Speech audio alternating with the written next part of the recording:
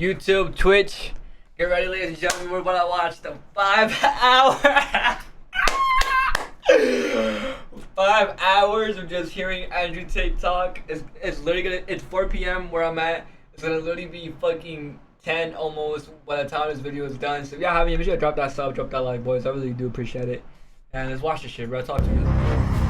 When you have the youth, the masculine youth of the world, thinking for themselves, that's pretty scary to authority. One of the biggest fatal mistakes any man or human being can make. To chop my head off and try and delete me is asinine in and of itself. Another thing, I'll give the game away. Here's your piece of paper. You want to get canceled again, Logan? You're saying a call like that was made? 100%. The dude's a bitch.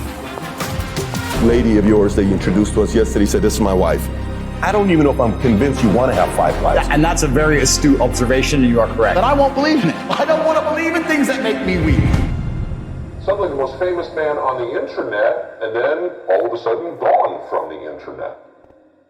Oh, this is gonna be good. So today's sit-down is a sit-down many of you have been asking about for a while, and we finally pulled it off.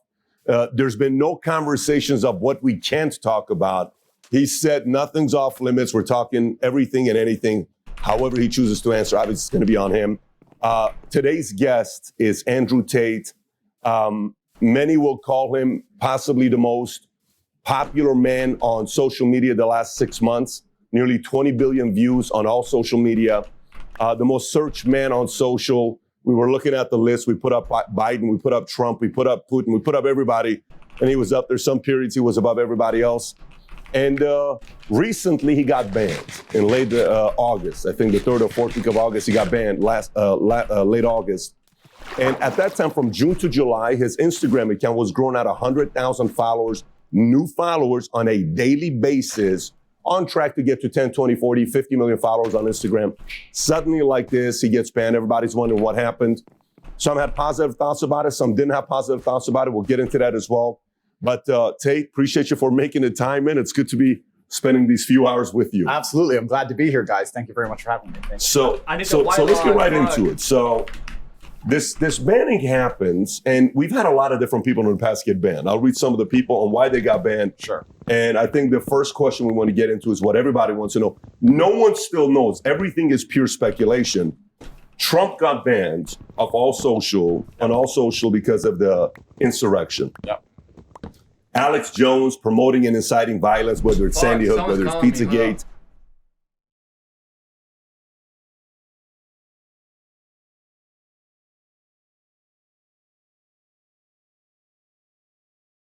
Chad, give me a minute. I need to get this food, okay?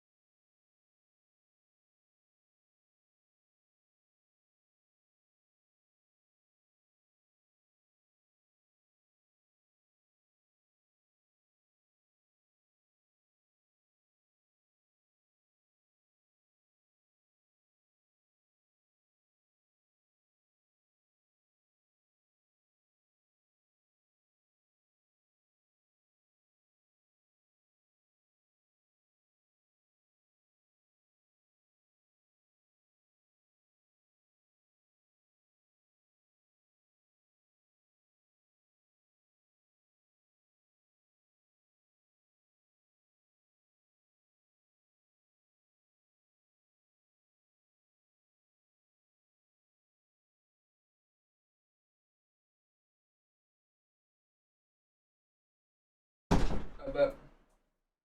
I'm back. I'm back, boys. So sorry. That was like 20 minutes. I'm back. We can finally watch this shit. Let's go. Eventually, they just said, we got to kind of cut this off. Yeah. Milo Yiannopoulos got banned in 2016 from Twitter for inciting harassment of SNL and Ghostbusters star Leslie Jones. Louis Farrakhan was banned for anti-Semitism comments spreading hate. Yeah.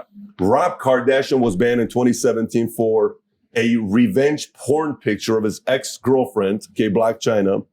What?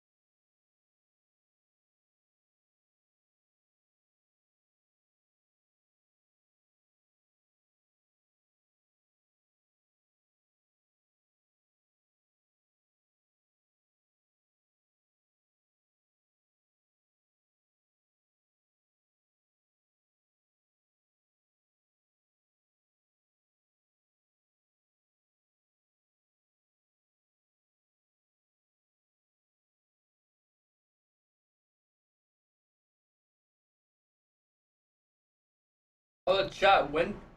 I'm trying to find a nude.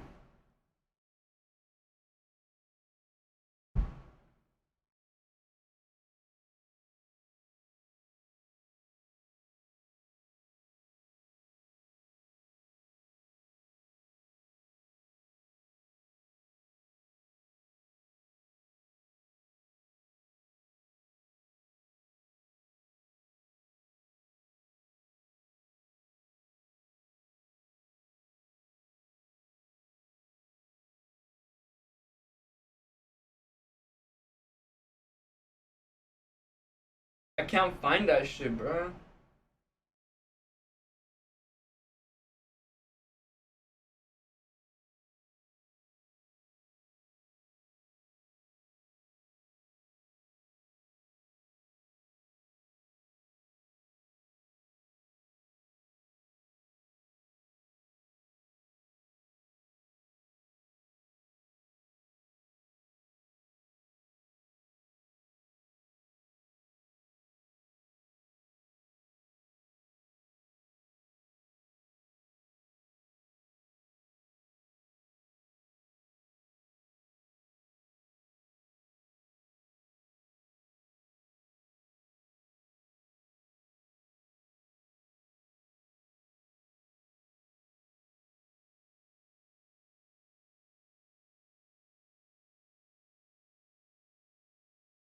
What the fuck?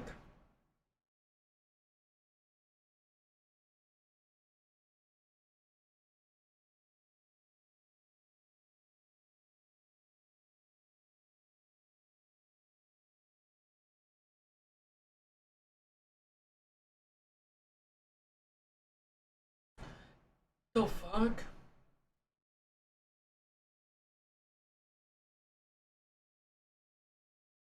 Bro, where's the Black China nude that he leaked?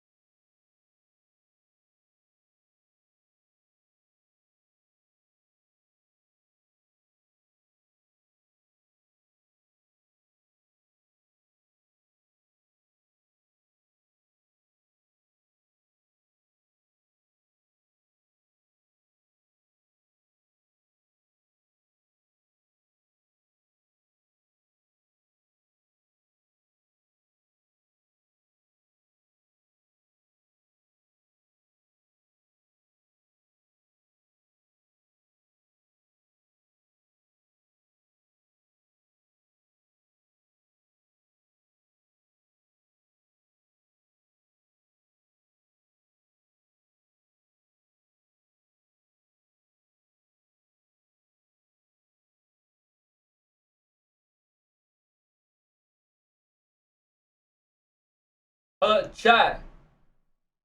Chat. Does anybody have the nude of Rob Kardashian exposing Black China?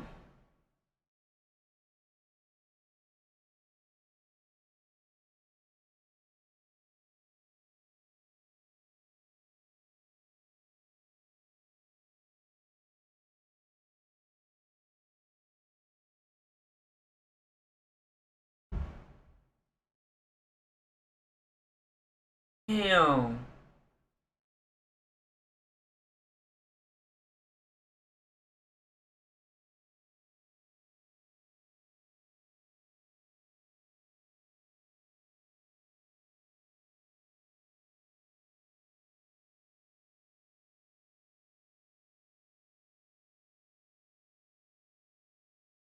Damn.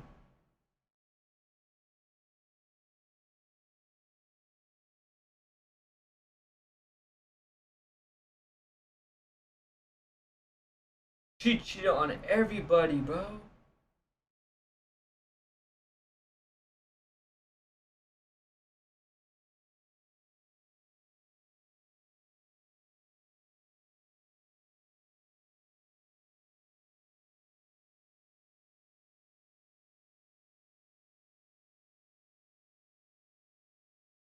Damn. Alright, chat. I found it. I found it.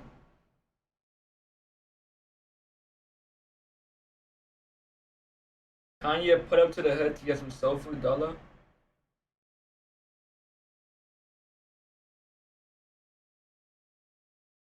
Kanye just.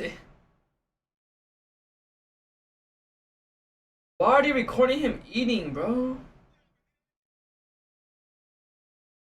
Alex Jones has to pay almost $1 billion? What the fuck? Okay, okay, we gotta watch the Sandy Hook trial. I didn't see that one. Rihanna got banned because they called it inciting horniness, believe it or not. That's what it was called. And for posting a topless photo of herself. Then she later on came back on.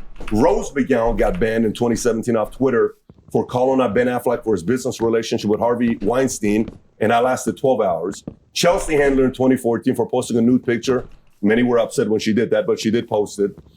Marjorie Taylor Greene got banned in 2020. Were upset when she did it. 12 hours. Chelsea Handler in 2014 for posting a nude picture. Many were upset when she did that, but she did post it. Marjorie Taylor Greene got banned in 2022 for repeated tweets in which she shared false and dangerous info about COVID-19. Oh, false and dangerous. That's what they called it. Sorry to interrupt, but yeah, that's very interesting. And then PewDiePie was banned from Twitter for making a joke about ISIS. Okay. So why did Andrew Tate get banned? They did not tell me. They did not send me an email, no correspondence. I certainly didn't break terms of service. I guess that's why they couldn't send me an email and explain why. Nobody told me whether it was YouTube that banned me or Meta that banned me. They banned me instantly and forever without any kind of correspondence. They've not told me why. They've not told anyone what I did. The media machine, in synchronization with the ban, we can call that coincidence if you want to believe in such things, came out with some kind of bullshit explanation that I'm misogynistic or some garbage. But the actual social media companies themselves provided no explanation at all, no correspondence at all. They just deleted me. That was it. Now, are you doing anything about it? Are you having your legal team trying to find out why they did that, or you're not taking any action right now? I do have a lot of things happening behind the scenes. However, and perhaps I'm becoming optimistic in my old age, but I believe that in due course, the social media companies will realize the mistake they made. I think that, and like I said, I don't have intimate knowledge of the workings of social media companies, but assuming they are semi-professional to any regard, and that is a big assumption, but let's assume they're professional. That means that when they ban somebody like me, especially the most Google search person on the planet, they must have teams which are analyzing in real time the response to said action, right? Mm-hmm. They should have people sitting there on the ground analyzing. Now, they attacked me with their media machine because first they shut you up so they can lie about you. So they shut me up. Then they did the massive media push to try and attempt to lie about me. But despite that, the majority of comments regarding me are still positive. The majority of people believe and understand that this ban is unfair.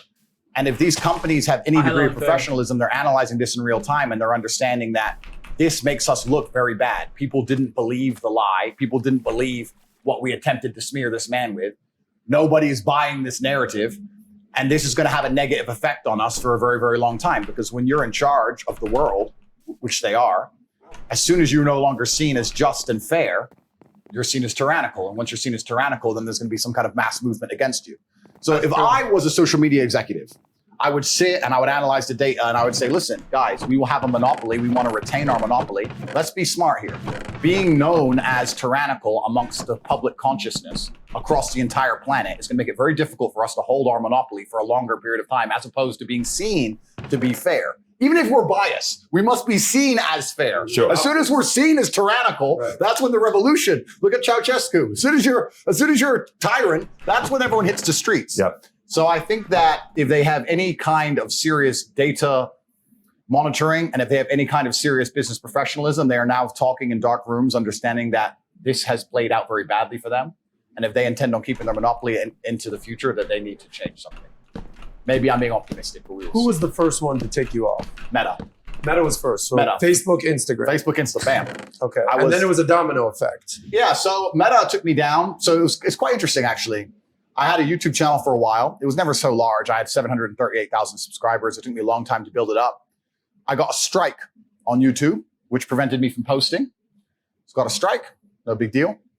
The next day, Meta took me down, deleted my Facebook and my Instagram. The press came out. So Meta, what the fuck is Meta?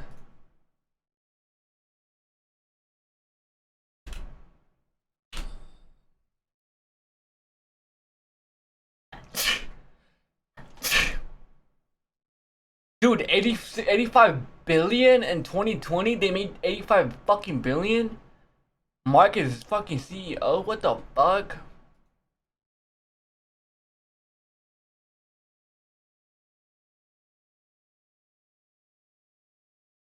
At exactly the same time, in sync, saying that I'm a misogynistic, dangerous person, that I'm harmful, that I am the reason that the world is not a perfect place, world hunger, you name it, all my fault.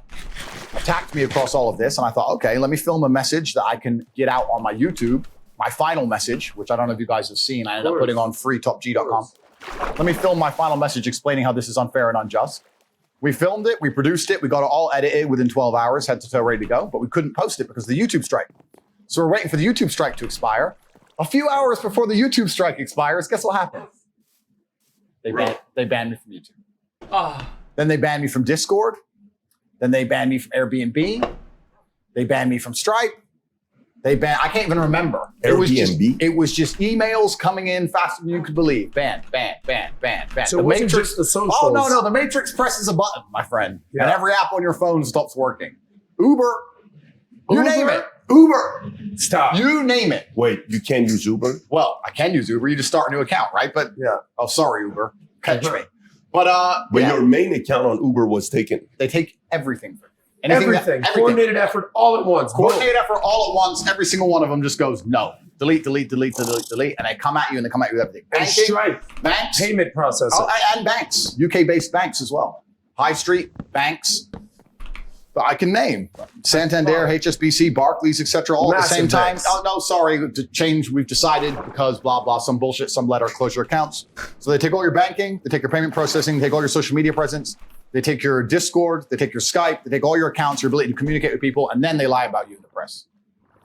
And they leave you there. they leave you there to suffer. They attempt to harm you. You can understand the social component. All right, these guys are probably all working in unison. Yeah. But when you hear payment processors, banks, apps like Uber, how are you processing that? No, I mean, that's why he has to do something about it. Because, for me, there's plenty of great lawyers. Did you hear about what happened with Alex Brenneson lately? Did you follow Berenson? Alex. Berenson. Berenson. The writer? Alex Berenson, I think I heard he sued Twitter or something. He sued Twitter? Yeah. Did you follow the story? I don't know the exact story, no. So he was on Joe Rogan. If you've not seen it, I highly recommend you watch this. So he is saying things about Twitter. Matter of fact, the tweet that got him in trouble, got him his 5th strike, was the following tweet. We can put this up there because I'm just reading what he said. This is a tweet he put out that he said, it doesn't stop infection or transmission. Don't think of it as a vaccine. Think of it as, at best, a therapeutic with a limited window of efficacy and terrible side effects profile that must be dosed in advance of illness. And we want to mandate it. Insanity. That's his tweet. So he gets banned. Makes a lot of sense to me. In December of last year, which was 6 months after when Biden said, anybody who allows debate of vaccine should be banned or shouldn't be allowed, meaning there shouldn't be any of that. So 6 months after that, he gets banned. In April, a judge in California is, believe it or not, a very big freedom of speech place because they allow protesting. A judge that was appointed by Bill Clinton comes in and says, I'm allowing this to go through because typically Section 230 that is in place in 1998 was to protect social media sites and many of these online sites that if you offend your ex-wife or if you offend your brother, it has nothing to do with Facebook. So they kind of protected themselves. But Alex was able to go all the way because of this court judge that was appointed by Clinton, not Obama or Trump, but by Clinton. He goes in. Eventually, he says, you get to have 2 people from Twitter to come to court to defend themselves. So he could have gone to Jack Dorsey. Long story short, they finally lifted it. He is on Twitter and he's posting heavily talking about the fact the reason why he got banned is because the government didn't want him on inciting what he was inciting. So the moral of the story is when you say something like that, for someone like you seem like you're a methodical guy. You're a chess guy. Your dad's a chess person. 5-time United Armed Force champion, 5 times, 6 times Indiana State. You were playing at 5 years old against 16-year-olds. You don't play chess without being strategic, thinking about your next few moves. Correct. So if you don't do anything and bring lawyers in, to the market, I've interviewed a lot of people who are in the mob. To the market, it sounds like they're right. Absolutely. But if you do and you defend yourself, you're not only doing it for yourself, but you're also doing it for others who maybe don't have your kind of resources to say, correct, hey, this guy's willing to stand up. He kind of helped change the law for me. Correct. Because the one case, it was the Sikhs against Facebook. That's the case that helped them out. India, years ago, didn't like this Facebook group that had Sikhs. It was a Sikh Facebook page. So India told Facebook to take them off. Facebook took them off. Then Sikhs sued Facebook. That became the precedence. Nice. So somebody like you can potentially set a new one against Section 230. Absolutely. I certainly have legal options being explored.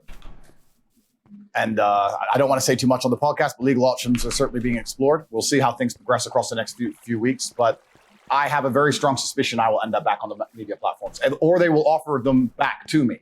The question now at this point is if I even want them anymore, which is a unique question because a lot of people still believe that you can only have a significant presence in the world with these social media platforms. That's the source of their power. I believe there's huge pressure behind the dam in regards to the fact that everybody understands that these places are tyrannical and that they control ideas and that they force narratives. And I use my wording as the Matrix. I call them the Matrix. And people say to me, why do you call them the Matrix? And I say, because they project a false version of reality in real time that people subscribe to.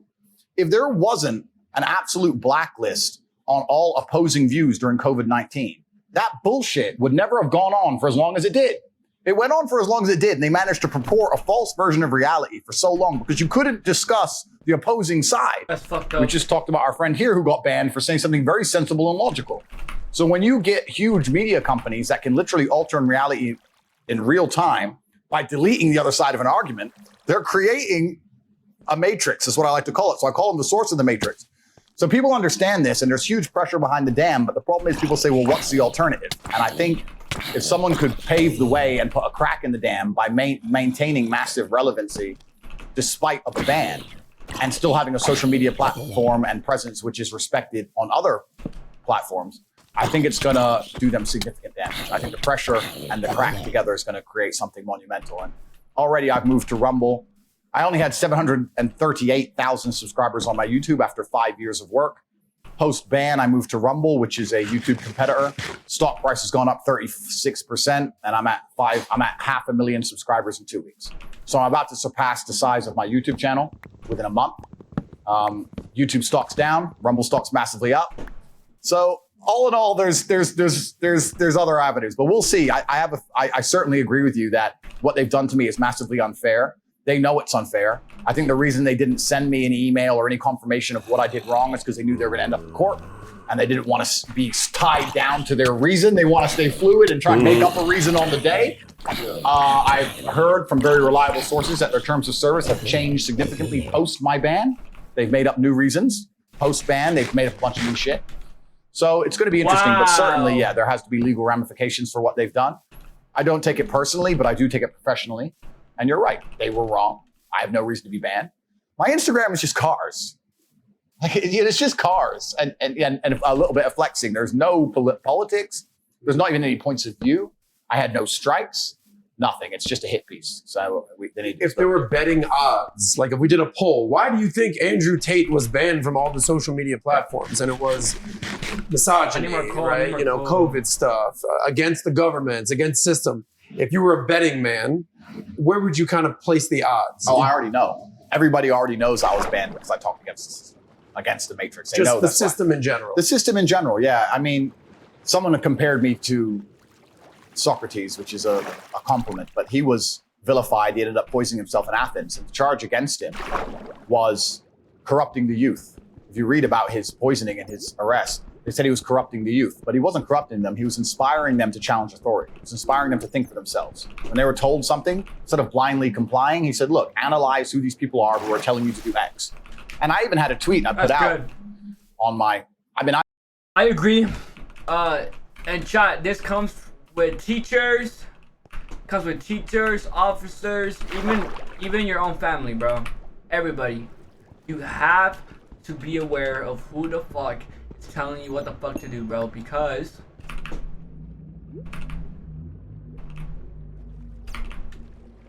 fuck. I don't wanna fucking die. You gotta like, cause listen, bro, here's what the Matrix does, bro. The Matrix normalizes your mind to think that it's okay to be told what to do. Like you're a fucking slave, yes. And you got to, bro, oh my gosh, bro.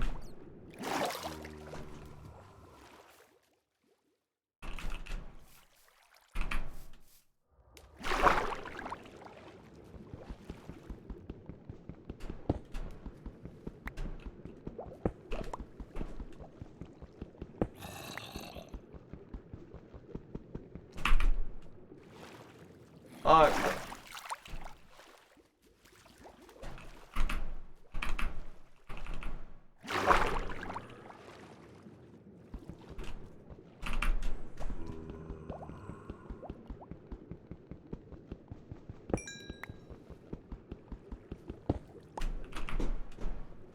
fuck?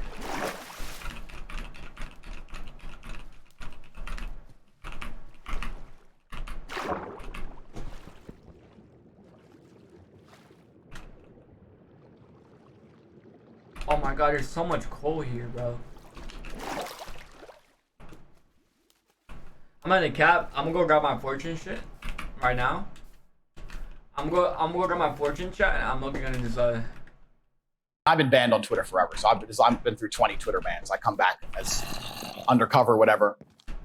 But I've been saying I said if you have a point of view that you are very strong in your adherence to, if you truly believe something, you need to sit and analyze whether it's your own personal experience that makes you believe something, or if someone else or something else has convinced you of this.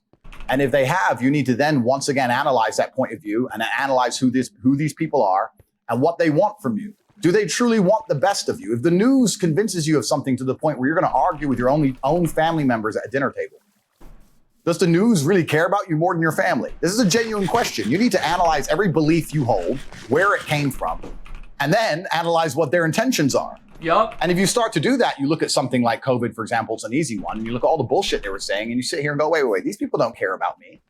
If I had diabetes or I needed insulin, or if I had cancer, or if I got in a car crash, anything, they'd be hitting me with medical bills I could never possibly afford. They'd let me die. But they are insisting I take this shot for free, on repeat. This doesn't make sense. And when you encourage people to think for themselves, especially the youth, that's what Socrates got accused of. He's corrupting the youth. And to be honest with you, a huge portion of my fan base were 18 to 23, 24-year-old males. When you have the youth, the masculine youth of the world, thinking for themselves, that's pretty scary to authority. Because it's the masculine youth of the world that is, one, the revolutionaries, and two, also, that's the backbone of the slave force. If you need people to go die in a ditch in Afghanistan, you need them. If you need people to work bullshit jobs in a coal mine with no health care, you need them. If you need people to blindly comply to bullshit, you need them more than anybody, more than you need the feminists and the liberals. You need the real men to go out there and comply with the bullshit, to live a shitty existence, to purport and prop up a system. The warrior class. The warrior class, right? And if enough of these men stand in one place and say, this is enough, that's when a revolution happens. Mm-hmm. So this is the most dangerous group of the demographic that the Matrix and the people are trying to control, and they have to have a narrative over. And that's why they're trying to weaken them in every regard. And when I'm sitting there saying, don't listen to the bullshit, become physically strong, think for yourself, prioritize your brotherhood above what the fucking Matrix is telling you, do not blindly comply, resist the slave mind, all these things I'm saying, they just sat there one day and said, wait, the most popular person on the planet is saying, don't listen to our bullshit. Delete. Yeah, so I don't think I have an issue with somebody coming after my name, saying whatever they want to say. It's going to happen. That's a part of the game. The bigger you get, the louder you get. That's whether it's in business, theology, church, military, social media, you're going to have that happen. And Hollywood's going to happen to you. The concern is when we can't have debate. Right. There's nothing more powerful than you and I having a debate. You know, vaccine. In our family, we sat down, we had the conversation about vaccine. My dad's a conservative, 80 years old. He says, I'm going to take the vaccine, and I'm going to take the second shot, and I'm going to take a booster, and I'm going to take another booster. He went through all the boosters, right? And he says, but I'm doing it because of my age. I'm like, go for it. And hey, my nanny here, I'm going to do this. I'm taking this. Go for it. We had a conversation, and then we made a decision what people wanted to do. Nothing wrong with that, but to not allow that discourse to take place is a challenge. To be fair, I went on there, and I asked our research team, I said, guys, tell me everything Tate said that's pissed people off. Okay, I want to read some of this stuff. Sure.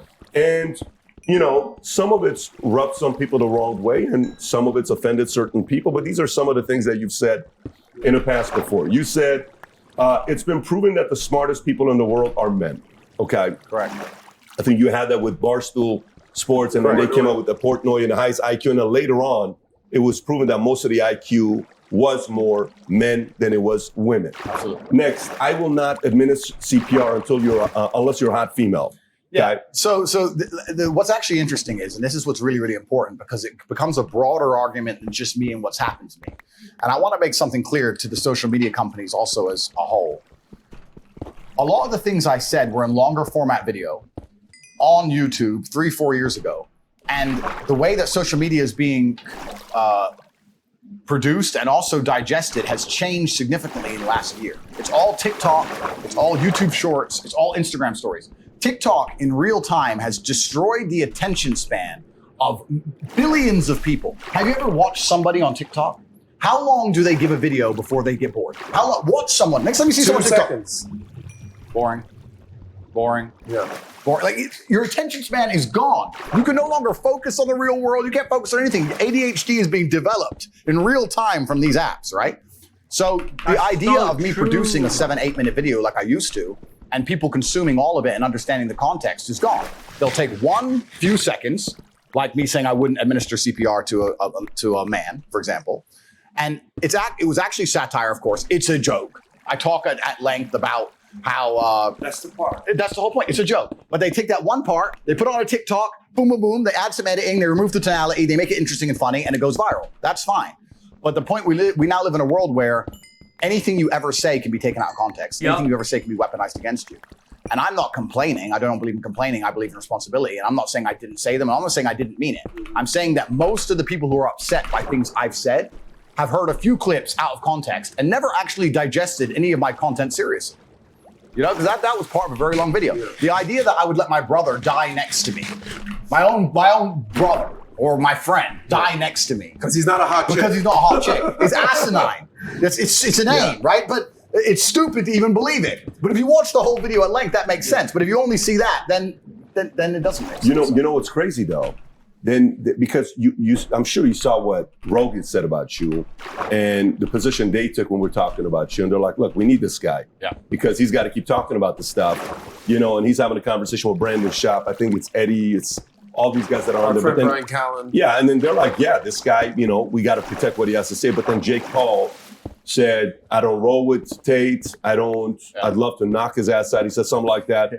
But then he said, but what I do support is, free speech. But then his brother said something else. His brother said, the shit that Andrew Tate says will have a ripple effect much more dangerous than you can imagine because his narrative is truly hateful. His rhetoric has extreme negative energy in it, and it will affect impressionable young people that won't show for years from now, and it's dangerous. Now, this is what he said, This right? is Logan Paul, you're saying? But I want to say this before you comment on it.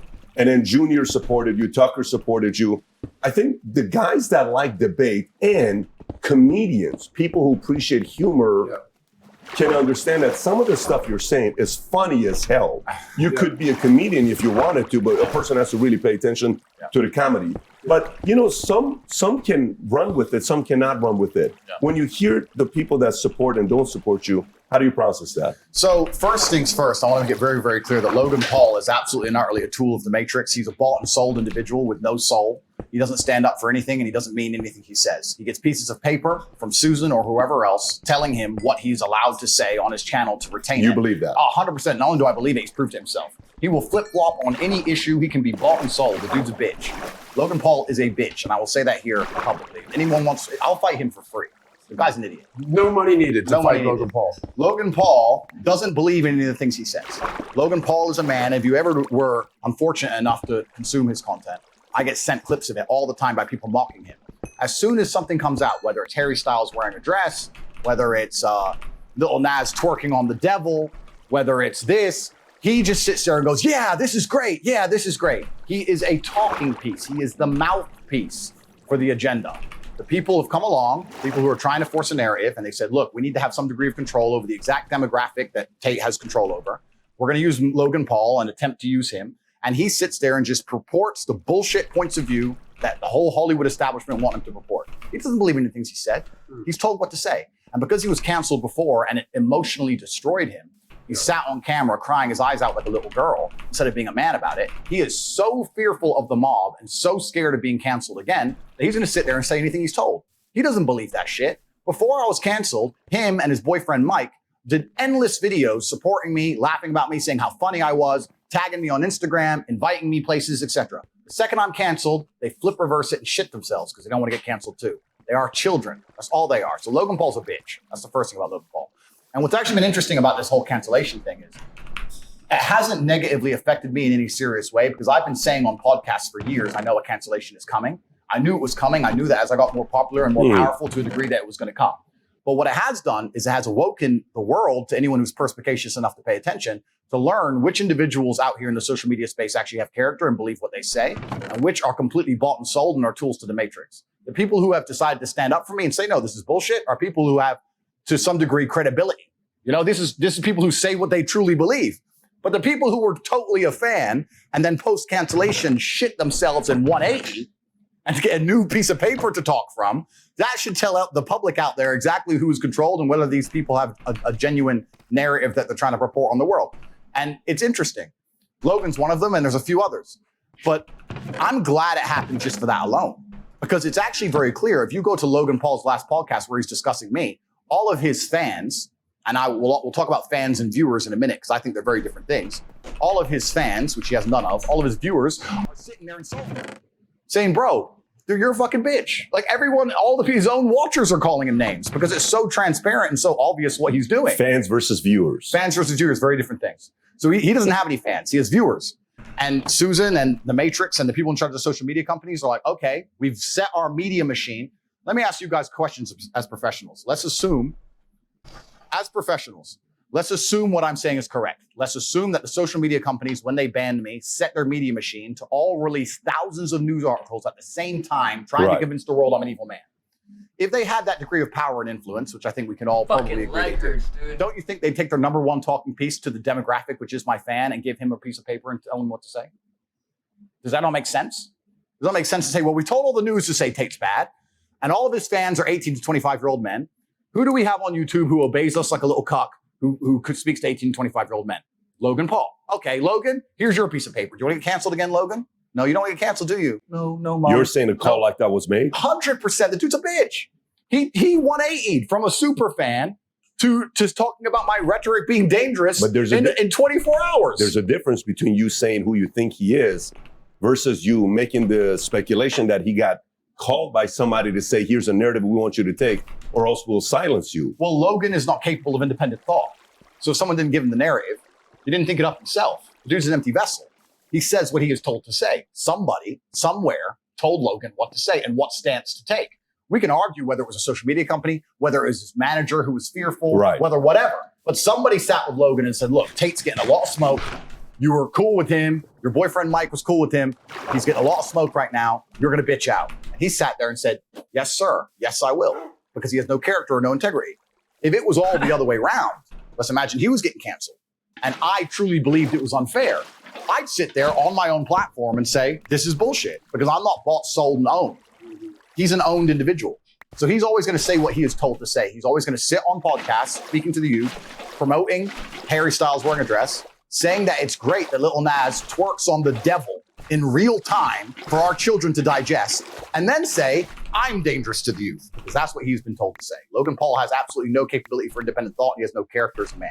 That's who Logan Paul is. Now, you said he got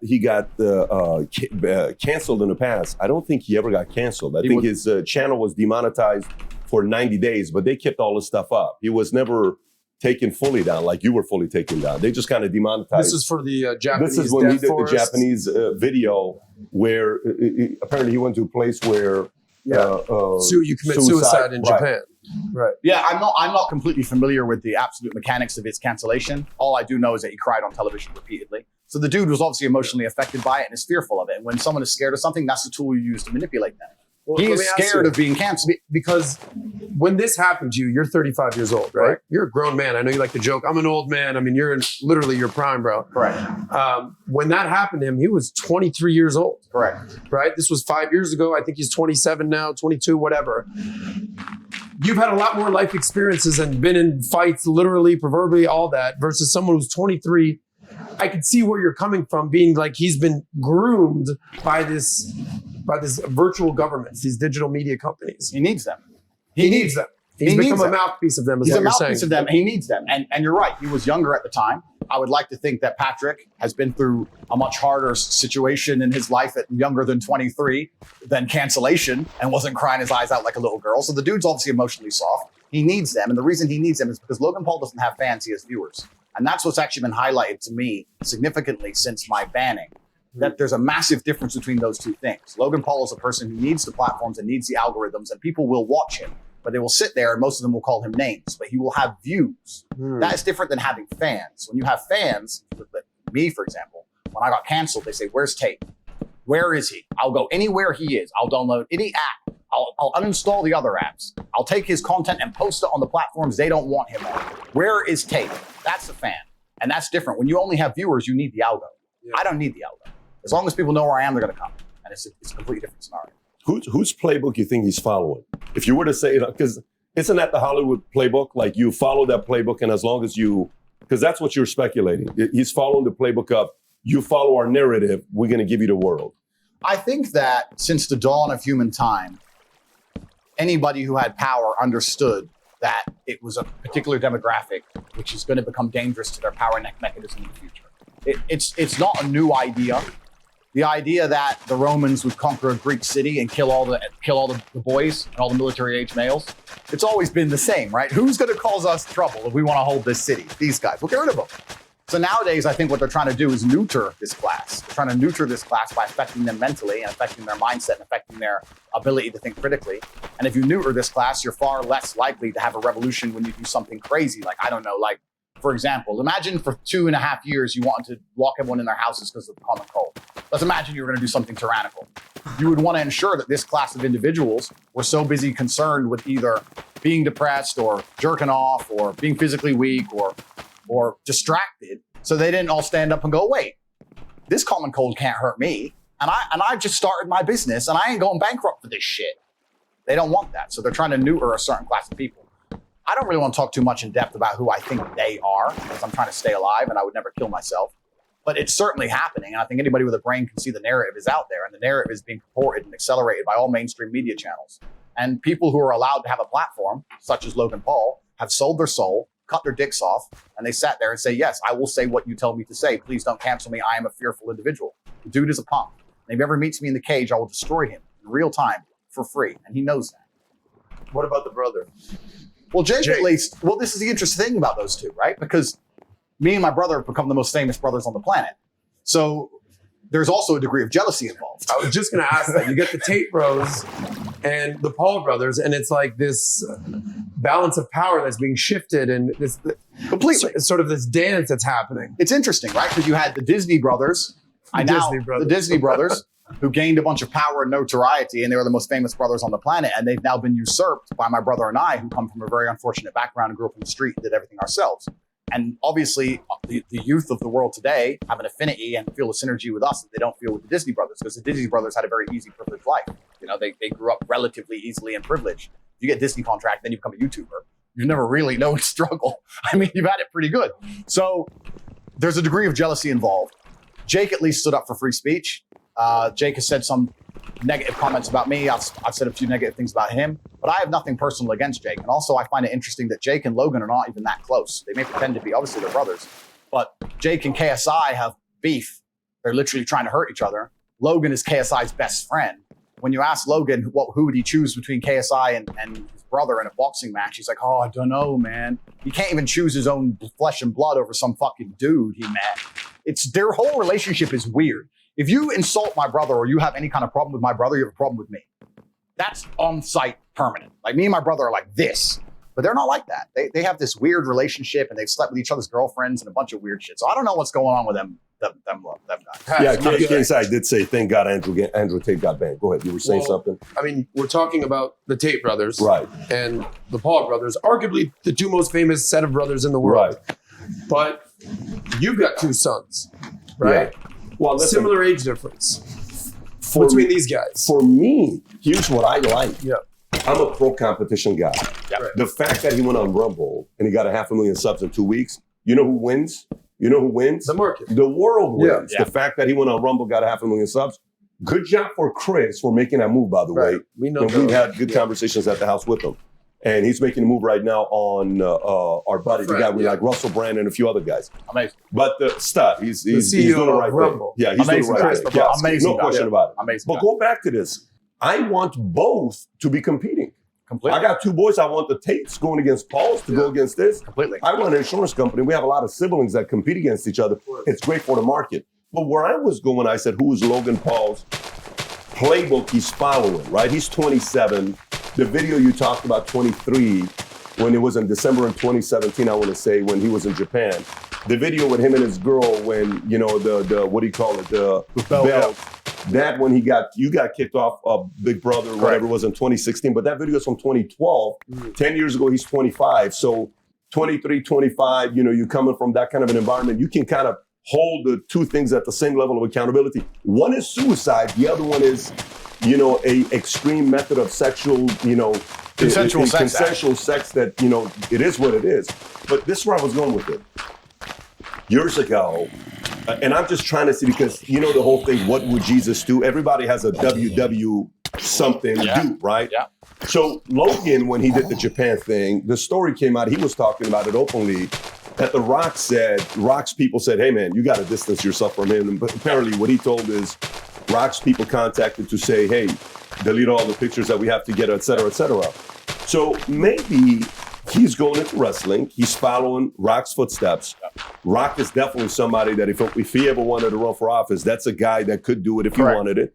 I think Logan's another guy, whether you like him or not. I think he's got the pedigree to one day run. It doesn't mean you're going to support his policies, but he is a guy that's going in the direction of one day running. 20, 30 years, he could do it. So maybe he's sitting there saying, what would The Rock do? He distanced himself from me. Well, maybe I got to stop defending this guy, and I got to distance myself from him. I wasn't going in the angle of, you know, Hillary Clinton, Calder, all these guys. No, I was going more, what playbook is he following? I understand exactly what you're saying, but I would disagree. And the reason I would disagree is because that requires a degree of thought and intellect that Logan Paul does not possess. You think he's an idiot? No, I know he's an idiot. He's not thinking that far ahead. He's literally, someone has told him, say this, and he says it. It doesn't, and it's not just me. There's been loads of examples, and I put it on my podcast on Rumble, where we went through all the times where something came up, some controversial subject, people were discussing, is this good for the public consciousness? And the answer was always basically no. Is this necessary for children to be consuming? The answer was always basically no. But it was purported by the Hollywood elites, and Logan was always the number one person sticking up for it. He is bought and sold by somebody, whether his management team, whoever they are, they think it's good for him to act this particular way. He does not think for himself. He says what he is told to say. But isn't that Hollywood in general? Completely. Right? The Matrix. Exactly. The Matrix. So we agree. The Matrix. The agents of the Matrix. Some minds are not ready to be freed. And those who are not ready to be freed are going to sit there and they're going to defend the system. What does Morpheus say himself? He's sitting there defending the system. Logan Paul is going to sit and pretend that the world is going to be a better place if you remove all opposing ideas. And he's going to sit there and say that because he's a moron. Anyone with a brain understands that if you care about your children and your children's children, they need to live in a world full of healthy competition, exactly as you said. As soon as you remove all opposing viewpoints or all competition, you end in tyranny. And anyone with a brain will sit and say, if he had any kind of character, he'd say, I completely do not agree with what Tate says. However, deplatforming is wrong because of X. He doesn't have to talk about me or what I've said. He can sit there and say, no, deplatforming is wrong because we need to have opposing viewpoints, opposing ideals. Idea A, idea B, the truth is perhaps in the middle. He has no intellect. You can no disagree with somebody. He can't do that. He's not smart enough. Yeah. Tate's bad today. Okay, tell me when he's good again.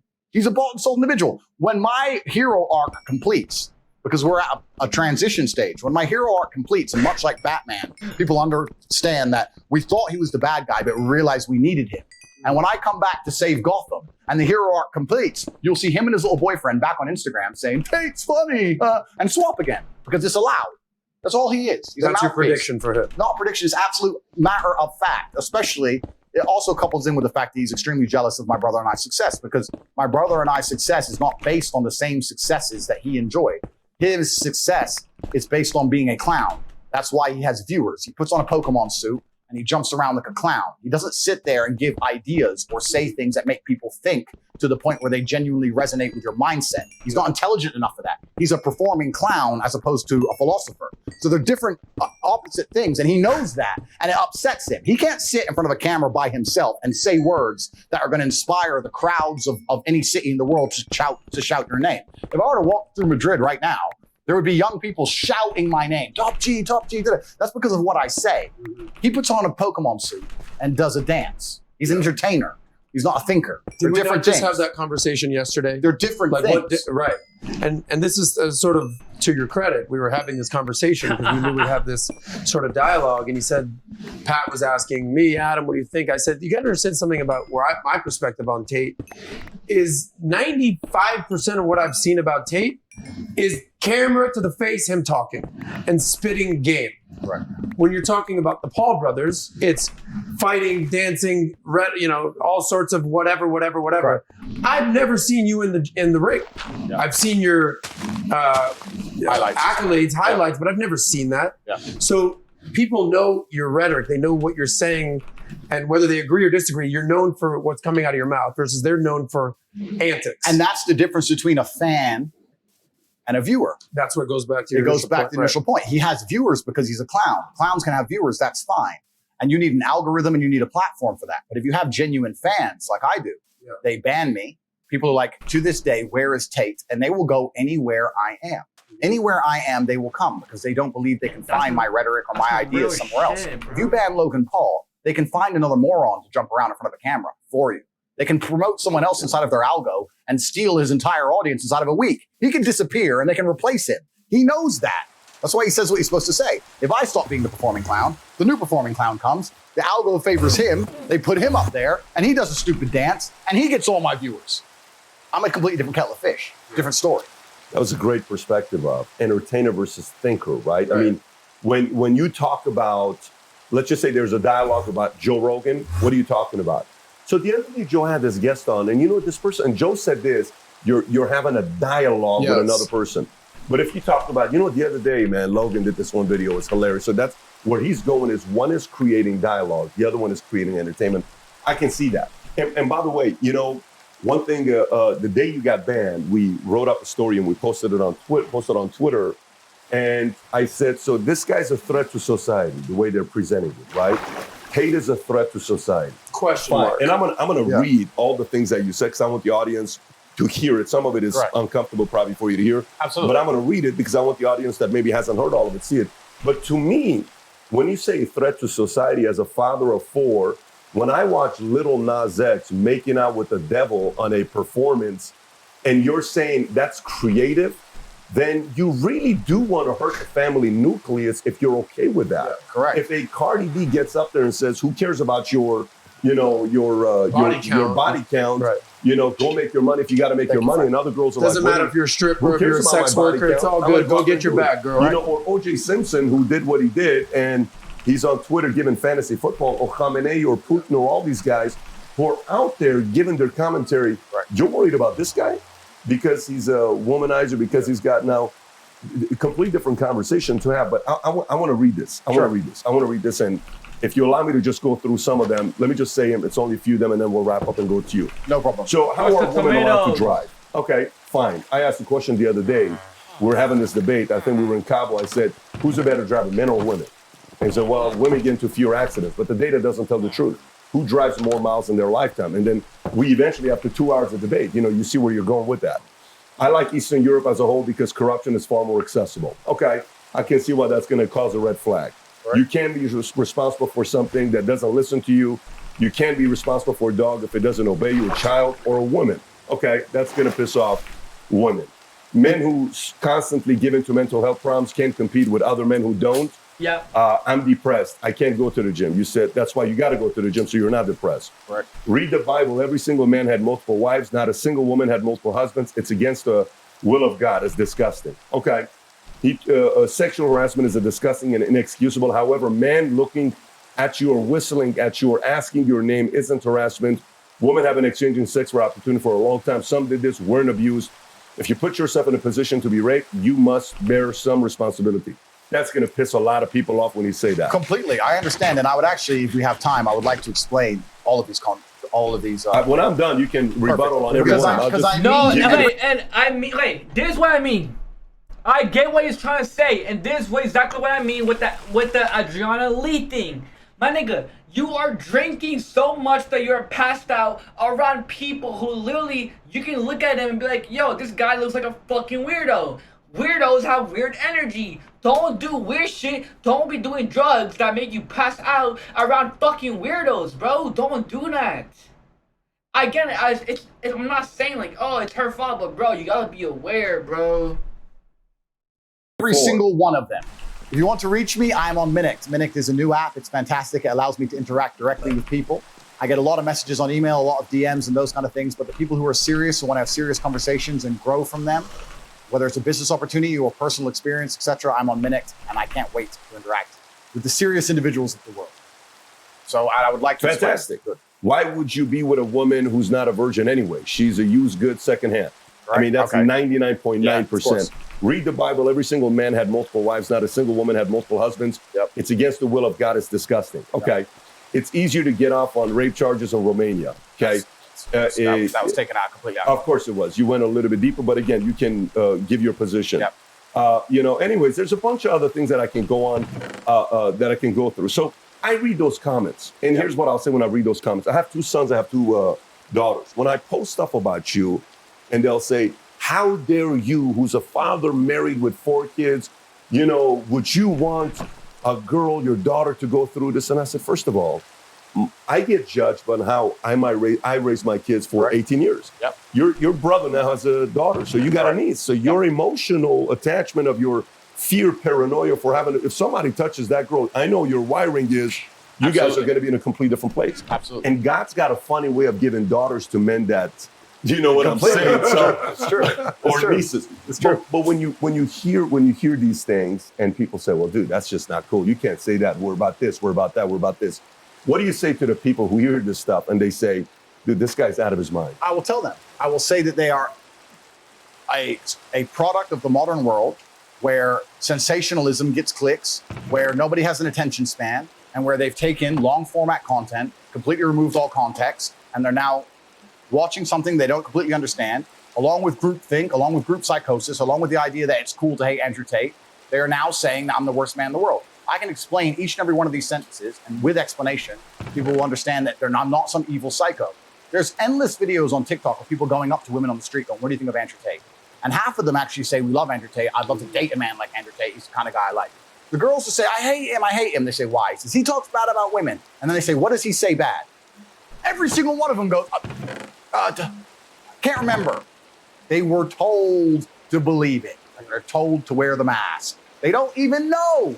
They're NPCs. You know what's unfortunate about the world? What's NPCs? NPC is like a video game. You ever played a video game, a non-playable character? Where you're like running around in an RPG and there's some character there who just repeats the same line over and over again? They're NPCs. You know what's unfortunate about the way the world is? Maths and statistics insist there's no way this can be broken. That unfortunately, half of the population are more stupid than average. That's the truth. There are a bunch of dumb people out there who just literally repeat what they're told. Tate's dangerous for women. Tate's dangerous for women. Why? I don't know why. Well, why I need to go watch all the videos on Tate? I'll just take your word for it. Yeah, I don't even fucking know. If you don't mind, I would like to go through each of these one by one. If you could remind me of the first one, I'll explain it. So you have the CPR you already addressed. Yep. Drive. So corruption in Romania. So let's do one by one. What's the first one? Corruption. Go to corruption or driving. Corruption. So let's talk about. I said corruption is far more accessible in Eastern Europe. The reason I said that is because, firstly, I live in Romania, which is a beautiful country full of beautiful people. I was living there, and people often say to me, why do you live in a corrupt country? And my argument was, every country's corrupt. If you think America is not corrupt, you are living in a bubble. The world is corrupt. England's corrupt. They're all corrupt. The EU is corrupt. Russia's corrupt. Every country's corrupt. I would rather live in a corrupt country, considering that they're all corrupt, with corruption that's more accessible to myself, than in a country where they're going to pretend there's law and order unless you reach a certain level, and then you can access the corruption. I'll give you a very simple example. If you are, let's say, the husband of a senator, for example, and you DUI, let's just make this up, hypothetically. This would never happen. This would never happen. Because, yeah, for sure. You know, like this kind of stuff doesn't happen. The greatest country in the world. There's no way that husbands of senators don't drink. They don't just do. Hold shot. Let me grab my. Hello.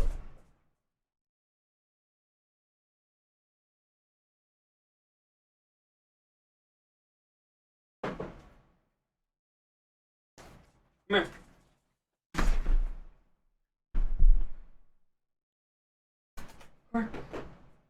Come here. Come here. Come here. Dude, I love my dog, bro. Fucking love him, bro. Why? But let's imagine you did, right? In America, you get off with it scot-free. But if you're a single mother or you're a single parent and you're out there working a minimum wage job and you're trying your very, very hardest and you have kids to raise, you get a DUI, you're fucked. Now, I think it's kind of unfair that the corruption limit in a rich country, in this hypothetical super rich country, means that people at the absolute elite can do whatever they want and nobody else has access. I'll give you another example. Let's imagine you're in Serbia. Same scenario. You're a senator's husband and you get caught with a DUI. Of course, nothing's gonna happen to you. But you're a normal person, you get caught with a DUI. Bro, I've had a hard day at work. I know I'm over the limit. I'm sorry. Here's $50. I'm sorry. I'm just gonna drive straight home. All right, cool. Go home. Bam. Accessible corruption. To me, that's a more of an appealing environment to live under than under a society where they're gonna take a normal person, wreck them under the law, throw their ass in jail and fucking destroy them, and sit there and cry about law and order, law and order, law and order, when it's all bullshit anyway. There's no law and order. The threshold for corruption's too high. So for me as a person, you said I'm a chess player. If I'm a chess player and I analyze the chessboard, I have geographical freedom, I have financial freedom, I'm gonna live in a society. Why don't I live in a society where I have the most possible moves to make on a chessboard? Where would I go? I'd go somewhere where my money can benefit me. I don't have billions. I'm not a senator's son, but I have enough to live in some other countries and be protected in some regards. That's just an intelligent chess move. I explained this at length in a video. All that context all removed, I was talking about speeding fines. They take the misogyny thing, they take something about rape, which is imaginary because I have no criminal charges against females, against anything in my life ever. They put it together, they take in the corruption from Romania, they throw that in, they whip it up, and they throw it out to the world. And it's bullshit. It's absolute bullshit.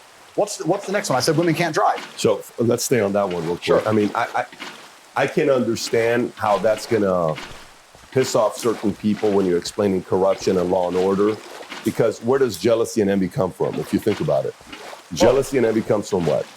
Sometimes Usually. It comes from people that no matter what they do, they can never be Tate. Yep. They can never, ever. Like we were talking to Grant Stephan and he says, what do you think about Tate? What do you think about everybody that's going to try to do his affiliate marketing? I said, go ahead and do it.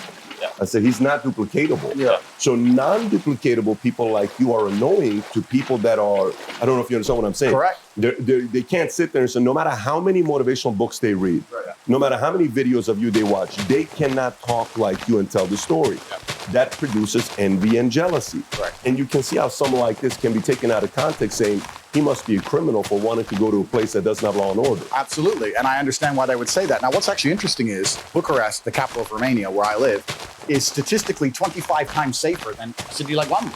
I live in a dangerous place. It's the most Christian country on earth. 99.3% Christian in the last census. There's churches everywhere. It's highly religious. It's a very nice place.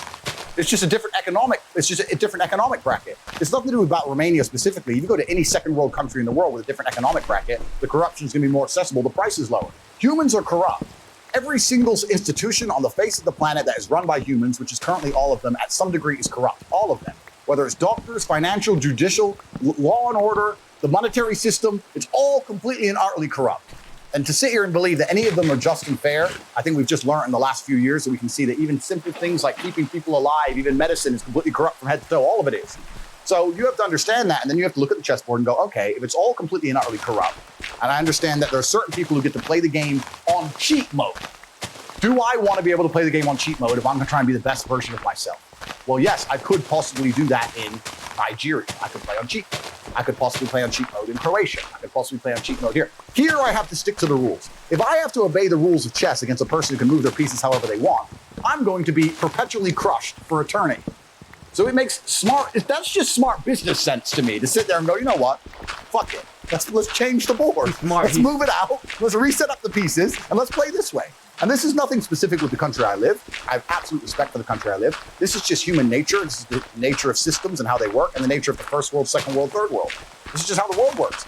So I say these things, and people want to sit here and try and they mix it up. They take that and they try and mix it up with some girl shit and try and pretend I'm not talking about basic things like speeding fines. That's really what I'm talking about. And we can have a long, detailed argument about how corrupt America is, but I like to think most people with a brain understand the kind of shit that's going down in America. So America's absolutely corrupt as well. It's just a corrupt world. That's When's humans. the last time you lived in the States? I left when I was a child. So you haven't lived in the States in decades? Never. Wow. But you go back quite frequently. That might come through. That might come to an end. Maybe Miami. Miami, But you yeah. use an analogy to kind of set you up for this. Use an analogy with Pomp whenever you did that interview. You said, listen, if you two basketball teams, you play a pickup game for $10,000, no referees, no judges, no nothing, just go for it, guys. Do you think there'd be any cheating going on? Fuck yeah. Yep. Of course. Yep. So now, what was the analogy, the metaphor that you made for government and systems? So I said, to that? So I say, if you accept that in a basic pickup game of basketball for $10,000 without referees and judges, humans are going to naturally avert to cheating to make sure they win. Do you think the people who are in charge of the world, for the power and control of the entire populace and all of its resources, are not going to consider cheating to win? You think it's not going to cross their mind to just go, you know what, let's just change this little bit? I was thinking. You're going to sit there and believe, no, it's fair. Nothing is fair. Nothing has ever been fair. If you've lived a life of genuine hardship, the first thing you will learn is that nothing is ever fair. I've never seen a fair fight in the street. I've never seen a fair relationship. I've never seen a fucking person lose his girlfriend or lose their husband fairly. I've never seen a fair incident on the fucking road where someone gets crushed by a truck. The world is a very unfair place. And humans come along and we purport this idea, don't worry, if we're in charge, we'll make it fair. It's bullshit. Bullshit. Nothing is ever fair. And the human inclination is to win, as it should be. And the more powerful you are and the higher the stakes, the higher your inclination to win, as it should be. This is human nature. You wouldn't be able to put yourself in a position of power if you thought any other way. So if you're going to sit there and accept the basis that we're going to cheat in a basic basketball game, that people cheat in football games, that people cheat in poker, and people cheat in all this bullshit, and then say no, but they're not going to cheat to control the world, and you're asinine. It's all a fucking lie. It's all a cheat. All of it. There's a part of it that somebody, I don't think, I mean, tell me who actually believes the government, everything they do is right and there isn't corruption in government. What percentage of the populace in any country believes that? It's got to be a very small percentage of it. Both sides. I think most people, whether side of the political aisle, you understand, you recognize that corruption exists. You have selective hearing where you will typically only see the good on the side you support, and you will typically only see the bad on the side you don't support. But I don't know anybody who doesn't believe there is a level of corruption going on in the government. Well, then you say that, but anyone who ever advocates for more government or more law, whether they believe there's corruption or otherwise, are acting adverse to the truth, right? If you believe an institution is corrupt, and then you say, I want them to have more power, well, then what? So you have to look at the people who are always advocating for more law. Those people who are advocating for more law or stricter controls, to a degree, are on the side of a corrupt institution. And it's actually very difficult because we need laws. Nobody wants to live in a failed state without law. Of course, humans need laws completely. But dying empires, this was said by somebody more intelligent than me, but I can't remember their name. Dying empires adopt laws like a sick man adopts medicine. And you'll see why some of these countries in the world, especially the first world countries, as things get harder and harder and harder, the government only has one answer to all problems: law. Energy crisis is out of control. You do need law and order, though. You need law and order. Of course you do. Order. Absolutely you do. But I'm saying that you get to a point where you end up, you wonder how you end up in a tyrannical society. You wonder how you end up in a society where it's so hard for the average person to survive against the law itself. Because when something bad happens inside of a first world nation, the first answer is just create more law. There's an energy crisis, make more law. There's too much crime, make more law. Inflation, make more law. More law, more law, more law. Print more laws, print more laws, print more laws. You end up with a book of law like this, and it can be thrown at anybody at any time. And this is what's actually interesting about some societies in the world. I live in a country, Romania, which is one of the poorest countries in Europe. It's a homogenous society, but it's very poor. The police drive Dacias that can't go more than 65 miles an hour. Underfunded police force. There's no crime. There's not this big, huge book of law. It's just don't kill anybody, don't be an idiot. And just live your life. It's pretty normal. And it's like that in many places in the world. But in other societies and other empires, they're like, no, we need a law for everything. A law about how you use your telephone, a law about how you listen to the radio, a law about how you do bank transfer, a law about this, a law about law. And to a degree, it ends up sooner on a long enough time frame. If you're going to make new laws every single day into eternity, where are you going to end up? Is that just because Romania just trusts Judeo-Christian values and that's just sort of how they abide? I'd like to think it's that innocent, but I think a lot of it is also down to enforcement. I don't think they have the mechanisms to enforce laws, so they don't pass them. Whereas in other nations, they have the mechanism to enforce the law, so they pass them. So, but my point is, if I lived in a nation where they're printing 5,000 new laws a week, I know that's going to end up in tyranny. Regardless, sooner or later, if you're going to make new laws every fucking day, sooner or later it's going to be impossible for me to go outside my house. But that's it. And you end up in a society where that actually literally came true in certain states in America. You couldn't leave your fucking house.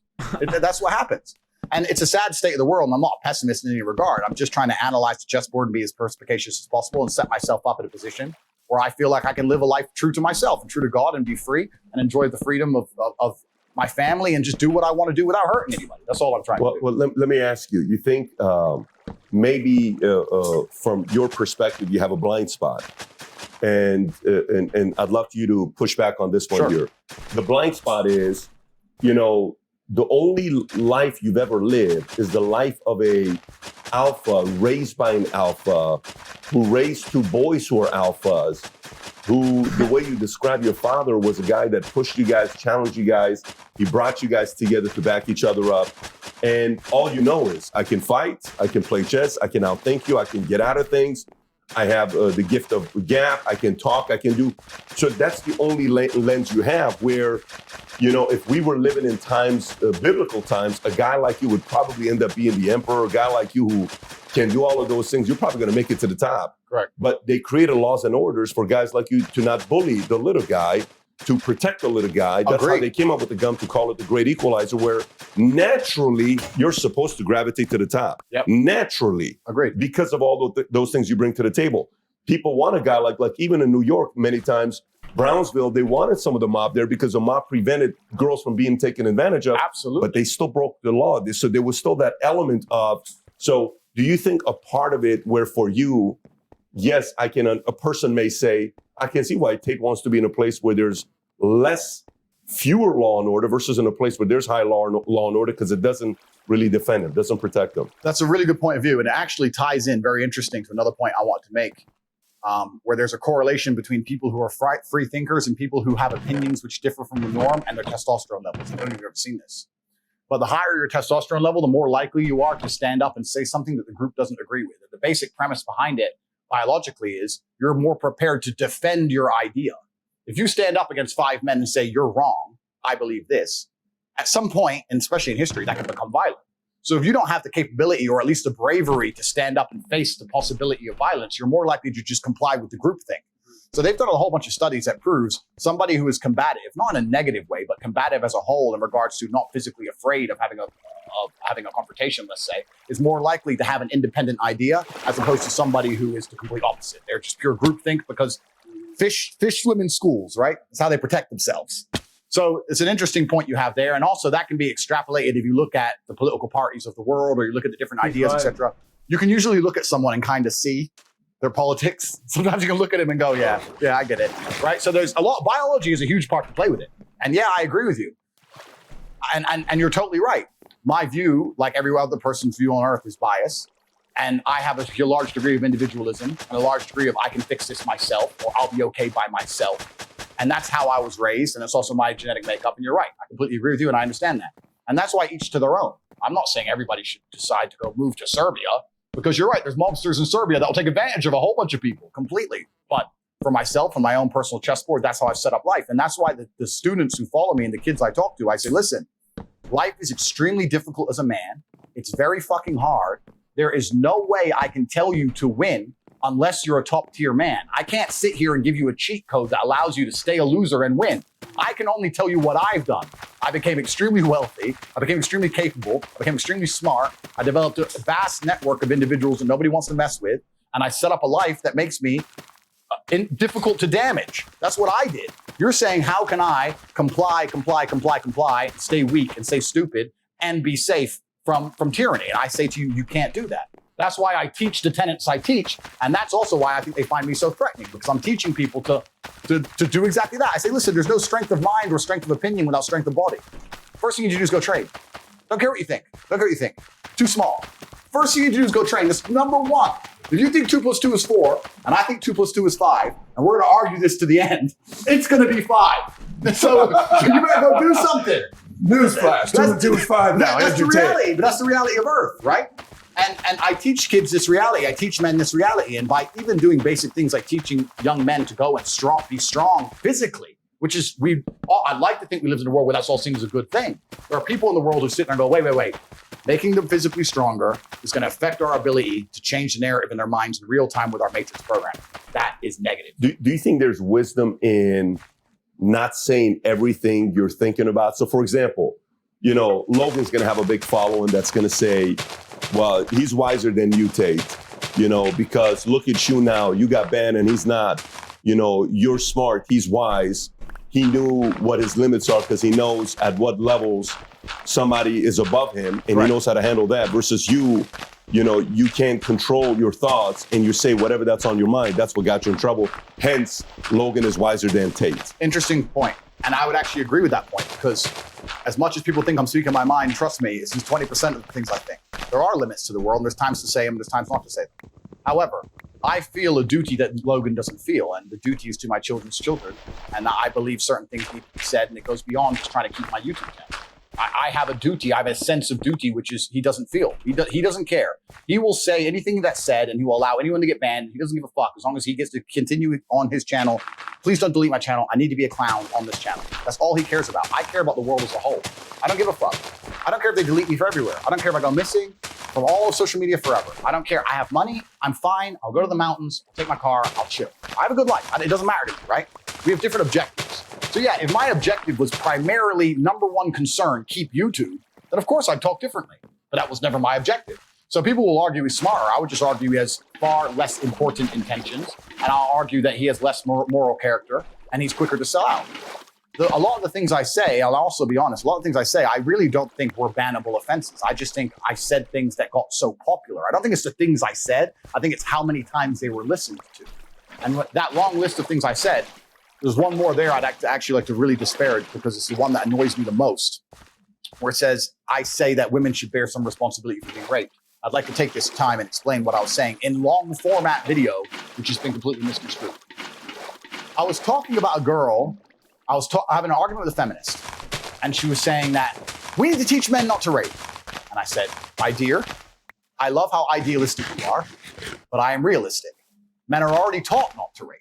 She's like, no, we need to go and change language at school and rewrite history and do all the shit they're trying to do to make men weak because they think that weak men don't rape, which is another argument I want to come back to because weak men are the most dangerous men on the planet. Let's talk about that later. But I said, no, people already understand that rape is wrong. Unfortunately, human nature, some people don't care about doing wrong things. We should teach people not to steal, but they still steal. Would you agree that everyone says don't steal? The Bible says don't steal. The Quran says don't steal. Schools say don't steal. Everyone says don't steal. People still steal. So if I were to take $1 million in cash and walk down the street at night in the worst part of town holding it, to a degree, I would have some responsibility. When I got robbed, the police would come and say, why did you do that? People would say, Andrew, why did you do that? You have to protect yourself from things. You can't just rely on the ideological hope that other people in the world are going to be perfect and infallible, or that the law is going to prevent it. You have to say, no, I can't walk through the ghetto at 2 a.m. with $1 million in cash. I take personal responsibility. She agreed. I said, then by extension, would you agree that the smartest thing a woman can do to prevent rape is not to sit here on a podcast and try and change the way men think and talk about your bullshit, but to take some degree of personal responsibility and not put yourself in dangerous situations? I'm not saying that's going to prevent all rape. I'm not saying that rape is okay. Rapists should be executed. I'm not saying that every single woman who was ever assaulted could have prevented it. I'm not saying any of that. I'm saying the smartest thing a woman can do is say, this is dangerous. Going home with this guy I just met is dangerous. Walking through this area by myself is dangerous. Let me call a taxi. Let me call my brother. Let me go with my husband. Isn't that a more intelligent way to teach women to prevent themselves from being raped, as opposed to telling them you can do whatever you want, walk around in the middle of the night naked, it's no problem, men shouldn't rape, men are the problem. I said, what you're trying to do is illogical. What I'm trying to say will actually prevent rape. So what you're saying, when you're telling girls do whatever you want, men are the problem. Exactly, and that's the thing, guys. You gotta wake up. Everything is orchestrated for one thing or another. Boom, genocide. Boom, abortion. Boom, BLM scam. Boom, everything is connected. Okay, so fuck, I just lost my fucking process. So they, like how Cardi B says, oh, go out, get your money, la la la la la la la la la. Again, Cardi B, again, this is what society does, bro. It makes it creates the super low people that are super poor to the point where they either have to scam, strip, rob, to make the fastest way of money. You know what I'm saying? Because guys, you understand, when you're in the hood, when you're broke, when you're in a minor state, you want to leave that shit as soon as fucking possible, bro. It does not feel good to be broke. It does not feel good to live in the hood. It does not feel good to know that you can die any fucking day due to some people not liking you. It's not a good feeling, bro. So of course people are gonna try to get the fuck out of there ASAP. So they strip, they scam, blah blah blah. It's whatever. But that's what society is built for. The hierarchy. We got low class, middle class, high class, right? Everybody knows that rape, crime in the low class occurs way more than high class. Everybody knows that. You're convincing women to put themselves in situations where bad things might happen to them. Whereas I'm saying, listen, women and men, look after yourselves. I'm a full-grown man, 4-time kickboxing world champion. There's places I don't go alone. Like, I came here with security. That's called being an intelligent adult. So this is what I was trying to say. I was trying to say women need to protect themselves and bear some responsibility to make sure they don't put themselves in situations where bad things can happen to them easily. I'd like to think that's a pretty logical point. No. Andrew said rape's fine. Andrew said it's women's fault. I didn't say that. I really didn't say that. It's completely insane. If I speak to my brother's daughter, or when I have daughters of my own, and they say, I'm concerned, how do I protect myself? I'm not going to say, don't worry, here's how we're going to protect you. I'm going to rewrite the mentality of every man on the planet so you can walk around naked at night. I'm going to say, listen, you don't go out at night. I'll come pick you up. Who are you going with? That's just intelligent adult think. But they've taken it, misconstrued it, taken it completely out of context, put it on TikToks, reported it, Media Machine picked it up, lied about me, deleted me so I can't defend myself, and now I'm dangerous to the world. It's a fucking scam. It's all a scam. And it's actually quite interesting because the people who are close to me have said to me in real time, Andrew, you've impressed us. I said, how? He goes, the hit piece they've done on you is unprecedented in the world. And you seem unfazed. It's like, it's not a matter of being unfazed. It's slightly annoying. It's a matter of just analyzing, what I can actually do about it. But I think most people who had been through the shit I've been through right now would be genuinely upset and affected by it. I don't give a fuck, right? Because I've set my life up in a way that I know I'm okay. But not many people can handle the entire world saying you're a fucking rape apologist and we're going to delete him from the entire world. He's dangerous to women. Not many people are going to want that to happen to them. So what they've done is genuinely criminal because this is bullshit. I was sticking up for women against feminists saying, don't tell women to go out at night. They're going to get hurt. It's absolutely insane. And like you correctly identified earlier, if someone were to hurt a female member of my family, it'd be the biggest mistake they ever fucking made. I don't care about, I'm the worst enemy a man who hurts a woman could be. The other point I made earlier, I don't want to talk too much, but we talk about weak men. This is what's scariest about this entire agenda they're trying to purport. Because their ideas, like the feminist idea and like the mainstream idea and like Logan Paul's ideas, all their ideals is if we weaken men, then if they become weak enough, they'll no longer be a threat. And I argue that point absolutely. I think the most dangerous men on earth are the weak men. I think inside of every single man, we're born with a fire inside of us that if we do not control, can destroy ourselves and other people. And if you look at men who have no emotional control, because that's what they're trying to teach us to have. They're saying, listen, you're a man, you're allowed to just cry all the time and have no emotional control, no stoicism, just react to your emotions. Do you know what happens when you tell men to just react to their emotions? Anger. You have school shootings, you have rape, you have violence.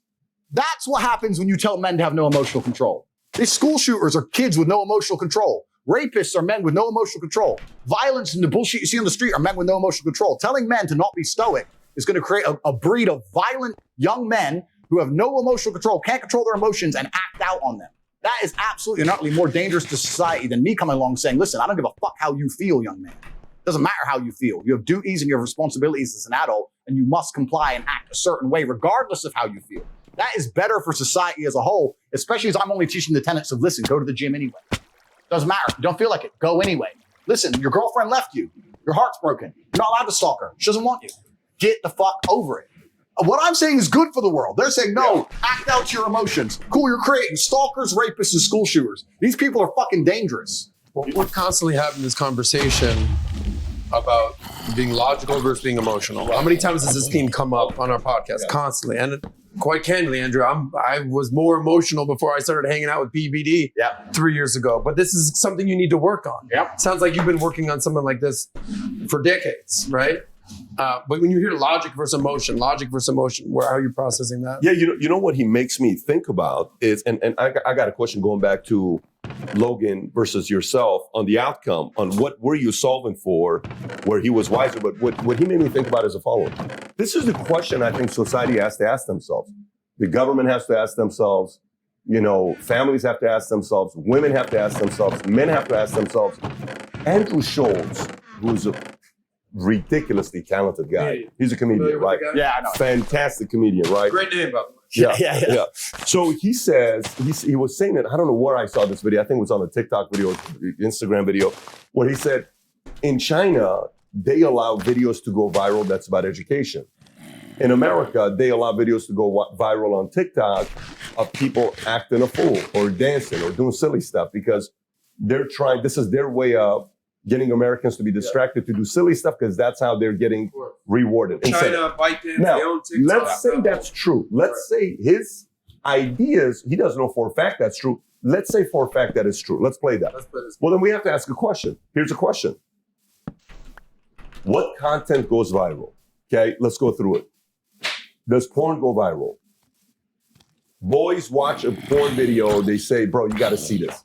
Does porn get a lot of eyeballs? Porn gets eyeballs, It gets a lot not of eyeballs. viral. And that's But wait a minute, it gets a lot of eyeballs. Right? Okay. Yes. All right, what else goes viral nowadays? What else gets a lot of eyeballs nowadays? So Stupid dances, stupid dances, stupid pranks, what else?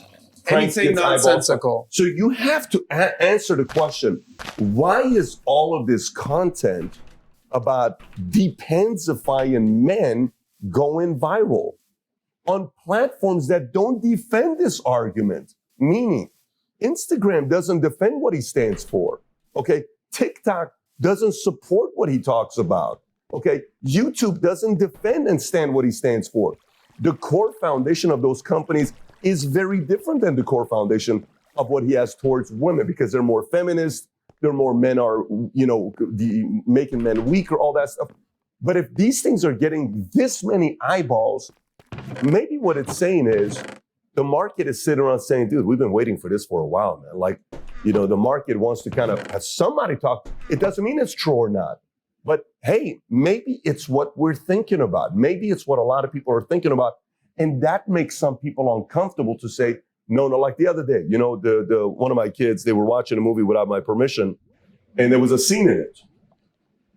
And my 8-year-old, my 10-year-old, we had to have the conversation about, gays, lesbians, all this other stuff. I kind of shared with you how I had the conversation with them. When the moment I had this conversation, Jen walked out. She's like, babe, you like to have these types of talks. I don't want to have these. You and the two boys. I sat down and I gave them every possible visual they could get. Said, this is what's going on. Yeah. And in many cases, people who are not teaching this because a father figure's not in it, we have to have this talk. You know what's crazy? As much as I did not want to have that conversation at that point, I love the fact that I was forced to have it because I'm able to get ahead of it. So I can control the point of contact and say, here's boys, what you're going to be facing. A boy is going to come to you and tell you this. This is going to be happening. When it does, this is what we do as a David family. So going back to you, if the algorithms are favoring a person who they don't support his arguments, because most of these virtual governments are more feminist, left, all that stuff, why do you think your messaging got so viral? Well, this is the interesting thing because I didn't put a magic spell on the world. I'm not a magician. You're right. There's obviously a market for what I said. People talk about how I became the most viral person on the planet. I'll argue the point. Not only did I become the most viral person on the planet, I did it while being heavily shadow banned. They've known about me for a while. They've been trying to shut me up for a while. I've been shadow banned forever. So I became the most viral person on the planet with all the algorithms working against me. Unlike people like Logan who have all the algorithms working for them, against me. Because I'm resonating with people who are sitting there going, finally, this makes sense to me. This is how I feel inside. And this guy's finally talking about it. Everything else I consume is telling me to do things that just don't resonate with my truth. I'm only saying things that people agree with. So to chop my head off and try and delete me is asinine in and of itself because there are billions of people out there, millions of people out there who feel the exact same way. This is what I was saying earlier because, and once again, I'm assuming the social media companies have intellect and people who work for them who are intelligent. If they were smart, if I was a social media company, I would have come to me and said, listen, I would have had a board meeting and said controlled opposition. And I would have come to me and said, Andrew, you have to correct your message. We don't want to delete you. We don't want to be censored. You have to say this way, this way, today, and slowly perhaps taper me down on certain subjects. That would have been smart. You're saying if they would have come to you and said, listen, we've been following you, buddy. Here's what we'd like. And I would also talk to them and say, listen, I understand I'm now the most viral person on the planet. I have to take responsibility for things I say. The way I say things for a video that gets 300 views is different than the way I say things for a video that gets 3 million views. I respect that. Let's have a conversation. I'm not a loose cannon. I'm a logical actor. They could have done that, but they were emotional. Instead, they martyred me and chopped my head off. But that doesn't change anything because there's millions and millions and millions of young men who think the same way I think. There are millions of young men out there who don't want to wear makeup, who don't want to put on a Pokemon suit and be a clown like Logan Paul, who don't want to take transgender blocking drugs, who don't want to assign themselves to any kind of feminist ideals, Chop their dick who don't off. want to chop their dick off, who just want to grow up, go to the gym, get strong, be respected, make money, have a beautiful girl and a sports car. There's millions of men who want that. And I speak to those men and Most they think men want that, most men Andrew. want that. And they think by chopping my head off, those men are going to want something else because they'll get rid of me and they'll put James Charles in front of them and say, no, foundation reviews. It ain't going to work. They don't want foundation reviews. It's not what they want. And it's truly crazy. They think that's going to work in and of itself at all. You don't think it's going to work? I think I've proven that it's not going to work. What's actually the most upsetting is this. I find it extremely hypocritical. And of all the things in the world, my pet peeves, the things that annoy me most are hypocrites. I find it extremely hypocritical that the system itself pretends it gives a shit about men's mental health. It will sit there and pretend it cares about all the men out there who are depressed, struggling, sad. But when I come along and tell them the only way I've ever found personally to be happy and contented, because I can only talk my personal story, is to become a man of status, to become successful, to go through pain, to use my trauma, to use the bad things that happened to me, to galvanize myself against attacks from the Matrix, as I've just proven I can easily weather. When I talk about men's mental health, they delete. I thought you gave a shit about men's mental health. I'm the most popular man on the planet, and 90% of my content is not even about women. It's motivational and antidepressive. And you're gonna sit here and delete me saying that I'm bad for women. What about men? I thought you gave a shit. All of a sudden, you don't give a fuck anymore, right? Just delete him. Who cares? I had a man message me, a man emailed me saying that he was gonna kill himself. I get about 10,000 emails a week. I don't answer all of them, but I answer some of them. This guy, his email was so short that I believed him. Subject was, I'm gonna kill myself. And the thing is, I know you won't reply. I'm gonna kill myself. I don't know what to do. That was the email. And I sat there and said, listen, my friend, I get a lot of emails. I don't know how serious you are. I want you to make me a promise. I'm gonna guess that you're not in the best physical condition you could be in. I want you to make me a promise that you're gonna get six-pack first and send me a picture of you with a six-pack. And if you still feel like killing yourself after that, I don't know you, I can't tell you what, but I want you to get a six-pack first. He emailed me back, we started going back and forth. I convinced him to get the gym and said, get a six-pack, see how you feel. If you still feel like killing yourself, then I'm not telling you to kill yourself, I'm telling you that's what I would recommend. Start training. By the time he started sending me physique updates of him in a better condition, he started sending me huge emails of apology and thank you, saying you saved my life. I can't believe I was thinking of killing myself. You can't believe he changed. If that man would have emailed Logan Paul, would Logan Paul have given a fuck? Would have ignored the guy? You think he answers a single fucking email? He doesn't give a shit. All these fucking media figures, all these people who are good for the system, who are dancing on the devil and fucking sitting here talking about dangerous rhetoric and all the other bullshit. You think they'd fucking answer an email? They don't give a solitary fuck about the young men of the world. They would have left that man to die. And even if they would reply to him, what advice would they give? Go take antidepressants and watch my YouTube. They have no value to give the guy because they've never had a life of actual genuine struggle. I'm out here genuinely saving lives, genuinely saying to men, the world you now live in is so competitive. That's so true. If that guy went to Logan or H3, he would have been like, take antidepressants, go to a therapist. Yeah. Yo. You're not a competitive male. You're going to be perma-depressed. You don't have a mental disease. You're just in a competitive environment and you are losing. You need to become a competitive person. There's no easy way. It's going to be hard. It's going to suck. But if you get to top G, the name, if you get there, it's a life worth living. That's what I'm saying. And then millions of young men are going, wow, he's showing that you can be born from nothing, single parent on a fucking council estate in the worst town in England, be stabbed, come from nothing, and survive and end up with a multi-millionaire. Maybe I can do it if I work hard and I'm diligent and I try hard and I'm really giving hope to the world. And then they delete me. Then they put up a new thing about men's mental health saying which pill they should take. And then they put James Charles for him on the algorithm. This shit's evil. It's genuinely criminal. I am nothing but a positive force for the world. And this is what I was talking earlier about the hero's arc and the arc and the redemption, because I think that inside of human consciousness, people are very, very familiar with the idea of the arc of a villain turning into a hero. It's in the Bible. It's in every superhero movie. The guy starts off bad. He's crazy. He's too bad. We don't want him. He's a maverick. You can't control him, blah, blah, blah. But towards the end, you're like, where's Batman? Where's Batman at? And it's going to take a matter of time before people realize, you know what? Tate was actually a good force for the youth. Perhaps he needs to create his message. Perhaps he needs to take his newfound fame on board and change the way he says certain things. Agreed. I'm not infallible as an individual. But to sit here and say I'm dangerous and I must be deleted is disservice to all the men of the world. And then they're going to start printing articles talking about men's mental health. They don't give a fuck about men. They don't give a shit about the 18-year-old boy out there who can't get a girlfriend who's genuinely lonely and the fucking sports star's fucking them all. I'm telling him what he has to do. I'm saying, listen, bro, of course the sports star's fucking them all. He's a G. You ain't shit. If you were a chick, would you choose you? Because I fucking wouldn't. So whose fault is that? The best thing about being a man is you get to build your character from the ground up. You're not born with any value. You're born as a blank slate. I decided I wanted to be a big toting, kickboxing, Bugatti driving fucking bad boy. I did it all myself. You get to choose you want to be a musician and be sensitive and play guitar and get them that and be important that way. You get to choose you want to go get in the cage and kick the fuck out of somebody. You get to choose to be anything you want. But you have to go and do it. It's going to be difficult because it's competitive. But that's the beauty of being a man, the blank slate. And I inspire men to look at themselves as the blank slate and go, you know what? I ain't shit now, but I can become anything I want. How could I possibly give up on myself? Yep. And then they delete. And then they say we care about men's mental health. They don't give a fuck. They're lying. This is what they say that women are and men must become. Completely true. Right? I mean, it's because a man, you talk about, there's nothing worse than being born rich and then just being rich. Oh, absolutely. The beauty is being fucking dirt poor and becoming rich. Completely. And all three of us sitting here have dealt through that. A man has to have tenacity and go through struggles and days where you're like, I can't fucking do this anymore, but still pop your head up the next day and be like, all right, let me go back and get back in the gym. I say this. Tenacity. I say this all the time. I say the best things that ever happened to me are the worst things that ever happened to me. All the trauma and bullshit I've been through in my life are the best things that ever happened to me. Because as a man, if you've not had a difficult life, you cannot be good at being a man.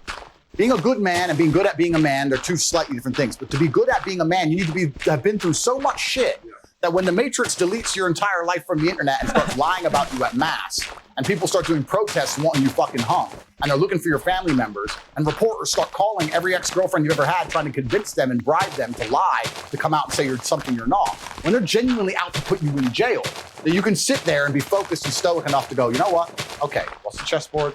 What's going to happen? Who's trying to shoot me right now? Nobody. Okay, so it's better than it was a couple years ago. Okay, so. Like, it's just so fucked up how people with free thinking, like, also with Kanye West, bro. People with free thinking, they do anything to just bribe the girlfriend, bribe the family, fuck up all the relationships. Like, it's just so bad, bro. And I don't know why the world has come to this, bro. I really don't, bro. And I just, like, I'm on Andrew's side when it comes to men killing themselves, bro. I live in the most suicidal state. Man always kill themselves over women. This is a real thing going on, bro. People don't realize, like, suicide with men is an actual fucking issue in the world, bro. And it's just getting higher and higher and higher, bro. And it's because y'all promoting all this bullshit, bro. No man wants to be in a skirt to go fuck bitches, bro. Like, X, Y, Z, and plan through it, right? You're never going to be capable as a man if you've not had trauma. The best men ever have had trauma. If you call a police officer, you need a brave police officer. He ain't going to be brave unless he's been through shit. Yeah. He's not going to be brave unless he's been through shit. So we also, as a society, sit and look at men and go, we want, well, there's two kinds of society. There's the matrix society, but the true society, the true women with a brain, they actually, I want a man who's strong, who's supportive, who's intelligent, who financially provides, etc. Then you're going to want a man to some degree who's been through some shit. Yeah. And a man who's internalized it and used it as a weapon. And this is what I say to people. People email me their long lists of all the bad things that happened to them, and I reply, fantastic. You are so lucky. You have all the building blocks to become the exact kind of man you want to be. If none of this shit happened to you, when something else bad happens to you later, you wouldn't be able to deal with it. Fantastic. And he goes, no, but you know, this. He replied again with more excuses. Said, why are you making excuses? I just told you what happened to you is a good thing. You need to reframe your mind. Bad things happened to Batman. They killed his parents. Do you understand? That's why he's Batman. You've just told me you have the building blocks to become you might become top G when I retire. Fantastic. What are you complaining about? He goes, well, what do? I said, you need to work. Take all that trauma. If you're truly heartbroken, my friend, and we've all been there as men, if you're truly heartbroken, you can't sleep. That means you're going to get in fantastic shape. You better hit the gym. You have nothing else to do. Stop watching YouTube. Stop emailing me. I want pictures of you in the gym. Get to fucking work. Heartbreak's a fantastic motivator, as is depression, as is sadness. Great.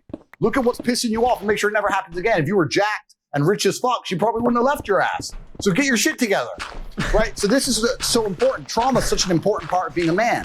And the Matrix talks of trying to say that trauma is terrible and avoid trauma, or if you get trauma, take a pill, and that's unrealistic. Trauma's going to happen to you, and you as a man need to internalize it, accept it, and weaponize it to become the best version of yourself you can be. I agree. And that requires mental strength and stoicism. It does not require, be more emotional. If you're more emotional, you're going to fall apart when shit happens. You're going to end up like Logan Paul, crying your eyes out on TV like a bitch. I imagine there's a lot of men that hate you because they have not done anything with their lives. And you're basically saying, clean it up, buddy. Get it together. Hit the gym. Make something in your life. It's interesting. And they want to get rich quick. They want the easy way out. And they probably hate you more than feminists. It's interesting. The men who support me online have their shit together. The men who hate me are fat.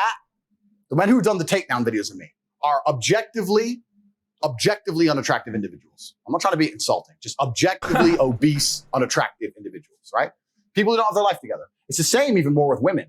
You can find 10 women who are sticking up for me, supporting me. They're all beauty queens. And then you find some girl sitting there, some troll sitting in the corner. Andrew's bad for women.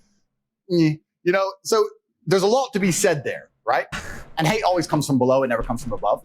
The people who have their lives together, whether male or female, love me. The people who have failed and they know that the failure is their own fault, and I show I'm a good mirror, I reflect their own failures at them. Oh yeah, of course they hate me. And that's what's happened here. What's most upsetting is as follows. This whole idea of protecting women and misogyny has been weaponized to attack someone they don't like. These people saying that we need to get him down because he's a misogynist, they don't give a fuck about women. You think they care? There's some fat troll.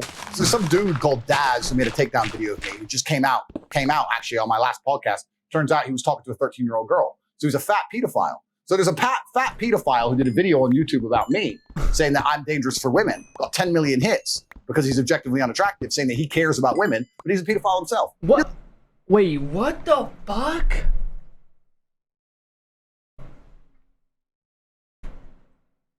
Attack someone they don't like. These people say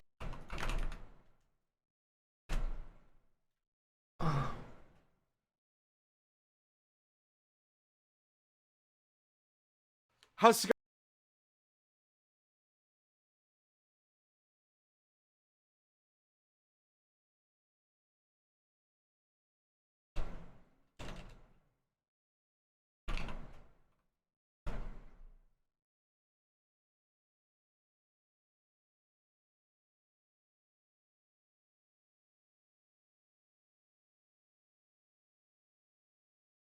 he doesn't care about women. He's jealous of me. He's jealous of who I am and my lifestyle. So he's found something he can use to weaponize. If he can't make up that bullshit and attack me, how else can he attack me? Can't call me broke. Can't call me dumb. Can't call me stupid. Like, what can he call me? Well, he's better than me at everything. But if I take this and pretend to give a shit, he doesn't give a fuck. I build orphanages in Romania.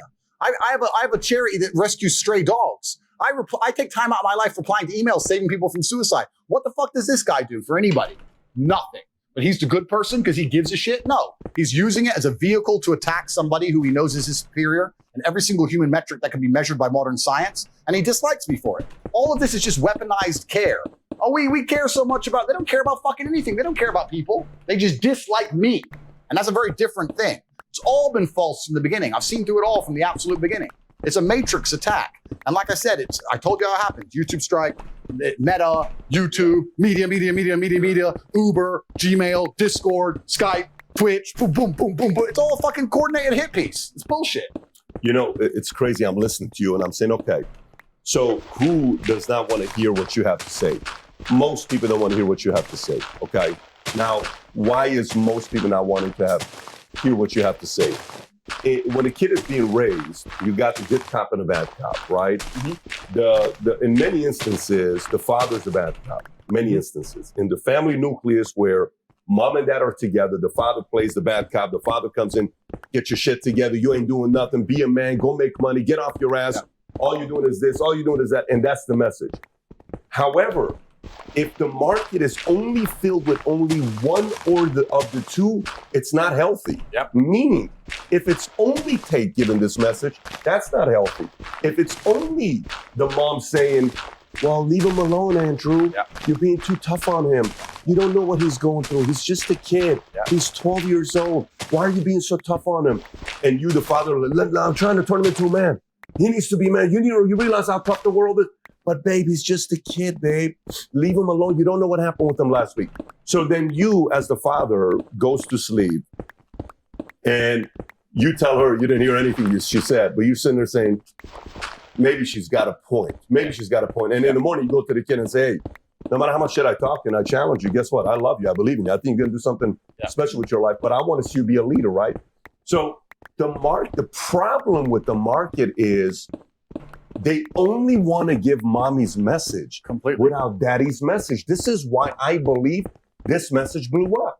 Because the market needs this as well. Because so what happens when I listen to Andrew's message, you'll say something. You know what? Like we met a lady of yours that you introduced to us yesterday. Said, this is my wife. Yeah. And we met her, right?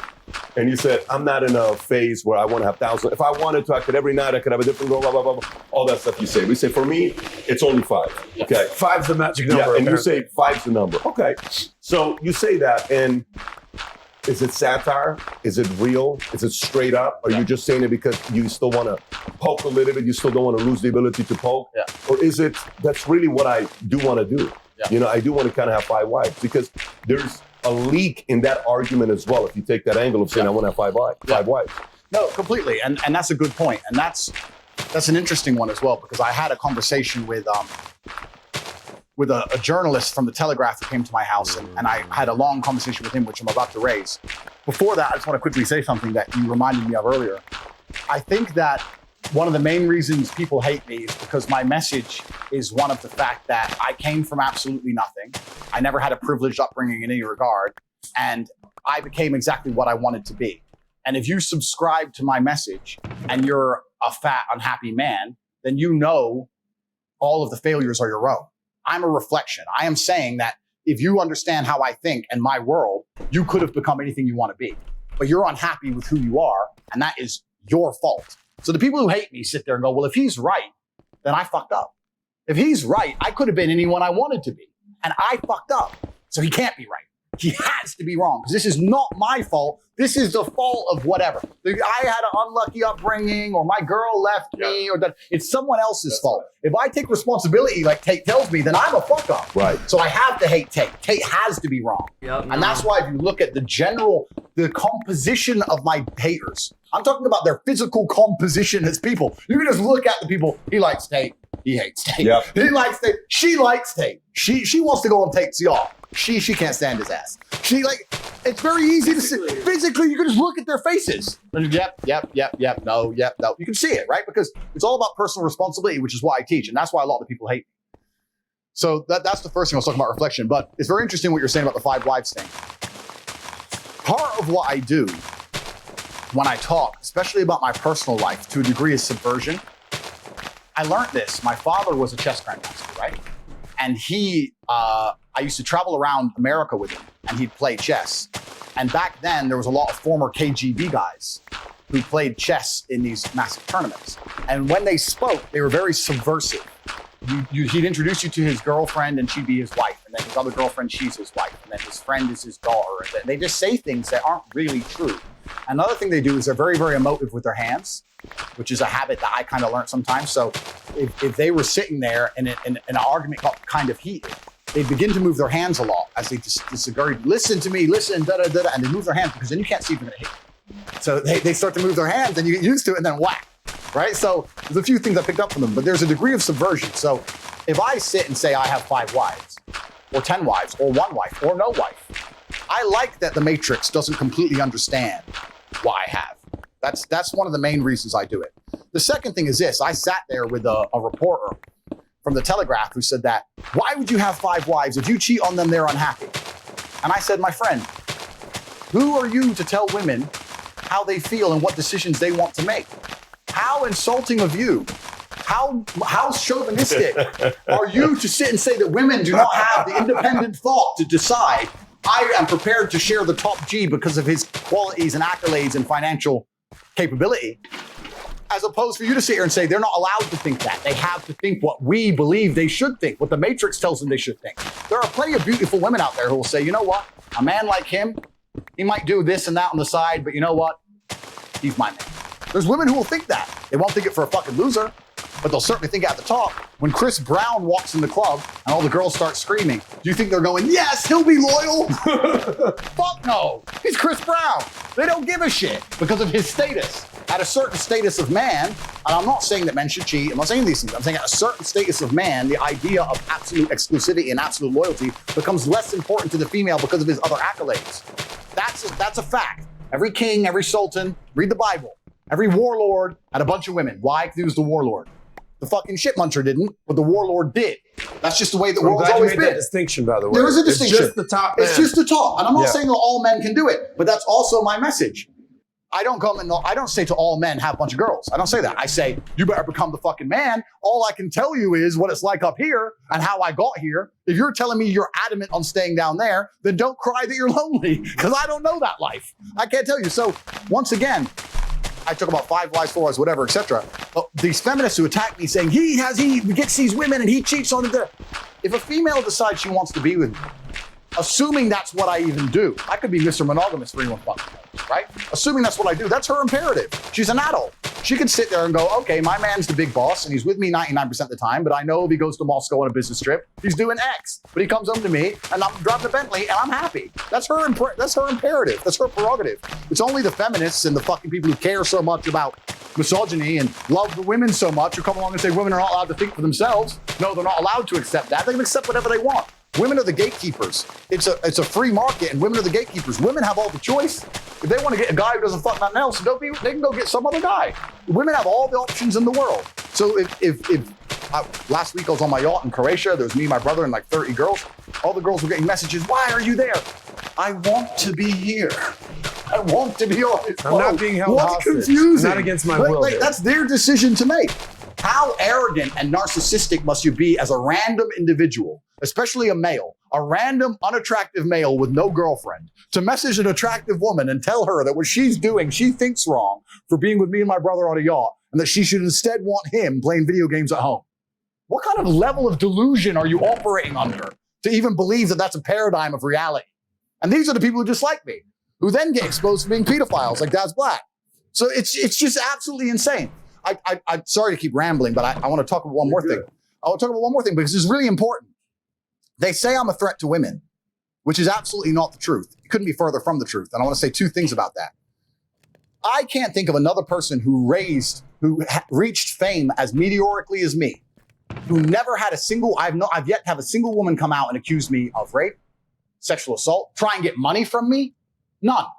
I have a long and varied history with females. And not a single one, despite I now have hundreds of millions of dollars, has come forward, now that I'm the most famous man in the world, despite the newspapers finding them online, finding exes I haven't spoken to for years, calling them and offering them 25 grand for a story, bribe, to turn on me. Not one of them has decided to turn on me and lie for money. Not one. And that could have very easily happened to me. It would have been a nail in one of the coffins if that would have happened to me. Luckily, none of it did because I'm a gentleman and these women know that what's happening to me is bullshit. Not a single one has come forward against me, but I'm a threat to women. I would argue that most men in my position, if they had a meteoric rise, one of their stupid exes would go, fuck this guy. Yeah, I'll take the money, and start talking shit. I would argue that would happen to a lot of men. Never happened to me. It's the first thing. The second thing I want to argue is when they say I'm a threat to women. If I have choice, why would I be a threat? The threat to women is the man with no access to women. These people who want to do these videos, these unattractive, objectively unattractive, unsuccessful people who do takedown videos of me, who can't get a girlfriend, he's the guy who's going to be dangerous to women. He's the creep. I have choices. If a girl says to me, I don't like you, no problem. Thank God, one less WhatsApp conversation. Goodbye, have a nice life. Nice to meet you. It doesn't matter to me, right? So the men who are successful with women are not the dangers. It's the men who are unsuccessful with women who are the dangers. So once again, the whole paradigm is shift. It's bullshit. I have no reason to hurt a female or rape a female or trick a female in any regard. Why would I do that? It's but basic economics, supply and demand. Supply and demand. If you're high in demand and there's a ton of women there, and one of the women leaves, you have an unlimited supply. So why am I going to become a weirdo? But if one man who can't get any females, who has no supply and he's in complete high demand, and the woman breaks his heart, or he can't even get a woman, what kind of ramifications are going to happen for him? And this is the thing. Daz Black, during the height of the takedown, and it's actually also, it talks to groupthink, right? Because a lot of the people who did videos to try and take me down did it for completely selfish reasons. We have learned that the algorithm has now been programmed to reward you doing a negative video on Tate. If you do a negative video on Tate, you get millions of views. I want millions of views because I have a YouTube channel. I get money, I get clout. Do I give a shit if it's true? Do I give a shit about Tate? Do I give a shit about the ramifications in his life? No. All these other people did it, so I'm going to do it. So people start jumping on the bandwagon, right? Tate's bad, Tate's bad, Tate's bad, for their own personal selfish views. So a guy called Daz Black did a video on me, got 10 million hits, trying to say that I'm a threat to women. He's objectively unattractive. He's an obese video game. Did a video on me saying that I'm a threat to women. After that, women started coming forward saying, this guy spoke to a 13-year-old girl. Here's the videos. This guy buys sexual things from an underage girl. It's all coming out about him being a pedophile now. So he's sitting there as the criminal himself, filled of hate and envy at an innocent man, plus clout chasing, attacking me. When truthfully, who's turned out to be the threat to women? How many women have come forward about me? 0. How many women have come forward about him? 2 and counting. It's absolutely and utterly, it's crazy. And if these social media companies have any kind of consciousness and any kind of brain, they should be analyzing this in real time going, we fucked up. We fucked up here. And we'll see what happens in real time. But it's very interesting. It's a very interesting observation on the world. The people who hate me most are the unsuccessful ones. And it turns out they're the ones with the skeletons in their closet. The people who have their shit together, we're all fine, right? Crazy. It's a crazy world. Yeah, Tate, you're very persuasive though. So you got to know, like, if I'm willing to bet on you getting out of any situation, I'm willing to bet a lot of money that the over-under is you're going to get out of it. So your ability to persuade. So I can already imagine, like, you know how sometimes go back to the time you're with a girl, you know, you don't really know what you're doing yet. You're kind of a rookie of a guy dating girls. What things we said to have sex with the girl. Just think about how creative we get in that 5-minute moment. What things you've probably said. What things we've said. And then over time, you're like, well, that didn't work. So I'm not going to use that phrase again, but this one definitely worked. And that approach definitely works. So it's either guilt, but you don't know how much I love you. You're not letting me show you love. Sometimes I'm a man. It's natural, as a man, if I don't handle it myself, it's got to be either you or it's going to be a wet dream. And there's so many ways behind closed doors. So if it's the exact opposite as well. It can be like, I don't really care. You can leave if you want. There's many the takeaway model. There's many models that you learn. So for you to say that to a girl, I remember one time Jennifer and I, my wife, I'm getting close to proposing and getting married. So I'm a Syrian, she's white. She's 80% British when we did the ancestry, but she's from Texas. Yeah. So she comes to the house. My dad's here's who my dad is. My dad will not drink out of the same glass as me. Okay, I'm his son. Yeah. He will not. Yeah. My dad, if he goes to someone else's house, he won't eat their food. Because he watches how you wash your hands. If he's sitting in the kitchen, he will tell me in Assyrian, he'll say, did you watch that? I said, what? He said, I can't eat her food. Why? It's been 10 minutes. She hasn't washed her hands a single time. I can't eat her food. And he won't eat their food. He says, I'm already ate. That's how my dad is, right? So anyways, I'm bringing Jen home. My dad loves Jen. And I said, Jen, I think my dad and I have to have a serious conversation with you because you have to be ready for this. She says, what's that? I said, do you know what it is to marry an Assyrian? She says, no. I said, there's American laws, there's Assyrian laws, and my dad and I want to share this with you. Yeah. And my dad is fully confused, like what I'm saying, like where I'm going with this. I said, when you marry an Assyrian, I'm allowed to have multiple wives because by our church, I can have multiple wives. Yeah. And for about 30 seconds, my dad's confused, like, what the hell are you talking about? Yeah. But I'm looking at my wife now, at the time, girlfriend, she's like, are you serious? I said, this is the first warriors ever were Assyrians. Yeah. We're the first ever warriors. 30 seconds into my dad's like, I don't subscribe to Patrick. I don't agree. I agree. One wife, Jennifer, don't listen to him. He's full of shit, right? He says this kind of stuff. Now, say my dad says, yeah, you should. Just think about, let's flip it. So my dad says, yeah, he's a man. If he gives you money, he gives you a house, you should do that. Yeah. Then I'm kind of going to be like, yeah, what's wrong if I do that? So I think a lot of it is also on, our ability to persuade, and we can go here, and then sometimes we test the limit and say, I can go here. Why don't you get your friend in? Yeah. I like you, but if you want to, maybe you have some fantasies. Yeah. I don't know what you're from, but if you want to fulfill your fantasy, it's not like I want to hook up with your friend, but you can bring your friend in. And then these words that we use, right? So persuasive wise, you're a 10. You can get anything you want when you're having those conversations. But here's the other part I want to bring to you. Okay. I'm writing all these things down. Yeah. You like to instigate. you like to poke. Now, let me say it and then you unpack it. Meaning, I think a great Dana White knows how to instigate. By the way, it's a very valuable talent that only a few people have.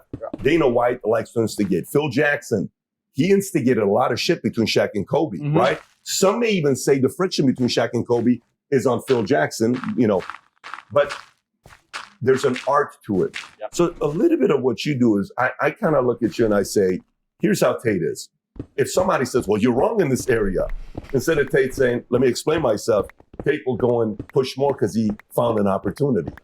He's like, let me poke here a little bit more because it's annoying you. Yeah. So do you think you have a little bit of that when you see somebody, maybe half the time, like when you said, I got 5 wives, I don't even know if I'm convinced you want to have 5 wives. Yep. I just think you say it because you're pissing off the right people. Yeah, and that's a very astute observation, and you are correct. Anybody you can emotionally control, anybody you can emotionally affect, you have them in your pocket, right? To one degree or another. If you can emotionally control somebody, I'll tell you who's excellent at this. Women. Women are fantastic at this. If a woman realizes she can piss you off with X thing, she'll notice it, she'll keep it in her pocket. You know what? That annoys him. Cool, sorry baby, sorry. 3 weeks later, 2 months later, they realize when you're vulnerable. I can tell you this, I can tell you the experience from fighting. When I was fighting, I was a kickboxing world champion, right? I never made millions from fighting. Kickboxing was not that big a sport. 10 years ago, even UFC wasn't as big as it is now. So I was making money, but I was probably fighting 2 or 3 times a year, and most I ever got paid was 100, 150 grand a fight. So I was kind of normal life.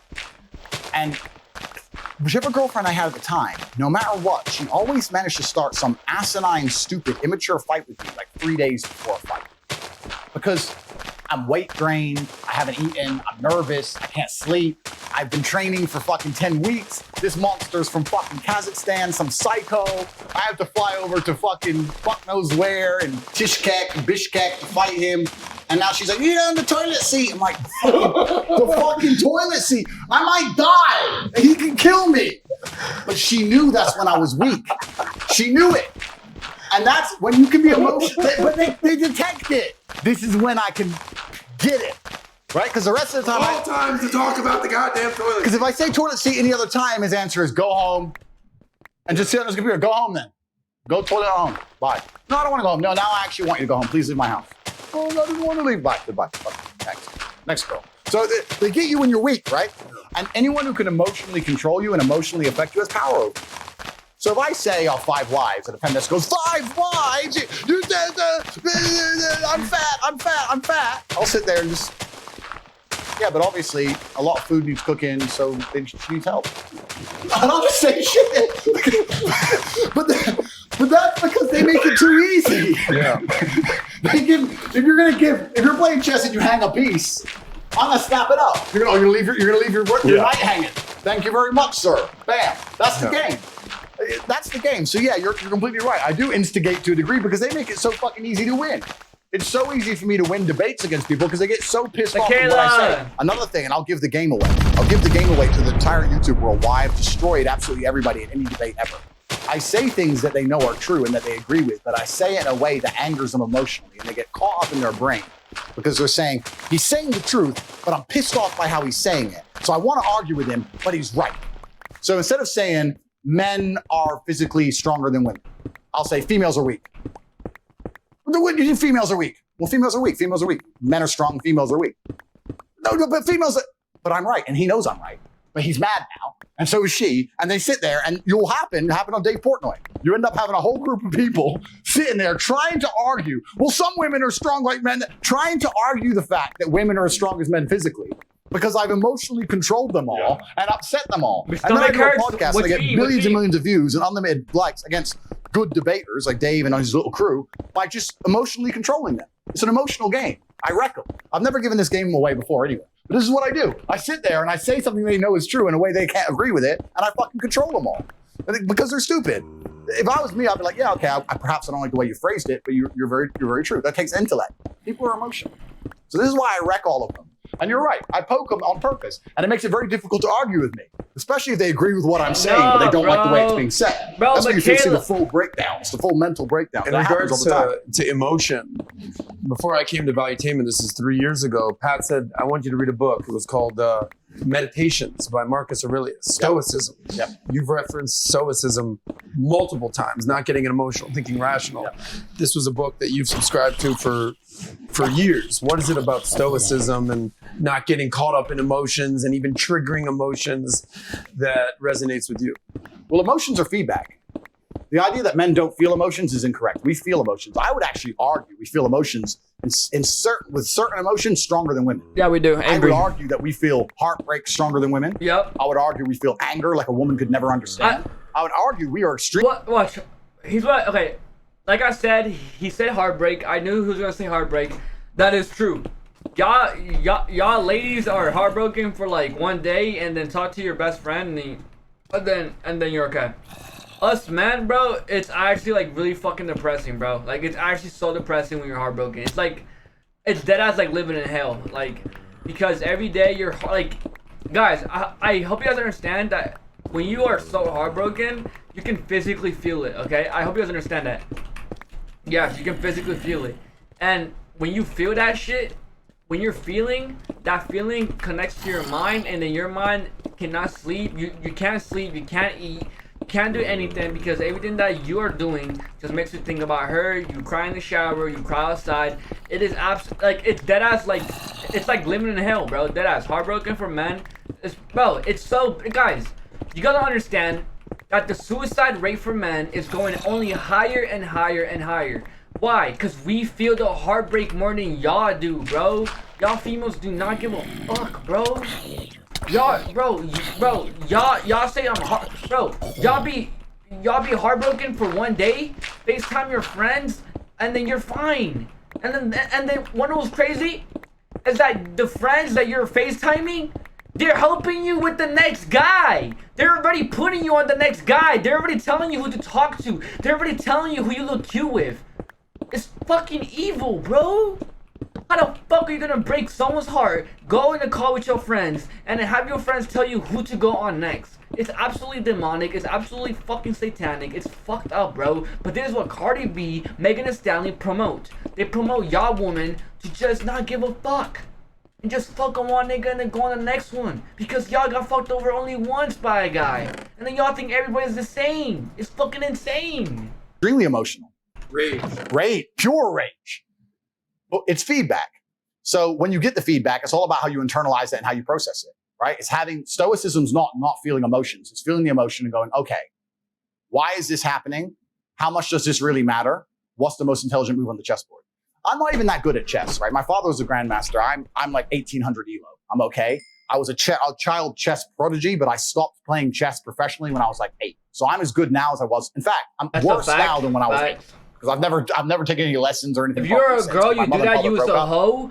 But that's the thing, guys. Ladies, that's what Cardi B and Megan Thee Stallion promote. That's what the culture promotes. It promotes girls into being fucking hoes, bro. Like how Kim said. Kim Kardashian is promoting girls to be single, okay? She knows what the fuck she's doing. You gotta know what the fuck's going on, bro. People are telling her to push that agenda so they can, in fact, impact women. It's fucked up, bro. But this is what music promotes. Music promotes girl to be fucking thotties. You hear Ice Spice rapping about, oh, you did me dirty, so I fucked on your bro. Girls listen to that, and then they actually do it. And it's so disgusting. Like, bro, like, you're making yourself look stupid. Like, really, bro? You're gonna fuck on my bro just cause, like, you're gonna fuck on my bro just cause we have our issues? What the fuck? You're gonna really lower your value? Like, really? You're gonna let my friend fuck the shit out of you just because you and me are going through something? Are you fucking serious? And this is what Ice Spice is promoting in her music. And guess what? She's a fuck. People are pushing that. The agenda is pushing Ice Spice because they want young girls to break more hearts and just to be dirty, bro. It's fucking insane. And then everybody knows that Ice Spice music is not the best, but she's thick, she has big titties. So they push that. Men are only watching those music videos for the titties and ass. It's simple as that. And then girls with titties and ass watch that and then they're like, oh, if Ice Spice is gonna fuck on his best friend because they're having issues, I'm gonna do the same thing. When I have a boyfriend and we're going through issues, I'm gonna fuck on his best friend because Ice Spice put it in a song and it sounds really cool. Oh, Cardi B talked about WAP. Oh my gosh, I want to have a WAP as well. It's like, what? We moved to England. My dad stayed in America. Lost my chess coach. And England didn't have a chess infrastructure. America had a chess infrastructure in the lower income schools. My dad used to go to the ghetto schools because he was black. Go to the black schools and teach them how to play chess. So we had a big infrastructure. So you peaked at 8. I peaked at 8, yeah. But chess is a fantastic game because in the game of chess, there's no luck. If you lose, no matter how well you play, if you lose, at some point you made a mistake. Even if it's the most minor mistake, you made a mistake. So you learn to understand that no matter what happens to you, if you lose a scenario, you made a mistake. Maybe it's a tiny one. Maybe it was 2 years ago, whatever, but you made a mistake. And you learn absolute and utter accountability for yourself. Yep. And that mentality is extremely powerful to apply to all things in life. The position I'm in now as the most hated man in the world, although I agree and I truly believe it's unfair, I still take complete responsibility for it. I'm not going to sit here and say, I'm telling you why it happened when I talk about TikTok and YouTube Shorts, but I'm not going to blame them. Absolutely. They're a company making money and they're monetizing the best they can. Fantastic. All of this is my fault. But the Bugatti on my drive is my fault. And the yacht is my fault. And the private jet's my fault. So it's all my fault. So I take the good with the bad. I take all responsibility for absolutely everything, including if a woman leaves me, if a woman stays, if I end up heartbroken, if I end up filled with rage, I take responsibility for that. If something happens to me that makes me enraged, I will take responsibility. And that is what people need to do. Guys nowadays are so bitchy. Their girlfriend leaves them, they call their girl a slut, a hoe. Like, it's so fucking embarrassing, bro. Like, men, they take no responsibility. Their girlfriend leaves them, they call them a slut, they call them a hoe. It's embarrassing. Y'all men take no accountability, bro. Like, just grow up. You didn't dick her down good enough. You didn't provide what she wanted. Just admit it. And there's nothing wrong with that, bro. You know what I'm saying? There's nothing wrong with that. Life gets busy. You didn't fuck up. There's nothing wrong with you not providing. Maybe you're just, you know what I'm saying? Maybe you're not taking care of yourself, so you know that you can't take care of her. It's what it is, bro. But men, nowadays, men, like, and this comes from rap music, bro. This is all coming from rap music. I hope you understand that, bro. Actually, no, it's not coming from rap music. I'm gonna be honest, it's not. I don't know where it's coming from. Oh, I know where it's coming from. It's from the feminists who say, "Oh, guys, show your emotion." Oh yeah, guys, show your emotion. So when a guy gets heartbroken, he's angry, he's sad.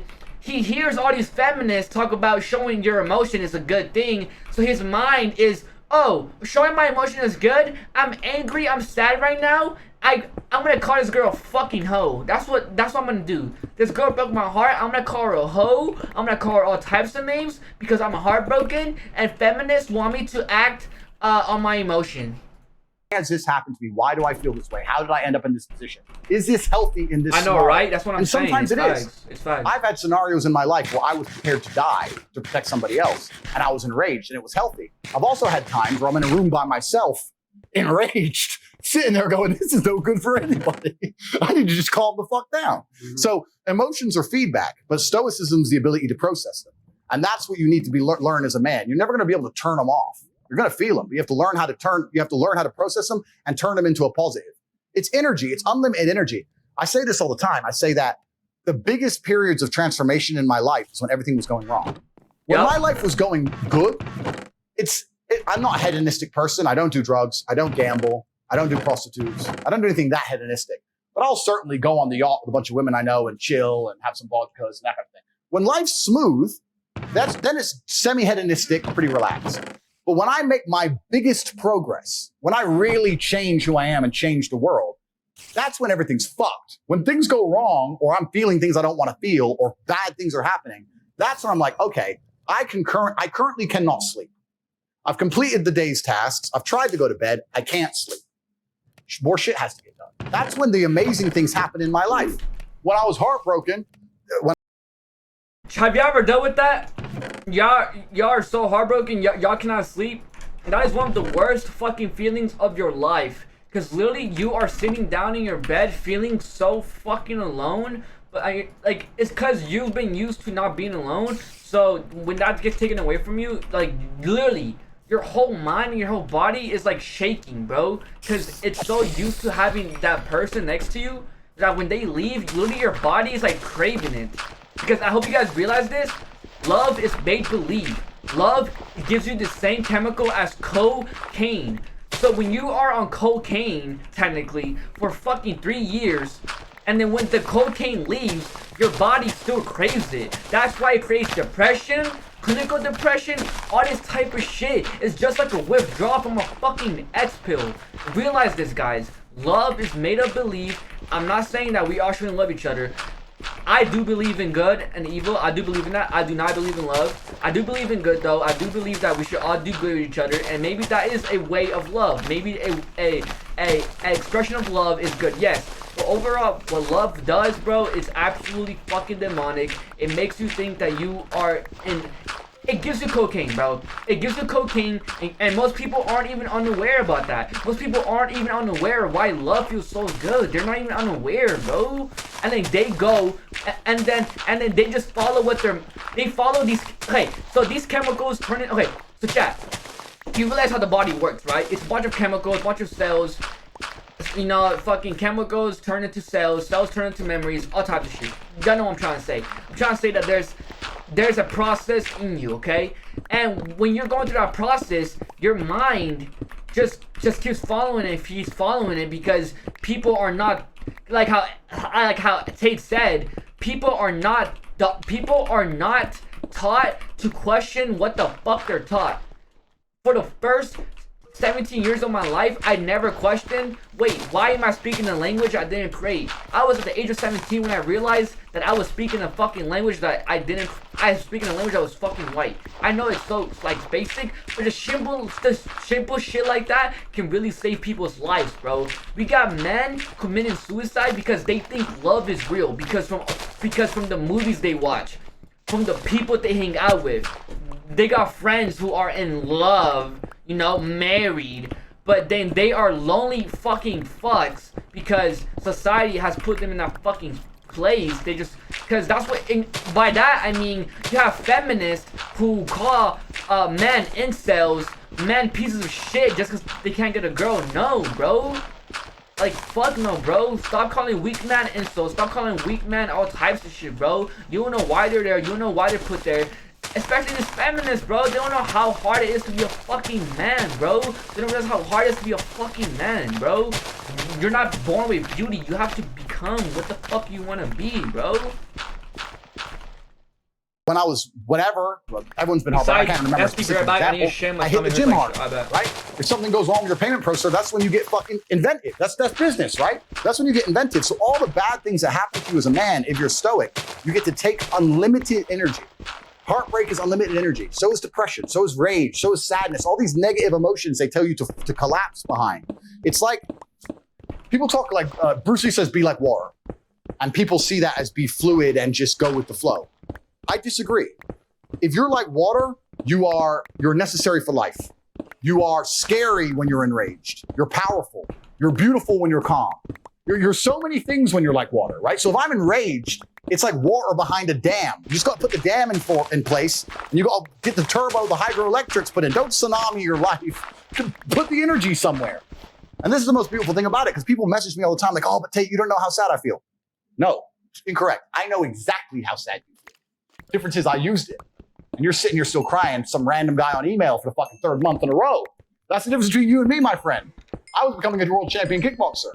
I got to a point, people often talk about depression and say I don't understand it. I will say, listen, there's been times in my life where I was fully functional as an adult. I would never label myself depressed because I don't believe in the idea of labeling myself in the negative, because I don't believe in things that take power from me, which we'll talk about in a second. But there's been times in my life where I didn't give a fuck if I lived or died. There's been times in my life where I went to fight a man for money, and I didn't give a shit if I lost and even woke up again. Didn't give a fuck. I had nothing worth living for. I was brokey, didn't have a girlfriend, didn't have any fucking money.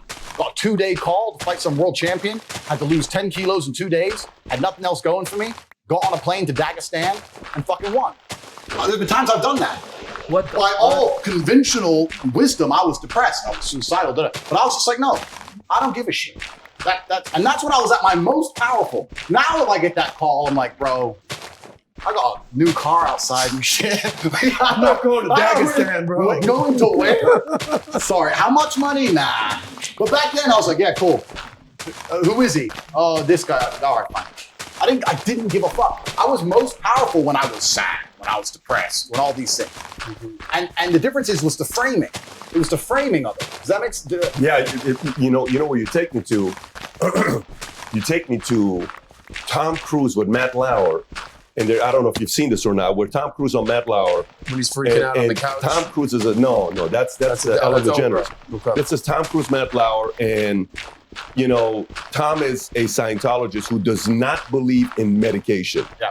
He does not believe in taking, antidepressants. He doesn't believe in Ritalin. He doesn't believe in any of that stuff. I don't know where you stand with this medication stuff. He's not for it. And Matt Lauer is saying, what's wrong if this helped out Brooke Shields? What's wrong if this helps out? He says, you don't realize what this is doing. This is ruining their lives. This is not helping them. Do you realize how many different countries this is illegal in? Do you realize that Ritalin is only legal in a couple different countries? It's not many countries. It's not a legal drug in other places. It's legal. And he's explaining this.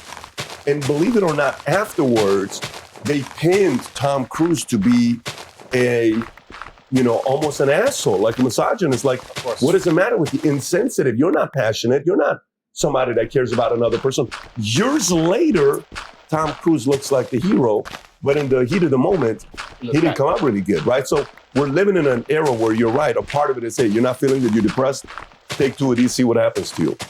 It's the hero's arc. And this is the thing. This is why when I was saying, when people say you don't know how it feels to be depressed, I say, yes, I do. The difference is how it's analyzed. I always argue this two ways as well when depressed people come to me, because one of my most famous things people attack me for is their little quote is they say, you said depression isn't real. What about the man who kills themselves? You don't care about men's mental health. We've already discussed how I care more about men's mental health than these people who fucking pretend they do. That's the first thing. I didn't say depression isn't real. I said feeling depressed is real. But the idea that depression is going to strike you in your mind and there's nothing you can do about it, I think that is promoting helplessness amongst depressed people, and that's the reason they kill themselves. I don't think that making people helpless in an unfortunate situation is the great thing to do. You have to give people hope. And I explained that when you believe in something, you give it power. So I tried to say that when I felt at my lowest and I achieved the most I've ever achieved in my life, the reason I was capable of doing that is because I didn't believe in the paradigm of being a depressed person.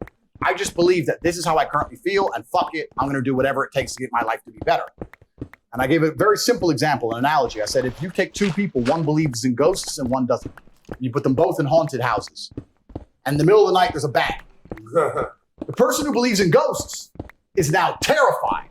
There's a ghost, they're calling an exorcist, they're panicking in the room, they're hiding. The person who doesn't believe in ghosts goes wind and goes back to sleep. It's the same noise, it's the same scenario, but it's the belief That's powerful. in their mind that terror and ruins their life. Yeah. It's the belief in their mind that turns against them. And I've said this many times. I don't even give a shit about right and wrong. You can tell me depression's, you can give it to me with every scientific proof in the world, depression, blah, blah. I refuse to believe in things that take my power away from me. I'm only going to construct a mental model that allows me to be as powerful as possible. If believing in the idea of depression is going to take my own power away, then I won't believe in it. I don't want to believe in things that make me weak. If you want to reach me, I'm on Minict. Minict is a new app. It's fantastic. It allows me to interact directly with people. I get a lot of messages on email, a lot of DMs and those kind of things, but the people who are serious and want to have serious conversations and grow from them, whether it's a business opportunity or personal experience, etc., I'm on Minict, and I can't wait to interact with the serious individuals of the world. I believe in things that make me strong. And someone goes, oh, you're wrong. Listen, let's assume you're correct and that makes me wrong. Let's say that you're right and you're depressed. Why would I want to adopt the thinking of a man who is sad? Why would I want to think like you? Wouldn't it better to be wrong and be happy and have a sports car and a yacht and a private jet? You want to talk about right? Look at your life. Why? I don't talk about right and wrong. Let's talk about success and results. Yeah. I don't believe in things that take power from me. I never have. So when people email me and they start saying, I'm depressed. And what's funny is this. I talk to them and they desperately defend the idea of depression. I'm like, my friend, you just told me you're too depressed to be successful and depression has destroyed your life and you lost your girl. I'm telling you that enemy, the enemy in your life isn't real. And you're now sending me 10 emails a week trying to convince me that your enemy is a real thing. Why are you sticking up for your enemy? This person, whatever it is, this idea destroyed you, and you're putting your energy into defending it. You should be on my team. Whose team are you on here? You want to sit here and convince me? I'm never going to believe you. I'm never going to adopt your thinking because your life is not successful enough for me to emulate. So why don't you try to adopt my way of thinking? Stop defending this. And they're defending it because it's a cure-all excuse. Depression or sadness is a cure-all excuse for men to use for failure. I have failed. This is why they say I don't believe in men's mental health, or the man who's depressed can't compete with the man who's not depressed. This quote. I say, listen, you get to roll out, be fat, be out of shape, be broke, be unimportant with no girlfriend. And instead of the world thinking you're a loser, you get to say, I'm not a loser, I'm depressed. It's a shield. Yeah. And I say, that's why you don't want to lose your shield. Because now you have accountability, now you have performance. It's a cop-out. Fuck it off. I don't give a shit if it's real or not. We're not about that. We're talking about success here. Get rid of your excuses, stop defending the thing that's ruined your life, and get to fucking work. And every time anyone has ever listened to me in history, ever, every single one of them's transformed their lives and messaged me positive messages afterwards. Every single fucking time. That's why I'm antidepressant. Because that pill ain't gonna fix you the way becoming the man you wish you were is gonna fix you. It's crazy. And then they're going to take one little soundbite. Tate doesn't care about men's mental health. He thinks depressed people is some bullshit. And they're going to apply it to me. I really do believe, and I state this almost with a degree of achievement, I'm the most misunderstood man on the planet.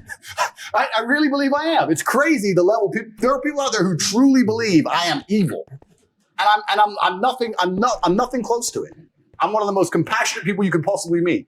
Can I give you two takeaways just for people that are like, oh, Andrew Tate? Here's what I've heard from you so far. Personal responsibility, straight up, Absolutely. Right? And then number two, positive affirmation. I don't want negativity in my life.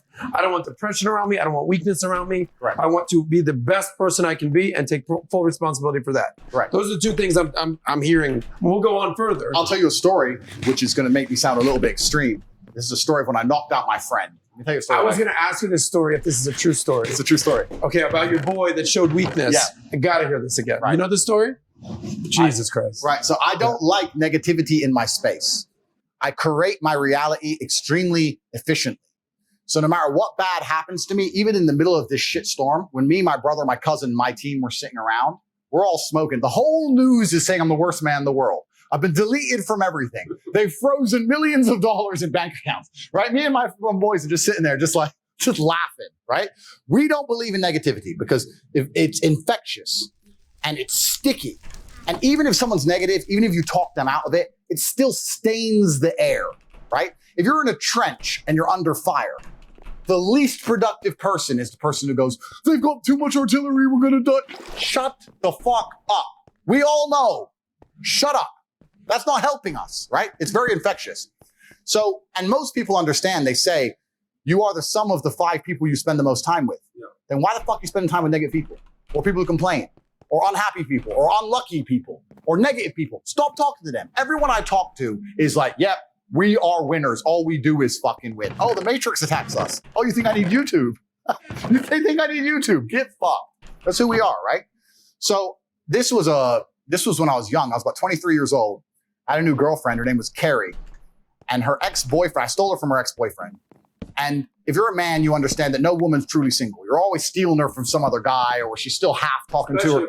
Oh, bro, she's half talking to her ex, or she's dating 10 guys. You're always out competing other men, right? So stole her from some dude. Dude got heartbroken, had no emotional control, like all the things we talked about. I was at her house. My car was outside her house. I was with my boy, Tony, my ex-friend.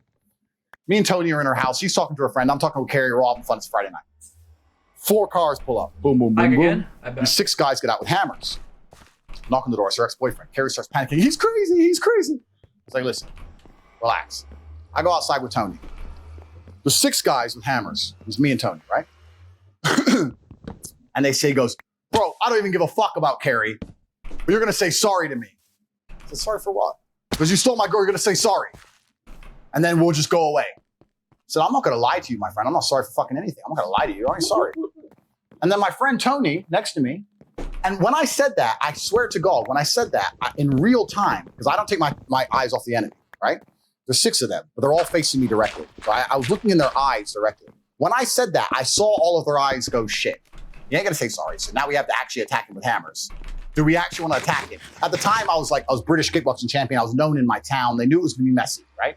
And I had one hand behind my back as well. I had nothing in it. I had nothing in it. Who knows what's back there? Like, you had to do something, right? So they're looking at me and they're like, fuck's sake. We thought he'd say sorry and he didn't. Now what do we do? And Tony pipes up. Fucking dickhead Tony. Hey man, why don't you just say sorry? And as he said that, I saw all of their faces almost lit up. Because he inspired, the other team showed weakness, inspired weakness on our side. And from complete capitulation, they were now brave again. Because Tony ran his mouth. I swear on my father's grave, I'm standing there. Tony said that. I turned, I fucking smacked him, strained his mouth, knocked him out cold. Tony, don't. Tony, my own friend, my own teammate against the 6. I knocked him out cold. I don't need you now, Tony. I knocked him out. I said, fuck him and fuck you. I'm in the house. And I walked in the house and I saw them all stand around outside with hammers, look at Tony asleep, and go back in the cars and fuck off. Swear to God, that's a true story. If you're weak near me, you make me weak. I refuse to accept it. I give you a million stories of this. 2 years ago, maybe, we were in Munich. They called the police on me for not wearing a mask. That's a whole nother story. I told them to get fucked as well. We're in Munich. Wasn't wearing a mask, blah, blah, blah. We got drunk into Kapinski, got really drunk, blah, blah, blah. I was drinking with some guys I kind of knew. In the morning, the police had come. They were threatening to arrest us all because we didn't fucking capitulate and we're 8 masks. The Germans are weird. So we got in our cars, we had 2 RAWRs, got in the RAWRs, we're heading back to Bucharest. We drunk loads. We were really, really drunk. We stopped at the gas station. We all got out of the car. One of the guys said, bro, I feel so sick. Oh man, I feel sick. He was walking to the gas station. I said, and I went up to him. My brother talks about this all the time. He goes, and I pat him on the back and said, bro, if you're going to keep walking like a fucking injured antelope, you're going to stay here. We drunk booze. We all feel like shit. I'm not walking around Earth with some dude. I don't want you in my group. I don't want you getting in my car. I don't want you near me. When I walk with my team, you look and go, let's choose someone else. Let's choose another group to prey on. You are the weakness in this group. I don't give a, yeah, you drunk whiskey. Yeah, you feel shit. If you can't turn it on for 2 minutes to go piss and come back in the car, then get fucked. I had a serious conversation with the guy. Tristan goes, you're so right. Why the fuck? And there was no threats. We're at a gas station. But I can't even look at it and near me. I can't just see people near me being all or crying or sad or whatever. You're allowed to feel sad. Of course. Your girl left you. You lost your job. You're allowed to feel sad. That's fine. You feel sad. You feel sad right now? Good. Great. Sit the booze.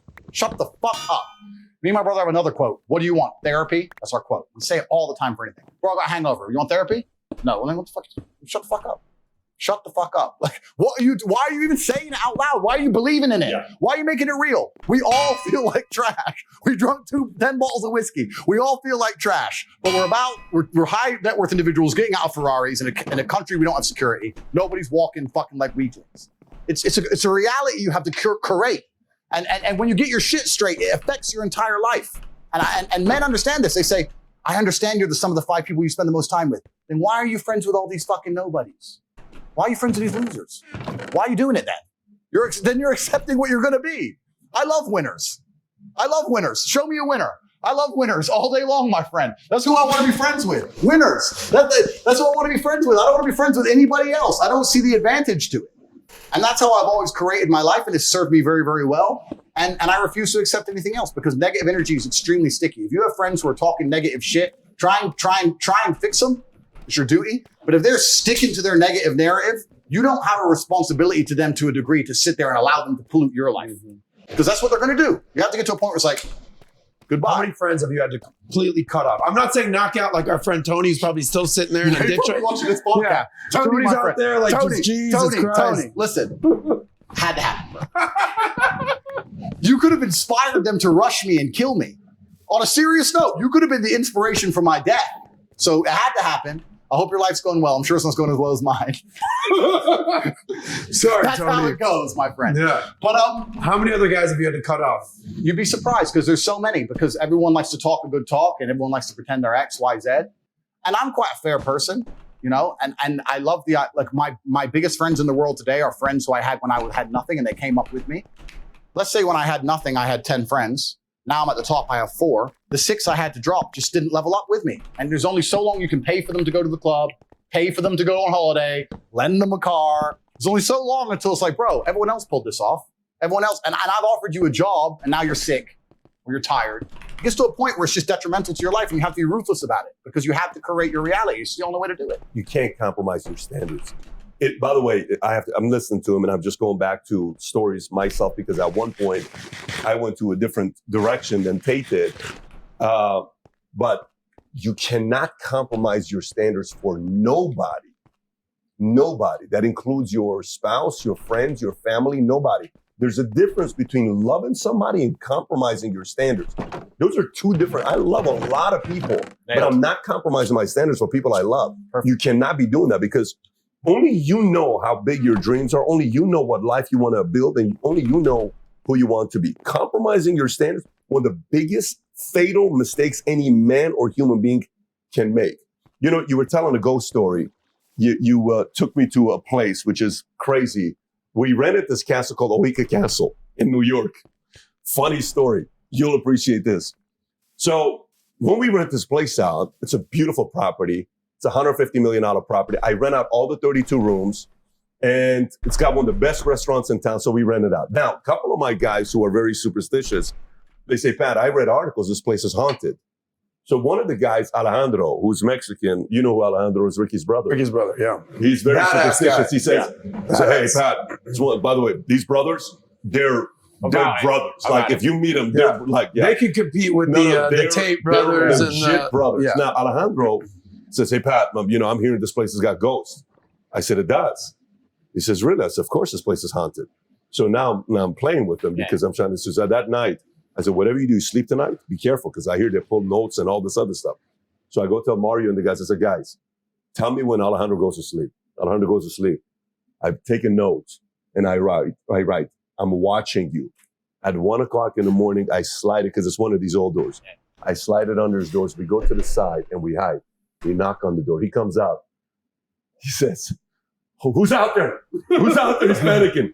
Next morning, now we all go to sleep, we wake up. First person I ask us, so guys, last time we talked about a lot of different things. Alejandro, how was your night? Pat, this place is haunted. This place is haunted. Anyways, but going back to you talking about Logan Paul and you. And for you, you said, I don't give a shit about YouTube. You think YouTube's that important to me? I don't care about being banned from you. You're making this comment, this argument, right? Okay, fine. And you said, we're solving for two different things, okay? Yeah. He's solving for one thing. You're solving for another thing. You present yourself as a methodical person, as a person that's very much about sequencing, as a person that it's about my next 5, 10, 15 moves. Who's Logan trying to be in your POV, and who are you trying to be? Then I got a follow-up question for you on that. That's a good question. I don't think that Logan is actually thinking that far ahead. For him, it's more about preservation. He's been canceled once before. He doesn't want to get canceled again. He wants to have viewers. He wants to get a big YouTube channel. He wants to sustain it. He wants to continue to be an entertainer, a clown for as long as he possibly can. I don't think he's thinking anything beyond that. He wants money in his own pocket. He doesn't care about the society as a whole. He doesn't care about the ideas he enforces. He doesn't care about the people who watches him. He doesn't care about their mentalities. He just cares. He's quite selfish. I want my YouTube channel. I want my money. I'll say what I'm told to say. It's bought and sold. My intention is to truthfully, and I say this in a religious sense, but it's not a particular religion. It's just a religious sense. I want to live true to God. And by living true to God, it has to live true to my ideals and what I believe is the best for the world and what I believe is best for men as a whole. And I also want to try and create a world which reflects that. And my intention is much beyond a YouTube channel. I don't give a fuck if I lose a YouTube channel. I don't care which platform I'm on. I want to know what I'm saying is true to how I've lived, and that if people emulate it, they're going to genuinely end up with a better life. People, when I got banned, said, well, we don't want people to end up like Tate. And I said, why? I have no criminal record, no criminal convictions, successful, hundreds of millions of dollars, dedicated. Like, what would be so bad if men ended up a version of me? Like, what am I going to do to the world? Yeah. Like, so, and I also think this ties back to something earlier you said about China. Do you know what I don't know if you heard this statistic. They asked Chinese children what they want to be when they grow up. And they asked Western American children what they want to be when they grow up. The most popular answer in China was astronaut and engineer. The most popular answer in America, YouTuber. Doesn't that say so much about the mentality of the youth? Yep. Right? So I'm probably more on the engineer or perhaps philosopher at least brave. Like I'm trying to teach tenets that if people replicate are going to be good for them as a whole. China, we have engineer astronaut. Logan, entertainer. He doesn't care if he has to make a fool of himself. He doesn't care if it's a stupid costume. Yeah. He doesn't care if to be a clown. Anything to get, because he's selfish. So I think that you're right. We're solving for completely different things. I know I'm a net positive to the world. He's a very selfish individual. And I think if people try and replicate me, it's better for the world. I think if people try and replicate Logan Paul, well, let me be a clown. Let me just try and make jokes and wear stupid suits. Let me mock the dead and mock people who commit suicide. And then let me just say anything I'm told to have a YouTube channel. I don't think that's good for them. I think that's actually detriment. So I see him as a detriment. I see me as a positive. Okay, so my follow-up here is the following. So during COVID, the first person that interviewed a doctor that got 20 million views that got everybody thinking was Joe Rogan. Joe Rogan interviewed this one doctor. I don't know who it was. I don't remember the guy's Peter name. McCullough? No. This is phase one. No, this is March of 2020. If you can pull it up, you'll see who it was. He interviewed this guy, and he got, Joe was saying, so listen, I'm being told if I go in the sauna, if I sit in the, steam room and I sweat it out, and it says, nope, this is not that. This is this. And it wasn't a person that would have said it otherwise. So people believed them and said, okay, maybe this is something we have to pay close attention to. Anyways, during COVID, I believe Joe played a very important role. Super important. Super necessary voice. I was telling him we're together. I said, I don't know if you realize this. You may be one of the most necessary voices in America 100%. On what you've been able to do. 100%. So now, Alex Jones will say to Joe, and I've heard Alex say, I know Joe believes this stuff, but Joe knows how to maneuver around it. Yeah. And he's just like learning how to maneuver in. Yeah. But I know he believes me, but he acts like he doesn't. But I don't know, maybe. So, and Alex is saying this about Joe. So then you hear, what's his name? You hear Joe's smart, bro. Dave Chappelle does a comedy special. Yeah. And he says, hey, ladies, I just want to tell you, I think one of the most miraculous things you can do is have a baby. Yeah. It's, you should have freedom of choice. Yeah. I'm for you. Yeah. You should have. So all the ladies said, you should have a freedom of choice. But there's a but. If you choose to keep the baby, I can also choose not to pay child support. Yeah. Then all of a sudden people, wait. But no, that's not, no, it's not cool because if there's so then, but some people say, well, listen, he makes a very good point. Yeah. If it's your choice, it should be my choice whether I should pay or not. Mm-hmm. But whether he's right or not, it's irrelevant. It started the conversation. Then the one bit he did about, so I see this card, there's the LGBT, everybody that's in, there's a queer, there's this, there's the trans, there's this, there's that, right? And he calls out the transgender community and they're about to cancel this guy, right? Okay. Neither Joe nor Chappelle got canceled. Correct. That's good for society. Agreed. Hear me out. Agreed. That's good for society that neither Joe and Chappelle, because society needs these two guys. Agreed. Because they get to talk about stuff that gets everyone to be on the edge. Now, Joe almost got canceled. Almost. I remember that came from him hard. Very much. The hardcore. He almost got canceled because of the N-word or because of all these other videos that resurfaced. And he came out and he did his video and he said, here's what I'm going to watch it, et cetera, et cetera. And then Chappelle took his angle as well, where they tried to cancel him as well. But all I'm saying is from how we need certain people to be out there pushing the envelope and questioning the status quo. So you're looking back for yourself right now. Yeah. There may be a lot of people now you can say, look, I'm not solving to be a YouTuber. Yeah. I'm not solving to be on TikTok. I'm not solving to be on Instagram. Yeah. But the messaging is not going to be as visible. Agreed. As great as, Rumble stock is up and 12%, all this other stuff. I totally get it. I hope they blow up. I think it's great for Facebook to have a competitor. Agreed. But it's not that. Say, first of all, I want to get your thoughts on that, but say you do get a second try at this. Yeah. Okay. Say you do get a second try at this. What adjustment would you make? And that's a good question. And I understand your point absolutely. And I agree with you. The world would be a better place with me on these mainstream platforms. What's interesting is I think they killed me in my infancy. Even though I became the most Googled man on the planet, it was very, very meteoric, happened very quickly. I had already had conversations with my team internally, understanding that now that I'm the most famous man on the planet, I have to curate my messaging. Not say anything different, but say it in a different way. We were already doing that.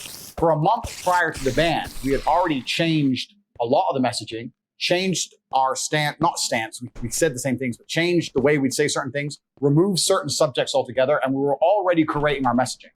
However, they looked at me, and I think that the social media companies saw me as perhaps a 19-year-old warrior who's soon going to become a warrior king, and thought we either kill him now or he's going to become too big to kill. And they decided to kill me now. I've only been super viral for 6 months. If they would have given me a year, the messaging would have absolutely been created to a point that I don't think they would have deleted me at all. One of my last posts on Instagram was, I wrote this post. I said, I understand that certain people have false narratives about me, and I'm looking to correct them. So on Instagram, I put up a post saying that for every like this picture gets, I'm going to donate $2. $1 to female charity to protect them against domestic violence, and $1 to men's mental health charities. $2 per like to show that all my haters who only talk negative, I actually do something to fix the problem. I take the negativity and I turn it into light, as God would want me to do. I'm going to donate money. It was a 7-day countdown. Instagram deleted me on the 6th day. When at the time of deletion, I had 555,000 likes. It's $1.2 million. I was prepared to donate to charities.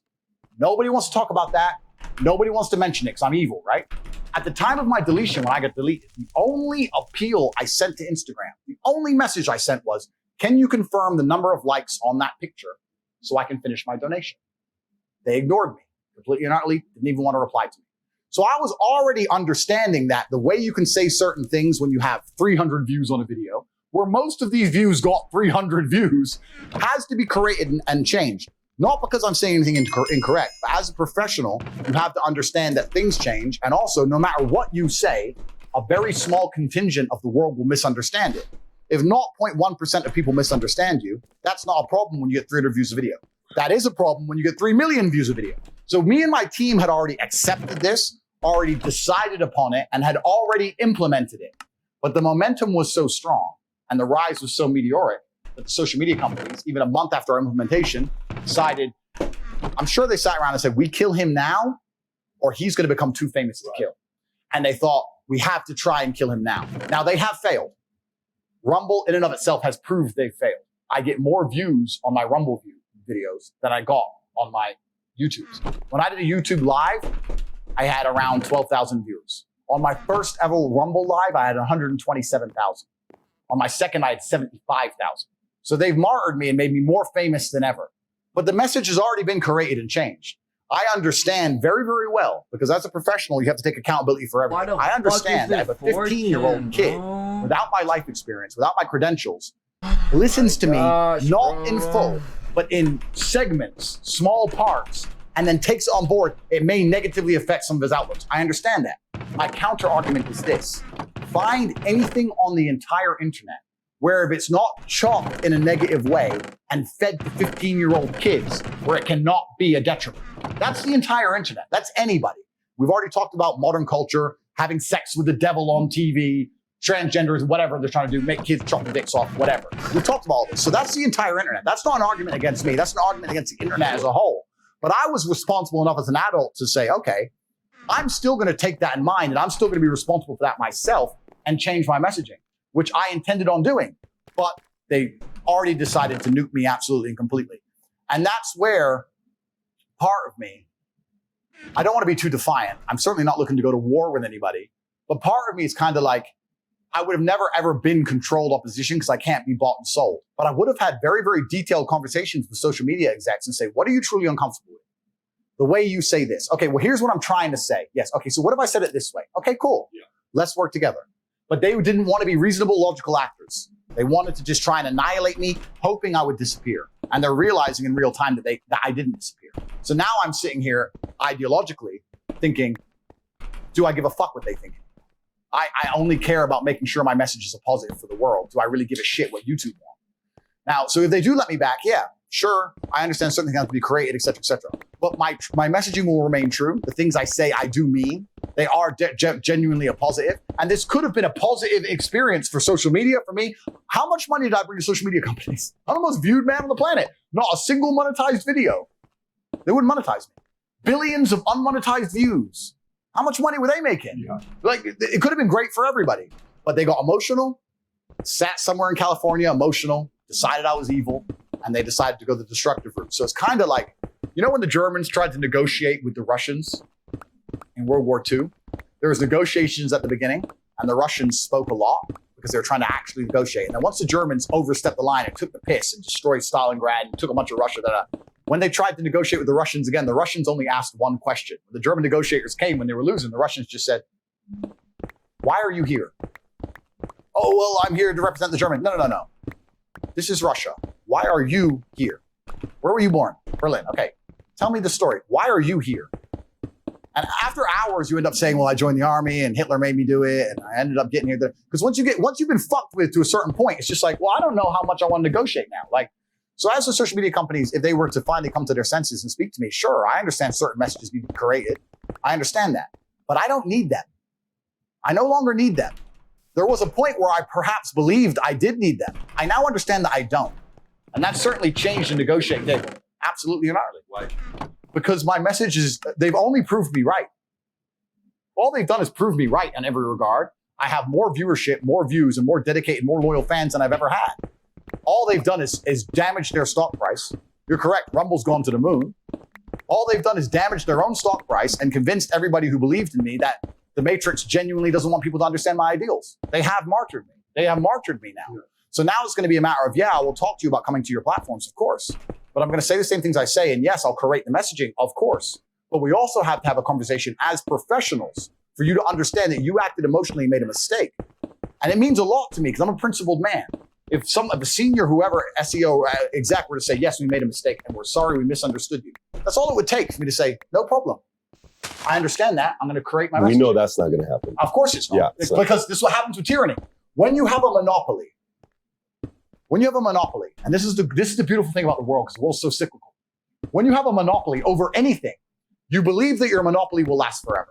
Yep. Everyone always has. The Roman Empire did, the Third Reich, social media companies. When you have a monopoly, we're smarter than all the other control mechanisms and monopolies. We're never going anywhere. We're too smart. And the funny thing about monopolies and tyranny is that you have to use force. And force is something I understand very, very well. Force is a very, very powerful tool until it's overused. Let's use the Romanian example, just because I live in Romania. It's the only reason I'm going to use it. There's a riot, there's a protest, you send the army. Get rid of it. Riot, protest, send the army. Get rid of it. Riot, protest, send the army. Try and get rid of it. They won't leave. Open fire on protesters. Too much. People have had a fucking enough. Then you end up ousted. There comes a point where you can use force, but once it's overused and people don't believe in your fairness, people don't believe in the fact that you're non-biased and you're still using force, there is a mass uprising. This is the human nature. I truly believe my banning was that moment in social media. The stock prices reflect it. My views on Rumble reflect it. The public sentiment across all social media platforms reflect it. People understand that they have overstepped the mark and they are no longer seen as trusted with force. You can't have force if you're not trusted with it. The reason we accept our governments to have police forces and guns and weapons is because to a degree we trust them. Once you accept your government is a psycho, tyrannical dictator, you don't want him to have any force anymore. I think they made a massive, massive mistake. And if they don't see it themselves yet, they will certainly. The pressure is behind the dam. The only crack that's missing is for someone to be canceled and be more successful than before. That's all that it takes. One crazy guy in fucking Bucharest. And then you're going to see a mass flood. And I didn't want this war. I didn't want this. This is what social media companies forced me to do. But this is the situation they're currently in, whether they realize it and see it or not. But my cancellation has made me more successful than ever before. So now what? You shot me with your biggest bullet. I'm still here. What do you do now? And that is the responsibility is on them. If they can remove their emotions from disliking me and actually look at the chessboard, they're going to see they have a lot of pressure on some key squares. Can I push back? Absolutely. Okay, let me push back a little bit. I agree. So on the video, you're going away video, you say, "I take full responsibility for what's happened. The ban is a good thing. This gives me the opportunity for a fresh start. It's a massive opportunity. I have no ill will for social media companies." Correct. Or the haters out there. "I will pray for you, but I will not go down as a villain." Correct. Your words. "I will not go down as a villain." Fantastic. So, the part that I also see that's a challenge is the following, which is very hard. You know how you're explaining in almost all tyrannical situations, they don't know that they have a monopoly until eventually there's a revolution and then boom, flips, game over, it's over with, right? I should be in Iran right now. I'm not in Iran because the Shah thought, he wasn't paranoid enough and he thought he was untouchable, okay? Yeah. I'm supposed to be in Iran today. I'm not in Iran. We were forced out. Carter comes in, Kissinger, it's out, game over, and I'm living in the States. Now, God's got a bigger plan. I support it. I'm not sitting here saying, I wish I was in Iran. There's a part of me that's thankful for Jimmy Carter. And there's a part of me that would love to sit down with the guy and have a nice, lengthy conversation with him. Yeah. But so the Shah does an interview. I don't know if it's BBC or one of the interviews. They're asking him a question. Iran's growing rapidly. They got this massive 25-year contract with 5 countries for oil from 1954. It's a petroleum contract he signed. It's coming up. It's 77. It's Germany, France, US, UK. I believe it's these 4 countries. They're sitting there worried because this guy keeps saying, I'm going to raise the prices. I'm going to raise the prices. In the next 5 years, we're going to be bigger than UK. In the next 25 years, we'll be competing with US. And he's the man in charge. And he's got a smirk on his face when he says this. And a little smirk on a smile on his face says he thinks he's untouchable.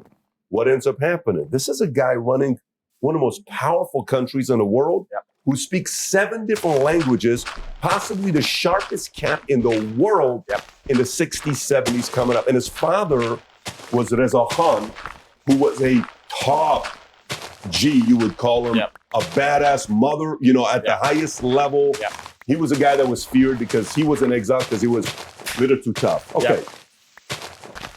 So this happens, and that takes me to another place when Michael Jordan, he's getting retired. LeBron tries to do the noble things. I think we should retire number 23 because, you know, Michael Jordan, there's never going to be another Michael Jordan. Michael Jordan says, no man is bigger than the NBA. And I appreciate that, LeBron, but no one is bigger than the NBA, right? Okay. So for you and where you're at, I get what you're saying. I fully get what you're saying.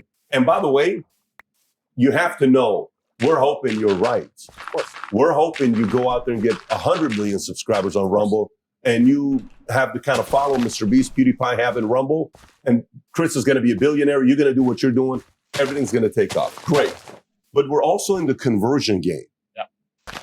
If the outcome is really to talk to people who you can convert, because if you're talking to people that you agree with, you're not really, injecting that philosophy to baptize people. Agreed. What made you necessary was you were on platforms where 80%, 70% didn't agree with you. Agreed. And you were baptizing. Agreed. You were forcing the conversation at the dinner table. Agreed. You were forcing a conversation at lunch, at dinner, at the gym. I don't agree with him. I think he's full of shit. I think he's misunderstood. I agree with him. I like what he says. I don't like him. My girl likes him. Why does your girl like him? All this stuff, right? Agreed. So, I say this again because I'm glad Joe earned saint status. So this is kind of where I'm going with this. Let me kind of flush out my thoughts on what I have. Here's what I see you don't have. And if I was an advisor sitting on a board and you're like, hey, I got 5 people, guys, here's what I want to do, next 50 moves. What do you think? And these are people you trust 100%, bulletproof people. I would say, okay, who do you really have? You don't really have, you have fans, you have true believers, you have 100% true believers. But here's the part, what institution supports you? What do you mean? What major institution supports you?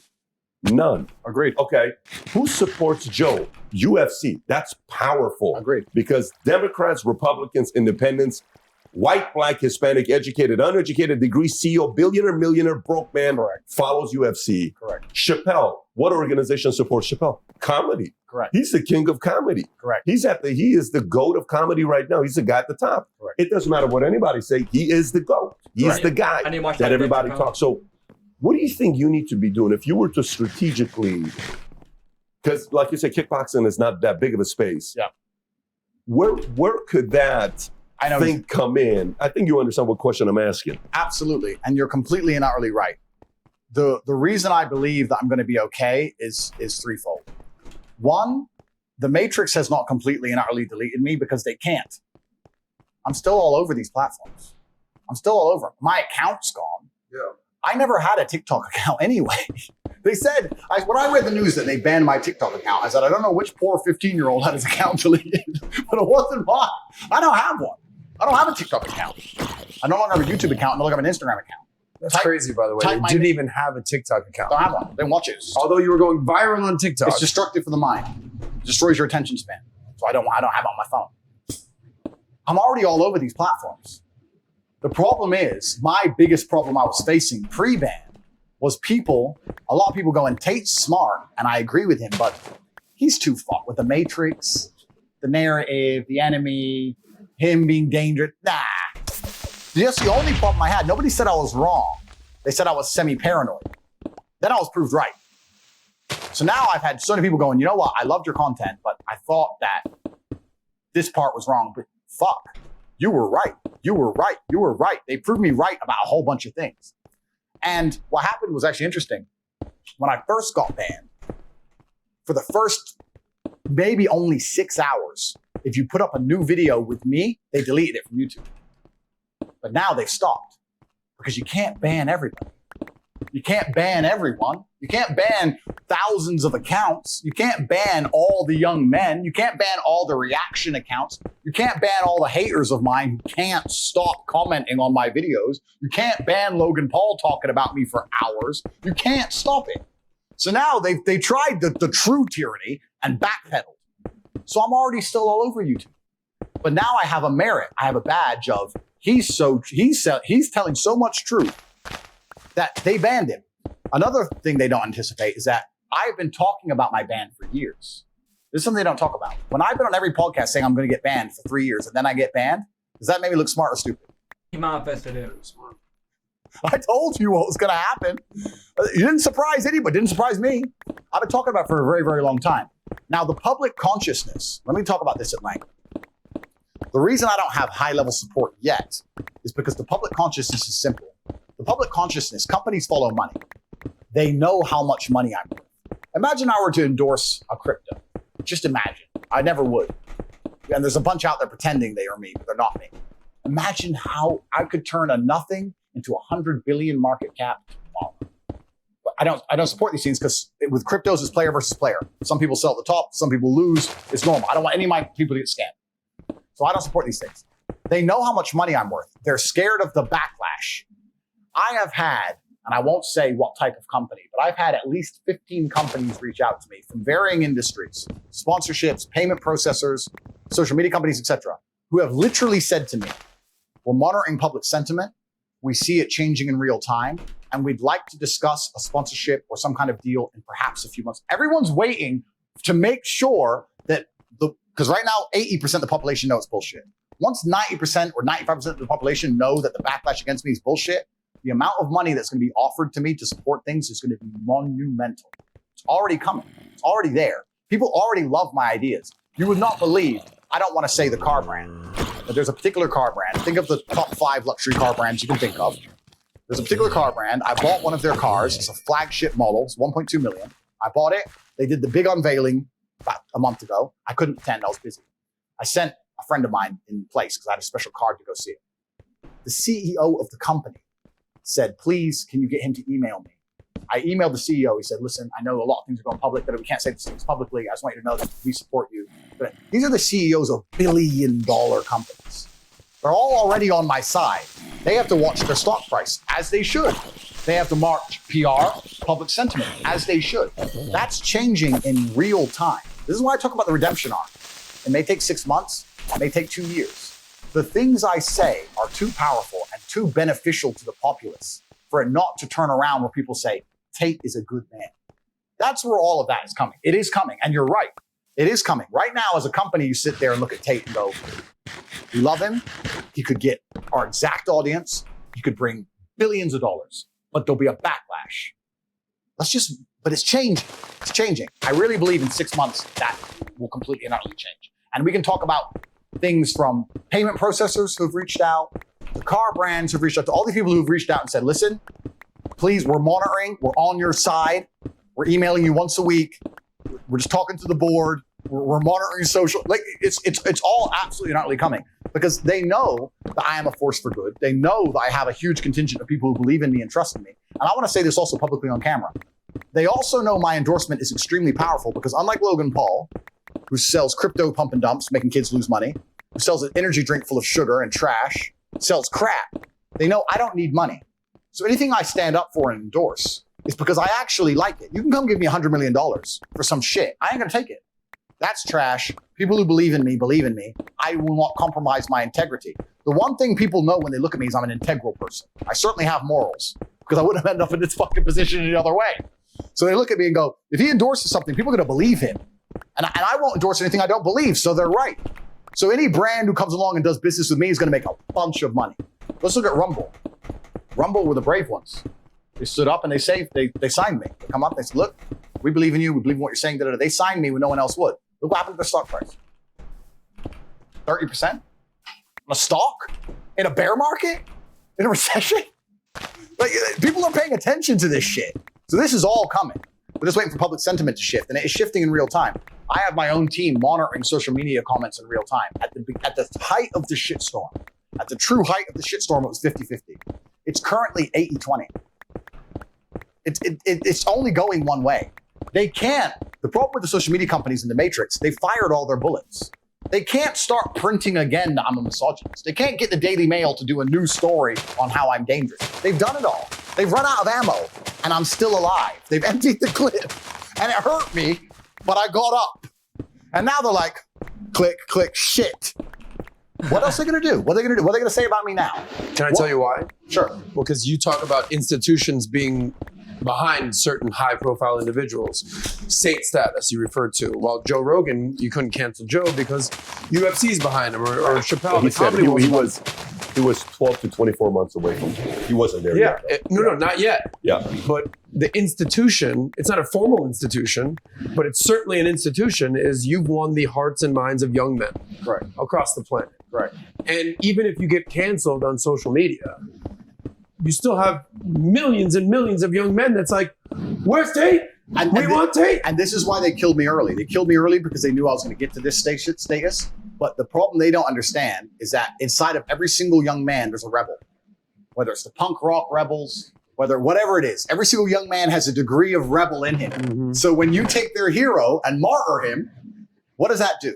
It solidifies the rebel status. You wouldn't believe, I've had 17-year-old kids from Slovenia email me trying to give me their life savings of $2,500. Anything to help you. The amount of money they're trying to, I don't need money. Thank you. These kids will do anything to keep me alive. Like it's true belief. It's true belief. That's why they tried to annihilate me. They thought we have to annihilate him now. He's going to get to a point where he can't be annihilated, but it didn't work. In fact, it re-solidified. Hell no. I had to find other platforms. Perhaps it slowed it down, whatever. But the hearts and minds are still there. There was a video that was on my Instagram of when I went to Slovenia. Slovenia. I've never been to Slovenia in my life. I turned up in the Chiron. I parked outside a hotel. I don't know if you guys seen it. There are 5,000 or 10,000 people outside the hotel screaming, top G, top G, top G. I'm in the room with these two chicks. And they're looking at me and looking at each other like, fuck. I was like, you're getting top G tonight. Like, I don't know. Top G, top G. They were standing there for hours. We had to call the police. They're like, it's a different level of movement. And that's what they're scared of. And I also want to say this publicly to them because I believe they are watching. I'm not the enemy to the systematic powers. I'm actually very intelligent. When you were saying earlier about Logan knowing his place, I'm not here to try and become king of Earth. I'm not here to get suicided. I'm not here to do any of that. But I do have a huge contingent of young men who believe in me. And I do understand that the things I'm teaching them are good for them. And by extension, it will be good for society. I'm not trying to take over the world, right? I'm not trying to do that because I don't want to end up in a position where I'm against the people who run the world. I'm not stupid. But their attack has failed.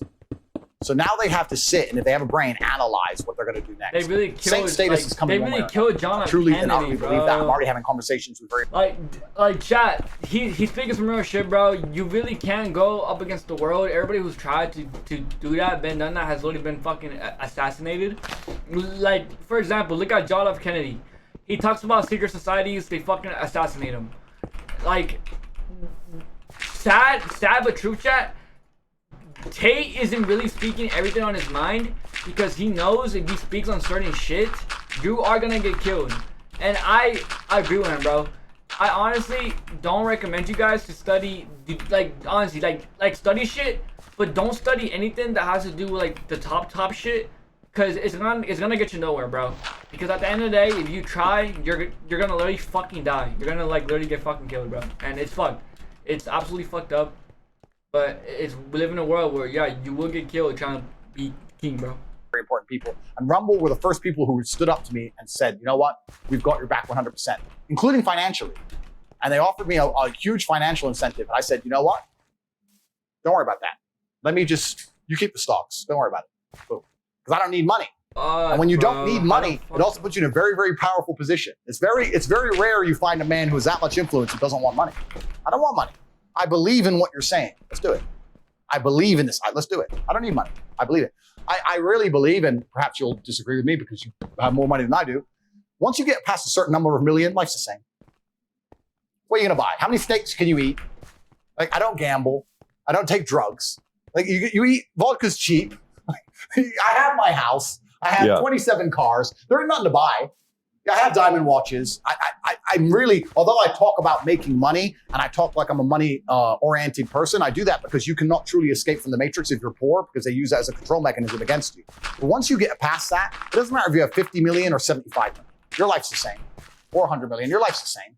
I don't need more money. It's not interesting to me. What's interesting to me is living a life that's true to God. I like being able to go to sleep at night knowing I'm happy with myself and who I am. I like knowing the things I say on podcasts are a good, genuine influence on the world. I like if something bad happens to me, which happens to everybody, I can go to sleep knowing that karma is going to reward me because I'm a positive influence. I don't need to sell my soul for money. This is the thing that Logan does not yet understand. He still thinks selling his soul's worth it. It's not worth it for money. I don't need money. It's not about money for me on any level. It never will be. So I do believe saint status is coming. You have a very, very powerful point. And also, this is why you have a level of power control I don't yet have, right? You have a certain status and power, you're right, that I don't yet have. But I do certainly not really believe it's coming just because of the feedback I've had. It's been absolutely monumental. On the day of my banning, I got 94,000 emails. 94,000 people took time out of their life to just email me support. It's insane. It's insane. They haven't tricked anybody. They've just proved me right. You know what's the crazy thing about, in America, my dad says, if they want to see you fall in America, they'll do it. America loves seeing a personality fall. But what they love even more than that is redemption. It's a very big infatuation Americans have with that. So you think about Tyson coming out, knocking everybody, boom, he loses to Buster Douglas. Oh my gosh, Buster Douglas is, and then now he's coming back up. They want to see the new Tyson. So there's a part of anybody that's going through the momentum, the highly, highly exponential momentum Tyson experience, your experience, it doesn't happen too often. Most people, they grow 12%, 24%, they grow. Very few go like this. Yours was exponential. But the part that's exciting, most people, you're not 55. You're not 45.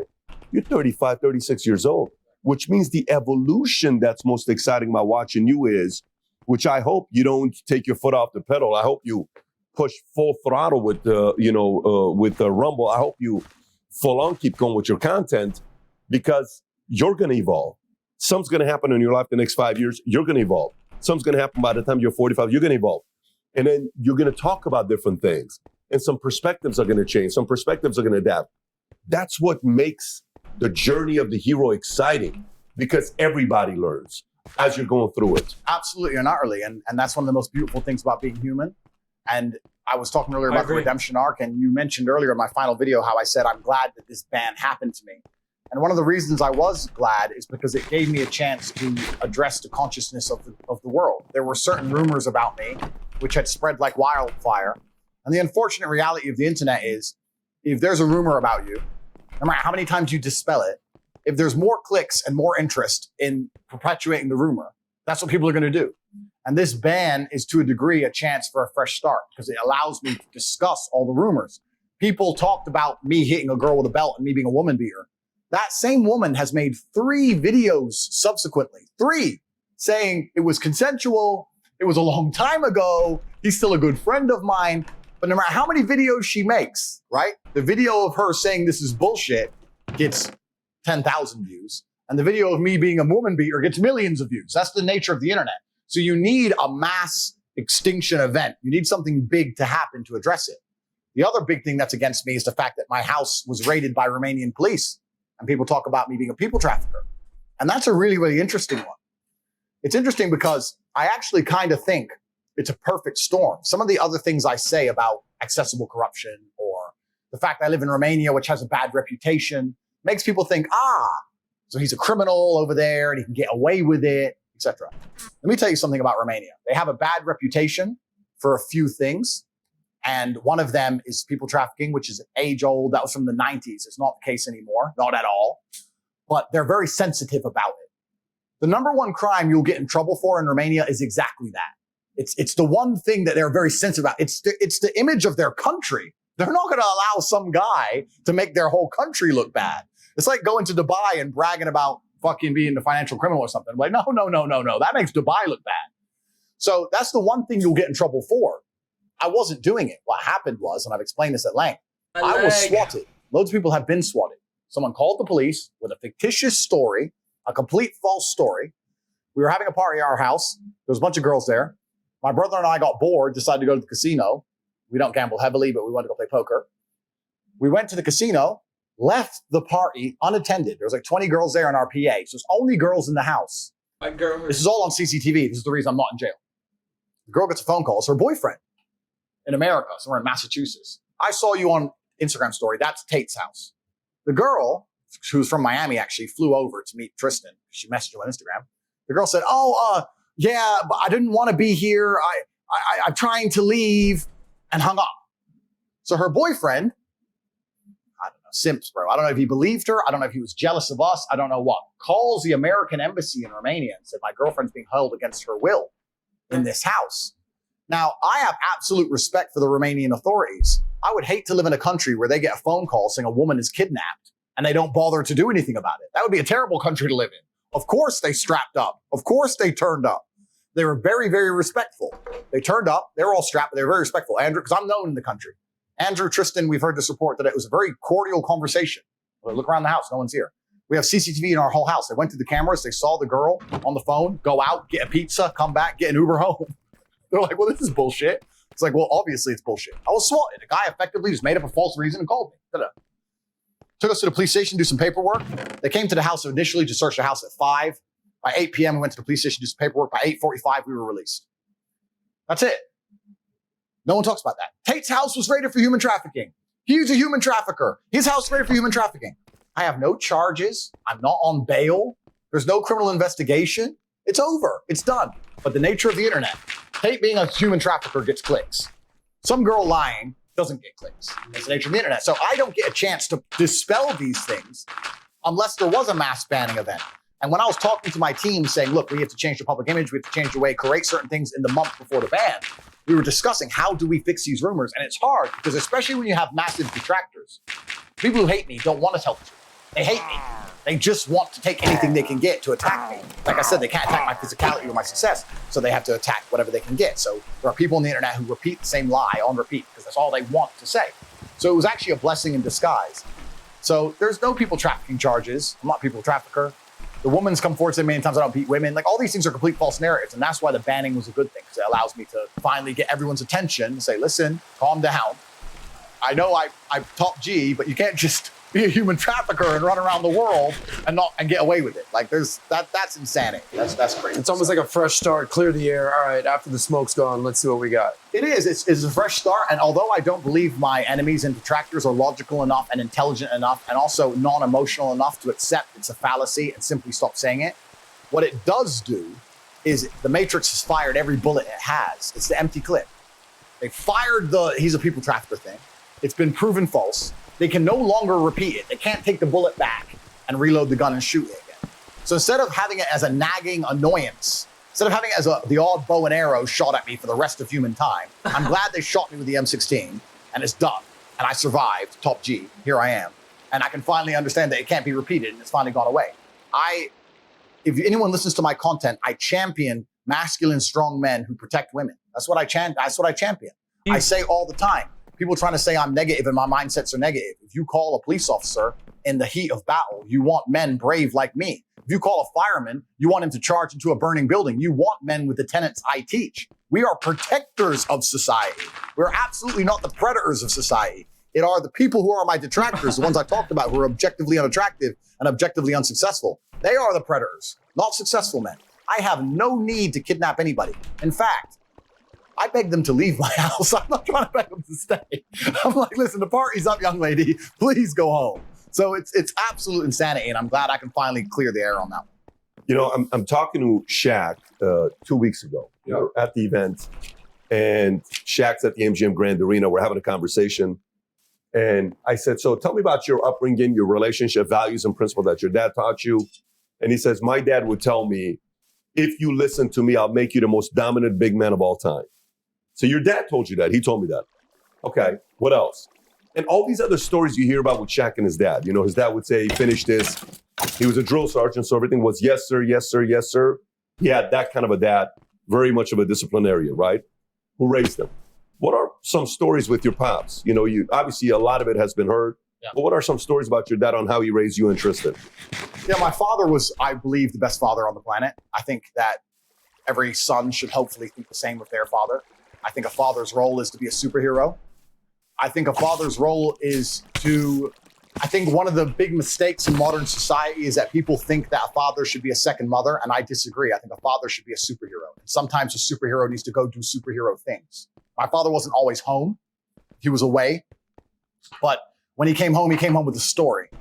And I think that the quality of his presence was more important than the quantity of his presence. He raised us with absolute duty to our last name. He made it very, very clear for a very long time that being a Tate means something and that you have to live an honorable life and a life that's true to God because of that. And also his expectations to us were exceptionally high because we were Tates. When I did something fantastic, when I became state chess champion at the age of 5, or when I did exceptionally well my SATs, he moved me up 2 grades, etc. I didn't come home and say, Dad, I did this, and then go, wow, good job. He was like, well, you're a Tate. Duh. Well, who are you competing against? I was like, well, the other kids in school. Who are they? Don't know. Exactly. You're a Tate, of course. So he always had this huge expectation of us and made it clear that the last name means something and we have to stay true to it. And I think that this is kind of something that's missing from modern society. When you have a duty to your bloodline and a duty to your ancestors, that is something which you carry with yourself away from cameras and away from the eyes of the outside world. So it's been something that's been massively beneficial to me. Even when I went through hard times in my life, I understood that being a Tate prevented me from doing anything that's detrimental to myself. Even basic things. We talked about, let's say, heartbreak. If I had my heart broken when I was young, instead of chasing a girl and embarrassing myself, I could sit in my room alone and think, I'm a Tate. I can't do that. I can't. It's not how Tates act. Love you very much. Goodbye. And I missed her with all my heart, but that was the game. Just let her go fuck someone else and just be heartbroken a while and get over it. Because I felt a duty to my last name. So what he did exceptionally well was instill duty to the bloodline and duty to the ancestors. We understood who my family were, understood where we came from, knew who my grandfather was, my great-grandfather was, etc. And he always had very, very high expectations of me. And it's often interesting. People say, you know, if you have too high expectations on kids, it's bad for them, da-da-da. I can only talk from my personal experience. The fact that such high expectations were held for me were a massive benefit to me. My father was a disciplinarian. He was also in the Air Force. If I fucked up, he hit me. He never beat me. He never abused me. But there was certainly a realm in which if I fucked up, I'd get slapped. Only happened twice maybe, ever. But I knew it was an option. Twice in my life, yeah. And I say this because I said this on Twitter when I had a Twitter account. Someone was saying that hitting kids is bad, and I said, yeah, I understand. You can't abuse kids. It's a fine line. I know it's a very nuanced, detailed argument, but in the real world, there are lines that if you cross, violence appears. If I get in your face as a man and start running my mouth, sooner or later it becomes physical. That's the real world. So, as an upbringing of a child, I think there should be lines that if they're crossed, violence appears. I don't see anything wrong with that. I was never abused in any way, but if I really fucked up, and both times now in hindsight, I fucked up massive. And I learned. And I was taught, oh shit, that's a line. Mm-hmm. And I think especially with young men, if there's never gonna be a physical line, what line is there? Especially with young rebellious men. I don't know. But maybe that shaped my mindset for a long time because I always understood there are lines that if you cross, things become physical. And I've always kept that in mind for how I conduct myself. I say this all the time. Once again, I said this in YouTube videos. I don't argue with people. If I get in a disagreement on the street, I don't argue. I don't, hey, bro, you parked. That's not who I am. I'm like, okay, bro, leave it. I leave it to the last second until I feel like there's no other choice, and then it's pure violence. I don't. Because I don't see the point in arguing. That's feminine to me, a verbal argument. Like, I try my very best to de-escalate because you never know who you're fucking with, and you never know if they want to go to jail. But there's a line, and it gets to that line where that's the only possible repercussion. That's all that can happen. And I try very hard to stay away from that line, but I've always been very aware that line is there. And that served me very, very well in my life. The morgue and the prison, both of them are full of egos. And because I know I can handle myself, I'm the number one guy to talk down a fight. But once I realize that talking ain't gonna work, I'm the complete opposite. And I think that was taught by my father. Wow. That's how I was taught, you know? And Have you seen him fight? Did you ever see him fight? so my father, I have a saying, which is my most famous saying that I say. I said at the end of the final video. My unmatched perspicacity coupled with sheer indefatigability makes me a feared opponent in any realm of human endeavor. Oh And my gosh. the people watching it, That-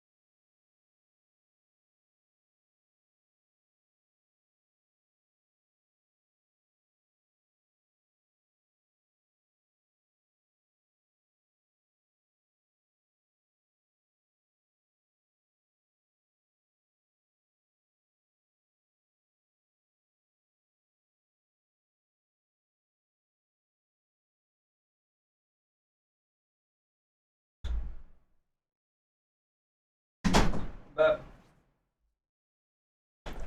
alright, chat. I got some rice now, so we can watch this shit for sure.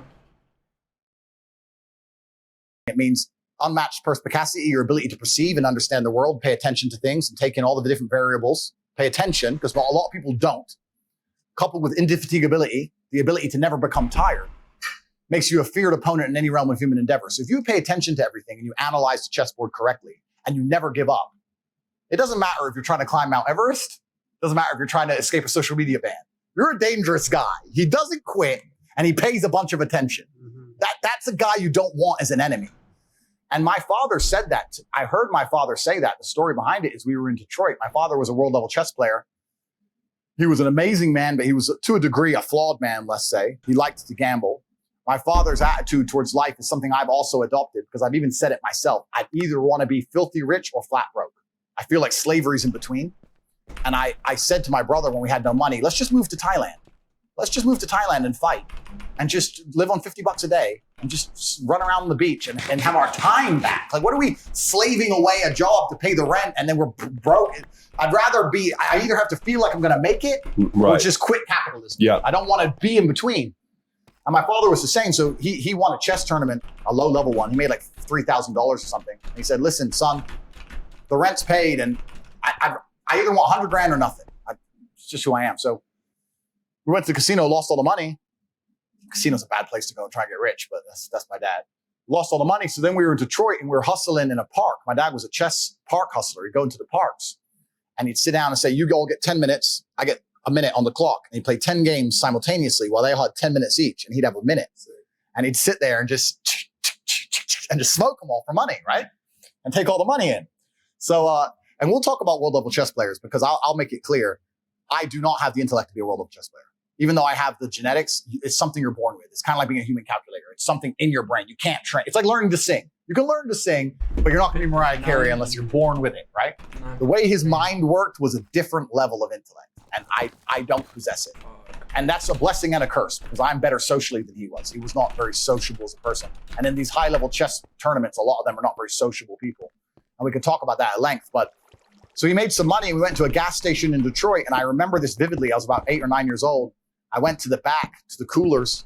I opened to get a drink and I heard all this noise. And when I turned around, my dad was fighting 3 men. And I don't know how the fight started. I don't know where it came from. He had one of them up against the door and he had him up like this and he was biting his face. And the other 2 are punching my dad in the back of the head. And I'm a kid. And I just stood there like, the fuck? And the Korean guy behind is shouting, stop, stop, stop, stop. And I'm standing there. And I didn't know what to do. So I kind of went to walk over. And although my dad was getting punched, and although he was biting this guy, I remember him turning to me and saying, stay there. And went back to biting the guy. I don't know the fuck. To this day, I don't know how the fight started. Korean guy came around the back, kind of got in the middle. The guys went out. They threatened to kill him. We're going to fucking kill you like gangbangers. We're going to fucking kill you. We're gonna fucking kill you. My dad had blood all over his face, some from the guy, some from him. His eye was black. His eye socket got fractured. His eye was closed. His bumps all back to head to that. So we stood there and the Korean guy started panicking, saying, my store damaged, my store, wait, police, wait, police, wait, police. And I think my dad was a bit disorientated. He never went down, but I could tell he was a bit dizzy. So my dad stood there and he stood like this, like in like military position, stood in the corner of the place and we waited for the police officer to come. And the police officer came and started doing reports, asked what happened, start talking to reports, etc. And the police officer said to my dad, so you fought these 3 guys. He goes, okay, well, what's your job? My dad said, I'm a chess player. And the police officer said, well, maybe you should have been something else. And my dad said, my unmatched perspicacity, coupled with sheer indefatigability, makes me a feared opponent in any realm of human endeavor. I remember him saying that was his answer to the police officer. And the police officer was like, yeah, how do you spell perspicacity? Okay, bro. Unfatigability. He wrote it down. Yeah. And that was a saying that my dad started using then on after, and I adopted. So that's the only time I ever saw him fight. And he didn't win. I mean, the guy got fucked up, but he didn't go down. I mean, he dealt with all 3 of them, and they left in the end. So that's the only time I ever. Did you see rage in him? Like, did you know he had the rage, or no? His personality was a different personality. No, my father certainly not really had rage. My father was a super unique individual. It's hard for me to even explain. You have to imagine a big black guy, big physically dominating, dangerous guy, who's a chess genius, but also he was extremely condescending, but I understand why he was the way he was. When you're wired like he is, everyone is a moron. And when I say he had photographic memory, everyone goes, oh, I know someone's photographic memory. No, you don't. I'm talking about, what's your phone number? Cool. 6 years later, just on a payphone. Like, it's like, how the fuck? Just everything you told him, he remembered. Everything. And that becomes a detriment, because if you remember and you pay attention, if you remember every number plate of every car around you, then you're in a car with the guy and he's like, last Thursday, that car was beside us. Dad, was it? I don't know. Of course you don't know. You don't know, but I do know. That car was beside us next Thursday. Do you believe in coincidences? Like, well, maybe it is a coincidence. Maybe it is. Maybe it isn't. And then you can't argue with him because you don't know if he's like, well, you're not smart enough to remember all the number plates, son. So you just leave this to fucking me. And then you turn off the road because this dude might be following you. And I'm not saying he was paranoid. I'm saying the world he lived in was a scary world, if that makes sense. Because he remembered everything all the time. And it also means you can't really function in society because you can't have a job. You can't listen to anybody. You can't socialize with anybody because everyone's a fucking moron. So he had a huge, my father got diagnosed with narcissistic personality disorder. And I do believe he had it, and people say I have it, but I don't. When you have true narcissistic personality disorder, you truly believe you're almost invincible. Does that make sense? Like, guns were pulled on him and you go, you think that's going to kill me? Shoot me. Shoot me. And he get furious. Like, how dare you believe a weapon can kill him? He was fucking enraged. Like, that's who he was. So yeah, he was a super interesting guy to grow up around, because it's weird to be around a dude who's so big and so strong and also so smart, and you have to just accept second place all the time. And then you're arguing about number plates on some fucking Corolla from Thursday, and it's like. So how did you process that? Was it I'm always going to be in this shadow, or was it I want to make him proud? Was it I still have his genes? Was it we're destined to do something big? Like what? Because in most instances like that, it's more like, yeah, I'm just going to be his son. Yeah. Versus to come and create your own identity with that kind of a shadow. Yeah. That's not easy to do. Completely. And he made it very, very clear. My father was also quite a morbid man. I think because of his life, even in his last years, he spoke all the time about, he had conversations which were, you'd be sitting at the table and he said, are you prepared for my death? And you'd just be like, well, is that a will and testament? What are you talking about? Like, are you prepared? Like, he'd talk about dying. He'd talk about me being the oldest son. He'd talk about me having to carry the torch. He talked about this stuff a lot. How soon did he start doing that? At what age? When I was young, 19, 20. Got it. Quite young. So he died October 17, 2015. Correct. So you're saying 19, so that would be your 35, 25, so 16 years ago, yeah. 2006. Yeah. So 10 years before he passed away, he's talking to you that way. He's talking about death. He's talking about what that's going to mean. He's talking about how I have to carry the family torch. He's talking about my responsibilities and duties. He's talking about the fact that I need to evolve and be a better version of him. He talked about these things a lot. Now, he also used to, till the day I was an adult, he still had a superior complex over me, and I respect it. My dad used to say things like, oh, you're champion now.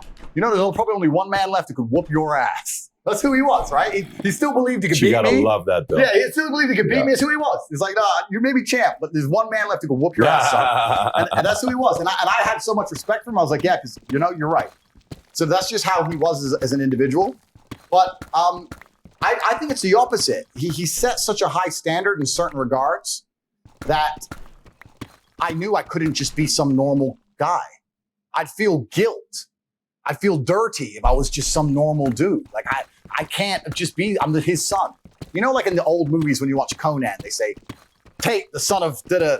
I was always the son of Emery Tate, even at the chess tournaments. It's the son of Tate, the son of. The expectation was there. And instead of it preventing me from creating my own identity, I was actually the opposite. It's like, okay, I have to be fantastic. And I was cerebral enough. I said to my dad, look, I can't be as good at chess as you can. I don't think I can do this.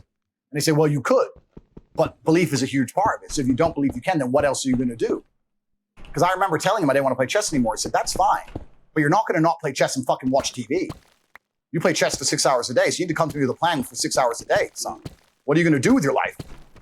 And I chose fighting because I said, listen, chess is one-on-one competition without luck, without a team, no ball, no wind to blow the ball on the net. What if I fight? I said, okay, I respect that. You can be a fighter.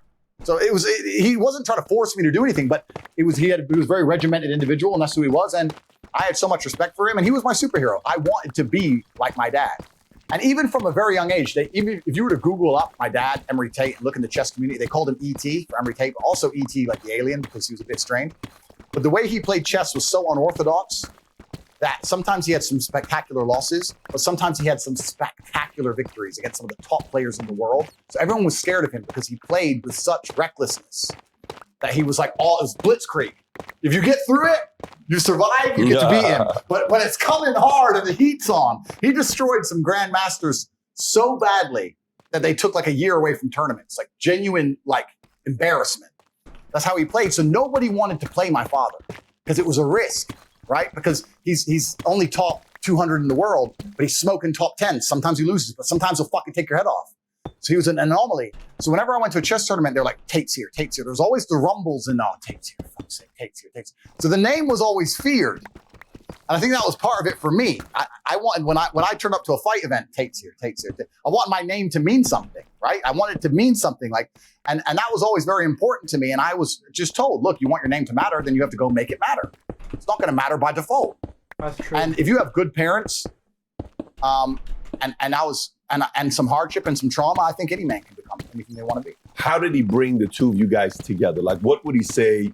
It's three of you. It's you, your brother, and your sister. Yeah. What would he say to keep you guys together? Was it, hey, you guys can never backstab each other. You guys can never do, like when the whole example he given with Logan and Jake, to you, that doesn't make any sense. Correct. What did he say to unify the two of you guys or the three of you guys? Yeah, so that's a really good question. He was very, very focused on my brother and I's relationship and making sure we're close. And he just made it clear that as you excel in life, you're going to have a lot of enemies. And if you can't rely on your brother, you can't rely on anybody. And even when we were kids and we would argue, I remember one time we were arguing over Lego. Dumb shit. And we were in the dining room and we're arguing over Lego. And my brother ran in there and said, Andrew stole the Legos, da da da. And he said, I don't have time for this bullshit arguing over fucking Legos. And my brother was crying because we'd had a little fight and I'd hit him or whatever. And he put us in the dining room. He said, you're both staying in this room in fucking silence for 2 hours straight. If I hear a noise, I'm starting the timer. So sit here. And we're both scared of getting hit from him, right? So we're like, shit. So we sit there. And we're sitting there looking at each other, two 10 and 8-year-olds, crying, angry at each other. And as soon as one of us would like move on the seat, he'd say, I'm starting it again. And after 2 hours of sitting in perfect silence, it got to the point where me and Tristan learned, just don't argue around Dad because you're going to end up just sitting in silence, staring at each other in the face, just sitting there. So we just didn't argue around Dad anymore. And then by extension, Mom was like, I'll tell your dad. So it was like, oh shit. And then we just stopped arguing completely. Me and my brother have not had a serious argument in years. Gotta love it. Well, if we disagree, wow. We'll like, okay, we disagree, it'll be 5 minutes, 10 minutes. Sure. But we'll never ever argue. We share everything. We live in the same house. All the cars we share, bank accounts, like, besides women in underwear, you name it. We share absolutely everything from head to toe. We never, ever, ever argue. And another key to that relationship is Tristan accepting I'm the older brother. That is a big key to it. Tristan will accept. Older or alpha? There's a difference. It is a difference. But I also think if we ever do truly contest, he will say, okay, well, it's 50-50. And I might pull out this card once a year, if that. But you're the older brother. So there still is that older brother Meaning thing. he knows you're the alpha. I think so. Yeah, I think he knows, well, you're the big brother. You're the older one, so thing. So if we're ever 50-50 on a call, I'm the older brother. So that's it. But I also, unlike a social media company, know when to use my power. I also know when to concede, when to say, you know what, okay, you know more about this, or you know more about that, or you care about this more than I care. I don't give a shit. Whatever. But very rarely I can pull that card. But he was very, very interested in creating that relationship and making it very, very clear to us that as my father lived in a combative world where he was surrounded by enemies in his mind. Whether it's a Corolla with a license plate, whether it's people trying to kill him, whether whatever, the KGB agent at the chess tournament who threatened him in Russian. My father was fluent in Russian. He always had enemies, and he was actually attacked and very badly hurt in Budapest in 1998. He played in a chess tournament. He beat a Russian grandmaster, and then he was jumped and beaten in the subway, had to be hospitalized, and nearly killed him in a subway in Budapest in 1998. He believed it was a hit from the KGB, but the guy was an ex-KGB guy. I personally think you just beat an ex-KGB guy and pissed him off. Wrong place, wrong time. Eastern Europe was different in the 90s. They hurt him bad. So he lived in a very combative world, and in his world, it was, Andrew, they're going to come for you. You're a Tate. They're going to come for you like they came for me. And if you haven't got Tristan, you haven't got anybody. And he always taught us. Combative or paranoid? And that's the thing. You're paranoid until you're right. You can be paranoid for 20 long years. and then it goes down. So it's hard to once again say. It's also, again, like when I talk about my father, we talk about, let's say, the number plate things. Was this person following them? No. But that's his world. Your mind is your world. If in your world, we talked about believing in things that give and giving it power. If you believe you're being followed, you're effectively being followed. Like, what's the difference, right? So he was paranoid, but he was reacting to the reality he lived. He was manifesting and that's who he was. And he had enough unfortunate incidents involving pure violence to know that the world can get violent quickly. And this is the difference between fighting and violence. We talk about this all the time. People say, oh, Tate, but you're a fighter. And I say, listen, I grew up in a world of violence. And even to this day, I know some very, very violent people. And there's a massive difference between fighting and violence. I've seen genuine violence, and it's an ugly thing. Like, I'm a fighter, right? But if I had a real beef with someone, let's say they killed a member of my family, I wouldn't be trying to fight that man. I'd be aiming to be violent. An SUV on a pavement is violent. 10 dudes with a machete is violent. Like, violence is violence is when you don't allow any chance of victory for the opponent. Violence is there's no competition involved. Violence is just pure attack. And my father's been subject to that, and he survived it. But he's seen how it works, and he's just made it very clear. Andrew and Tristan, your best hope is together. You can't do it apart. You can't do it separate. And this is also, I think, a lot of our mentality, even to simple things like girlfriends. Because a lot of brothers, they get different girlfriends, and they move in with their different girlfriends, and their girlfriend doesn't want them to hang around with their brother because they're too busy having fun getting girls, and all this kind of shit. And to a degree, your relationship with females can attack your power dynamic of your brothers. Me and my brother never allowed that. If I sat with a girl and she said, oh, your brothers, I don't like your brother. I said, listen, you better learn. You can learn, or you can leave his house. This is your house. This is our house. You can choose. You like the Tate brother. You like me, obviously romantically, but you like him. He's your best friend. Or you can leave this house. And some girls have left. That's fine. But we've always allowed nothing to get in between us.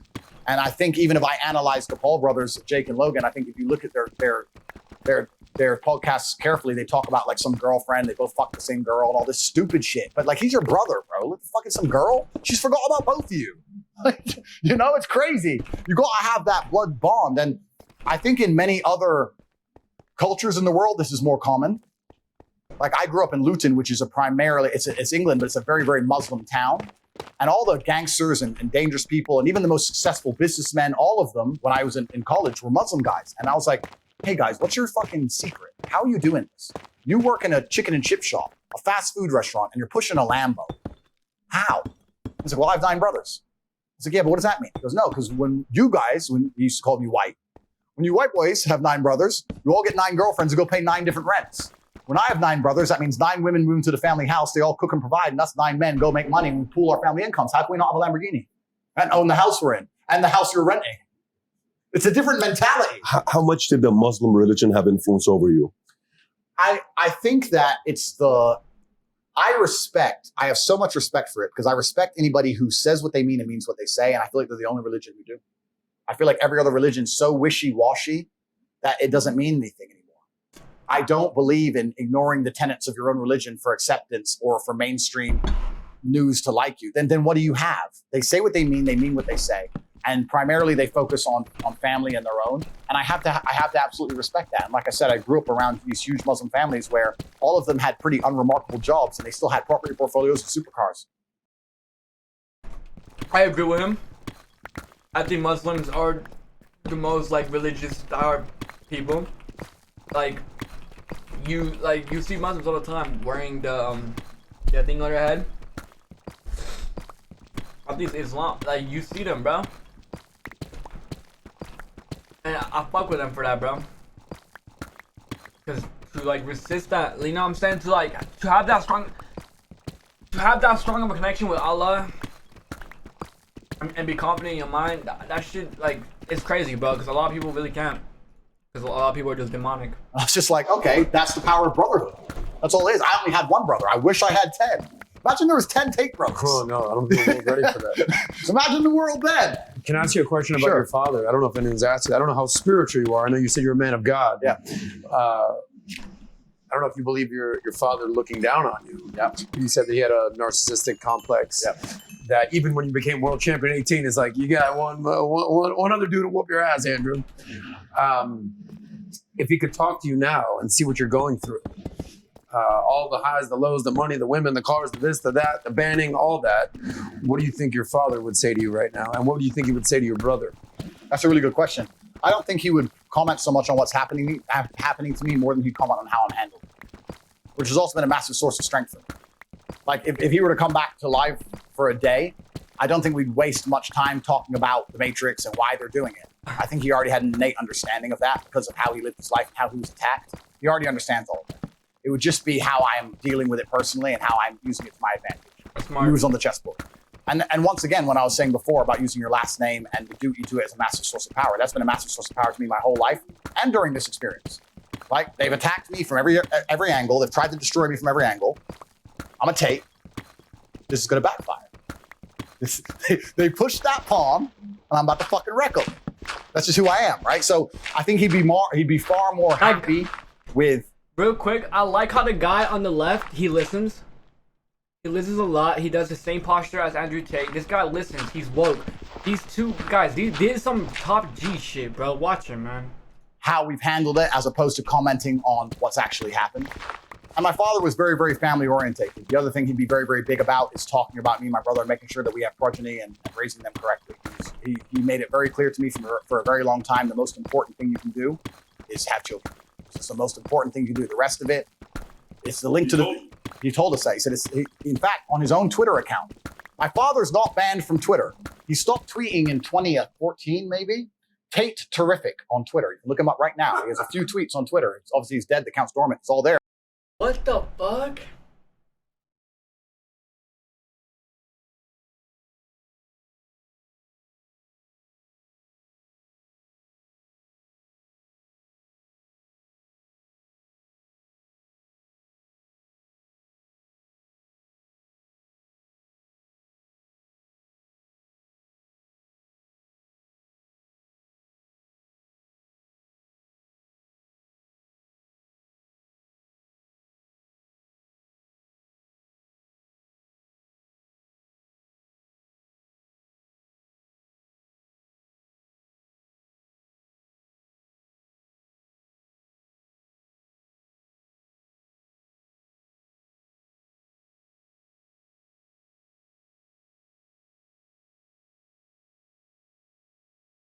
Damn.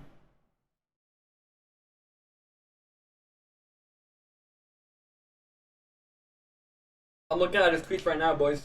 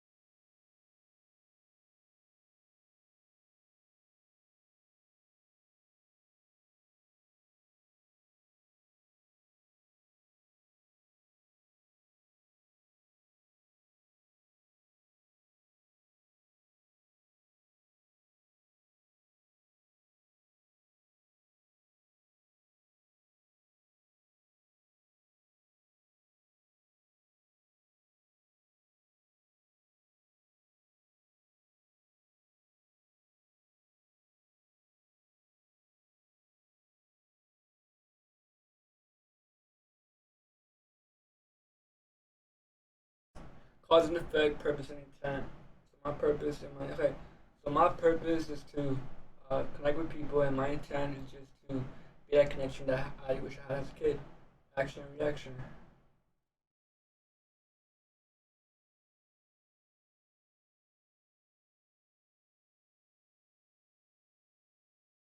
I'm gonna screenshot this shit, bro. This shit's amazing, bro.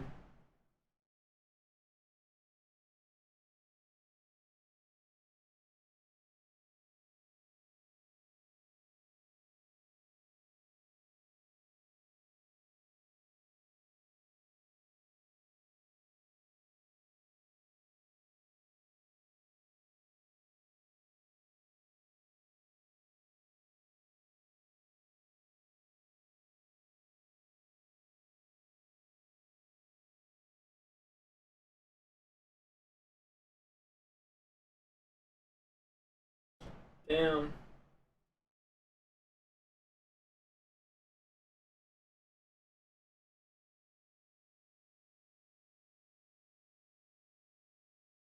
Damn, Chad.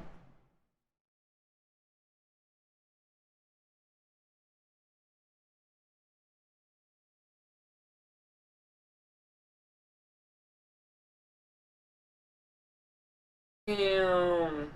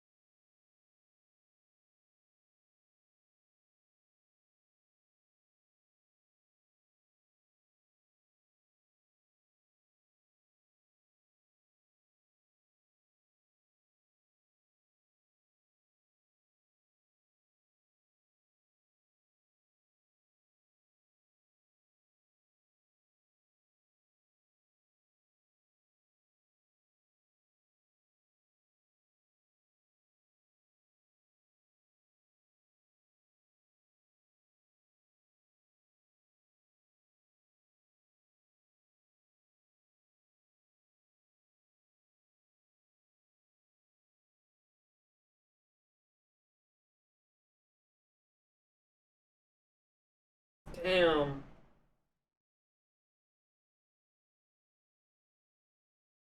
Dude, why is Tate H3 terrific, and so one of his like, tweets is, fuck, dude. love is my link to the future. I have 3 kids. If I could live forever, I would deny it. The better versions of myself already walk here. That's what he said. He said that before he died. So he has all his tweets, and still to this day, sometimes I'll go back and read some of his tweets, and it gives me inspiration. I'll give you another one. He said, I read only a few days ago because I read through his Twitter account sometimes. He said, I allow manipulation to see where my enemy wants me to go. Then I use my mind to break the trap and punish all perpetrators.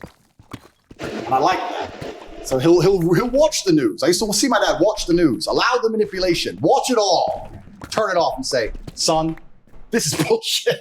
And he'd sit there and dissect it all from head to toe. So he'd allow manipulation. He wouldn't deny it. He wouldn't say, no, don't come at me with bullshit. He'd say, oh, you have a bullshit story. Come tell me your bullshit story. Come tell me. He would say, don't watch the news, it's all He'd say, bullshit. no, tell me. Embrace it, And then he'd watch use it, his and then- mind to break the trap and punish the perpetrator. So he was very understanding of this, and a lot of his tweets are good for these kind of things. He was saying, allow them to attempt to manipulate you. It's no problem. Another thing he says, one of the things I said earlier in this podcast was his. You must analyze every firmly held belief you have, realize where it came from, who gave it to you, and if they have your best interests at heart, resist the slave mind. He said all this stuff, so I'll tweet it out. So yeah, he's still alive to a degree, you know. So whether he's watching or not, on one of my Instagram posts, which got deleted, there was a Povetkin, the boxer.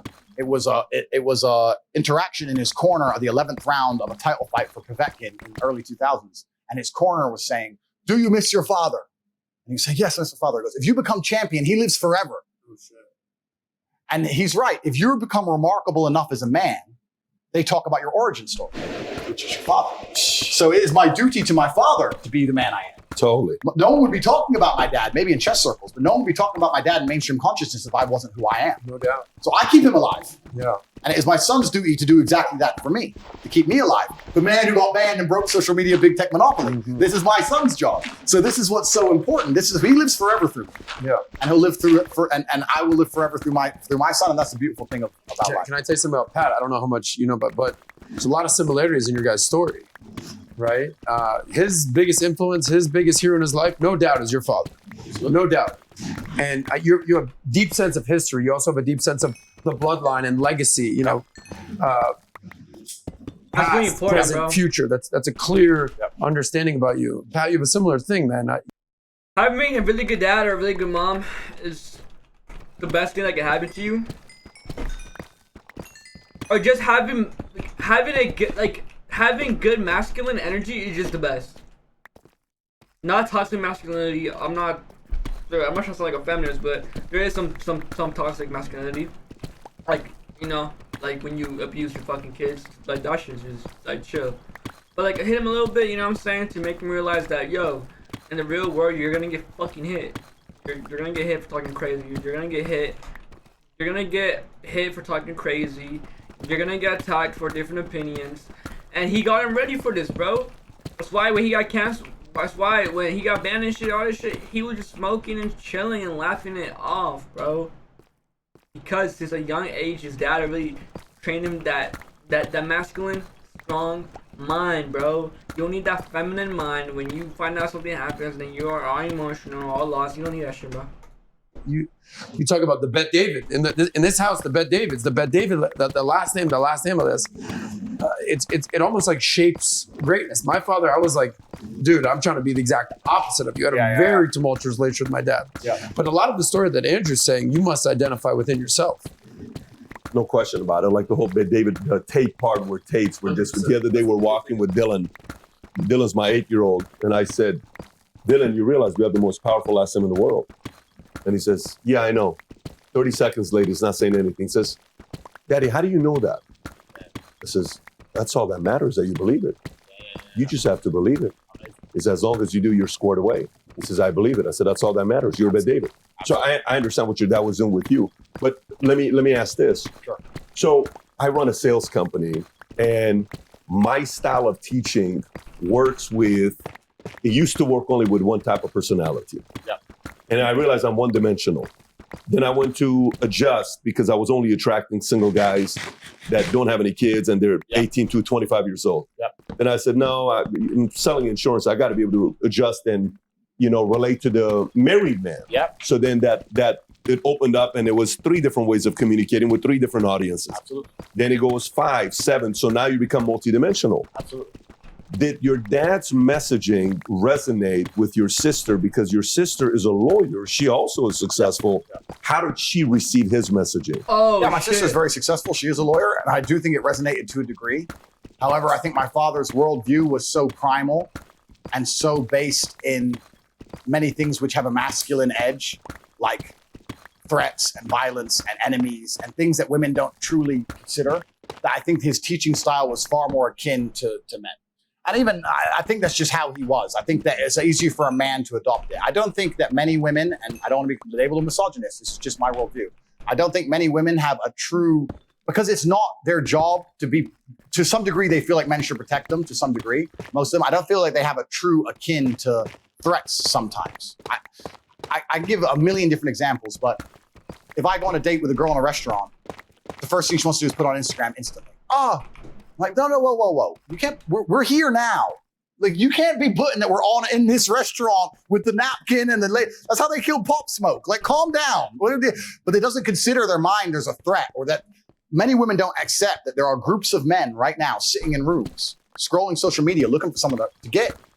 Looking for someone to get. They're just sitting, 10 brothers from fuck knows where, sitting there just going, that was 10 minutes ago, this tag. Oh, Mr. Bugatti. Yeah, Tate's in Miami at the club right now. It's real. It doesn't really cross female consciousness sometimes. And I understand why, because I think if a woman knew how dangerous the world is, she wouldn't leave the house. So it's easier just to not look at that world. But the way my dad taught and the things he said, it resonated with me and my brother more than it would resonate with my sister. My sister's still very, very successful in her own way, and she's married now, and she's a kid, et cetera, and she has her own man, et cetera. But also, I think when a woman gets married, she takes influence from the man she marries. Lots of different things. But my biggest male influence was my father, always will be. There'll be no one else. But you agree your sister should take the influence from her husband. Completely. That's the man she wants to be. And she wants her son to replicate the man she's had a kid with. Then yeah, she absolutely should take his influence. I completely respect that and understand it. But my biggest male influence in my life will always be my father. It can never be replicated or replaced, whereas hers possibly could. Tristan's your best friend, brother, business partner, the whole thing. Everything. What would you describe your sister as? My sister's your sister? Yeah, my sister's my sister, yeah. And I wish her the absolute best. I have nothing bad to say about her. I wish her the absolute best. But the bond me and my brother have, I don't want to say this in any kind of negative way. I don't feel like I couldn't live with my sister full time. Like in a same house talking about, like, it just wouldn't be, it'd be weird. I don't know why. I always think there's going to be some degree of disconnect just because of the gender. If someone hurt her, I'd be the first person to be there and help her, of course. But she belongs to her man now. They're married. They're happy. They're in love. They have a child. Mm-hmm. And she has a degree of separate life. Whereas me and my brother's lives will always be interconnected to the end. How do you get along with her husband? He's a good guy. Yeah, he's a really nice guy. Yeah, he has nothing bad to say about me, funnily enough. doesn't want smoke. Nah, he's all right. He's all right. We don't want him to end up like Tony. Yeah. What'd you say? But you know what it is, though? The whole point is, one, the person has to want to receive the message.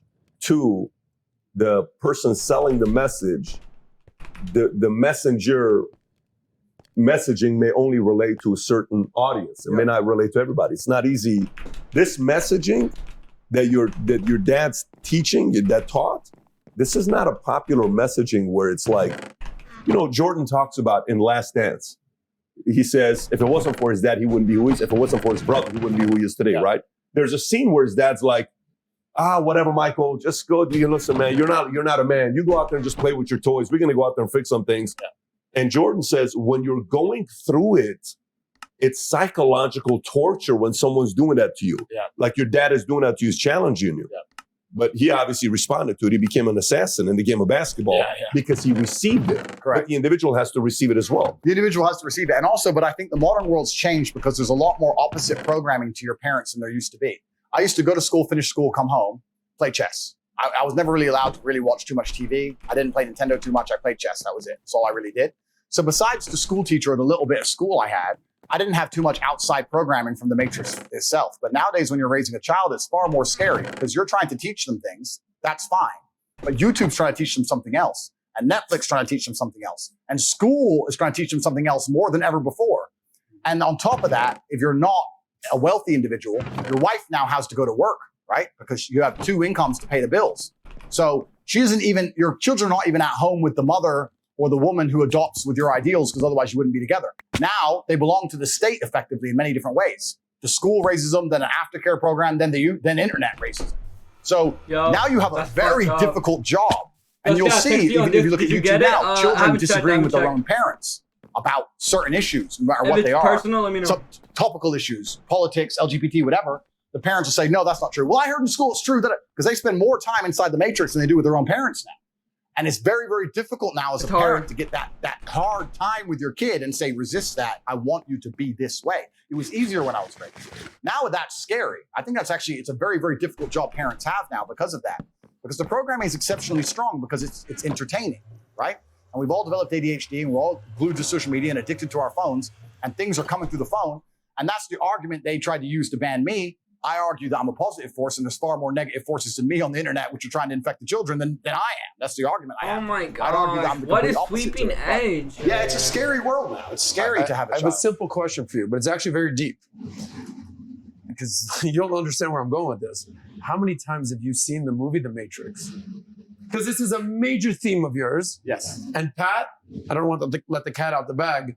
You just saw it for the first time 2 on the days flight ago. here. 2 days ago. Yeah. Okay? So how many times have you seen The Matrix?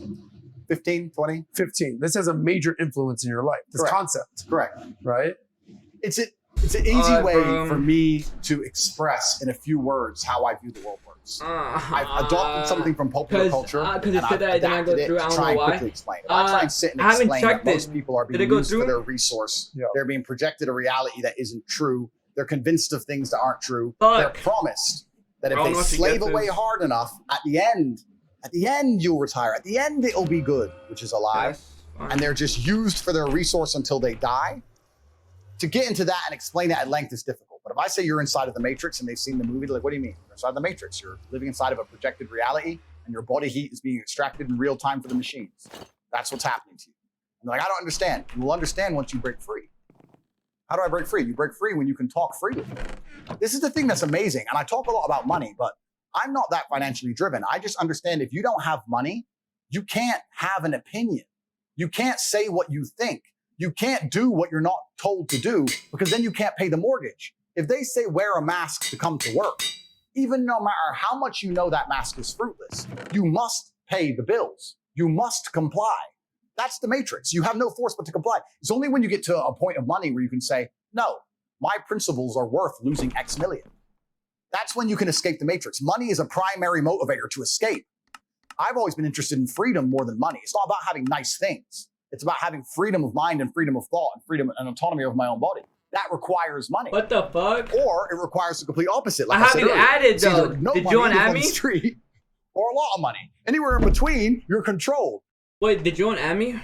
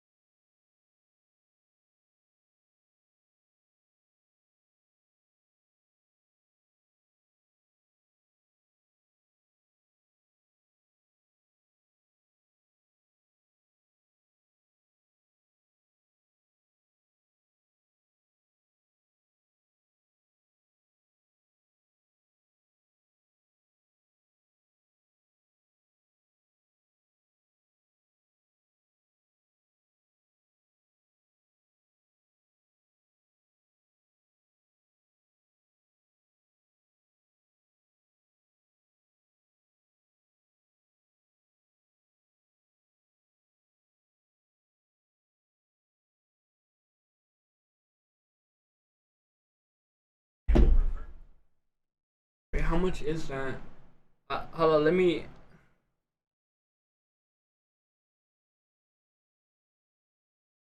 Let me. I swear I added you back, but let me add you back there. Aren't you clueless?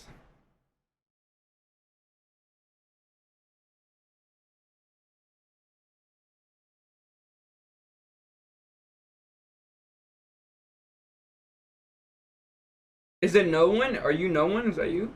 Yeah. I got you. But if you ain't got shit and you're on the beach, wear a mask, get fucked. Get fucked. We're here to take my house, I ain't got one. No. So when did Give you me a fine, Sure. go on then. Like, I ain't got any money. Like, so that's the only way you escape. You escape through extreme poverty or escape through wealth. And I was prepared to take either route. I was prepared to take either one. I want to go to that topic, but I want to finish up the family thing, and then we'll go there because that's a big part of. Look, there's a lot of interesting people to psychoanalyze. Yeah. I'm sure you've sat with a lot of people that try to psychoanalyze you and go through it. Yeah. A lot of them. Most important person I psychoanalyze is myself all the time. Absolutely. One time I sat down, I had a list of 83 questions that was given to me, and one of the questions was, "Who annoys you the most? Why? Myself. Who do you get along with the most? Why?" It's gonna be myself. It's gonna be myself, or it's gonna be somebody in the family. But honestly, if you say yourself, that'll be the best, bro. If Andrew says myself, it's gonna really open the mind to a lot of young people to make them realize, like, yo, you only have yourself, bro. Obviously, in some situations you have siblings and shit, but in most cases, bro, you really have yourself, bro. I know we live in a fucked up world. Like, Andrew and his brother had a good relationship, but bro, these siblings out here, bro, they be wilding, bro. They really be like stabbing each other in the back and all types of shit, bro. Like, it's fucked up, bro. Like how, like the Jake and Logan thing. Like, it's crazy that they wanted to fuck the same girl, bro. Like, first of all, that's some white people shit, bro. Like, come on now, bro. You ain't gonna hear. I mean, nah, I'm gonna cap. Black folks, I don't know. Nah, I'm gonna say that. Black folks don't be doing that. Or from the ones that I hang out with, my black folks never fucked my girl, and I never fucked their girl. Like, their girl, but like, if it's like a thought, you know what I'm saying, then yeah, we pass that bitch around, but other than that, nah, bro. Who do you not get along the most? Why? And then I'm at the beach, I'm going through this question, I'm like, holy shit. Then you notice a trend. Like, no wonder I don't get along with people like this. Because you remind me of this. Yeah. No wonder I get along with you because you bring a certain level of safety. Yeah. No wonder I'm okay in these types of chaotic situations because I feel peaceful in chaotic situations. No wonder I'm scared shitless and paranoid when things are too peaceful because I've not lived in this kind of a situation. Yeah. So then you're like, okay, now I understand who you are, guy. Now let me live with you. It's kind of like you're, living with yourself. So influence of that over you. I told you, chat. What positive or negative influence? You talk about your dad. You said women, what was it? Booze, gambling, right? You talk about that. We also talk about the positive influence of dad. What positive or negative influence did mom have over you? Yeah, so my mother was fantastic. She was an amazing mother. You need to come up with some more rewards and challenges for real though? My mother was very much. Give me some ideas. Give me some ideas. Which was a good thing. They used to have arguments, etc. And I think I learned a lot of my lessons, I guess, on male-female dynamics to a degree from my childhood. Like, I remember one time my father was away at a chess tournament for a month and a half. He was away for a really long time. He was at a chess tournament, playing chess all over the country. Came back after a month and a half. Within 45 minutes, him and my mom are arguing. I think she found something in his pocket, a phone number, so I don't know what it was. Started arguing. He just walked in the house. They started arguing, and he came down to me and said, son, give me a hug. Gave him a hug. He goes, all right, see you in a few weeks. He's like, where are you going? He goes, when you're older, you'll understand. Your mother won't shut up. Walked out the door. I didn't see him again for 2 weeks. That's who he was. Like, I come home. Oh, you want to fuck this? Fine. That's how he was as a man, right? So I learned, I'm not saying that I'm that way, but this is my childhood, right? I saw it. But my mother was quite subservient to my father. My father was certainly a disciplinarian. He was certainly the man who's in charge of the house. My mother did her job fantastically. She taught us how to read. She fed us very well. She made sure we ate good. Like meme things, like a gun shoot thing. Like, basic tenet what the was, fuck? Your mother is in charge of keeping you alive. Food, go to bed on time, eat good, go to school. She's in charge of keeping you alive. But I'm in charge of teaching you how to be a man and conquer the world. So we have different roles. So she's going to keep you alive. I'm going to turn. Okay. like I know he's a man, so he's thinking like as a man, but generally to any fucking child, it should be the woman nurturing, and it should be the man protecting. But also the man, I don't know. If you're a girl, then obviously you're gonna, I don't know, because some girls are really connected with their dad, like really connected. So I can't really speak for that. But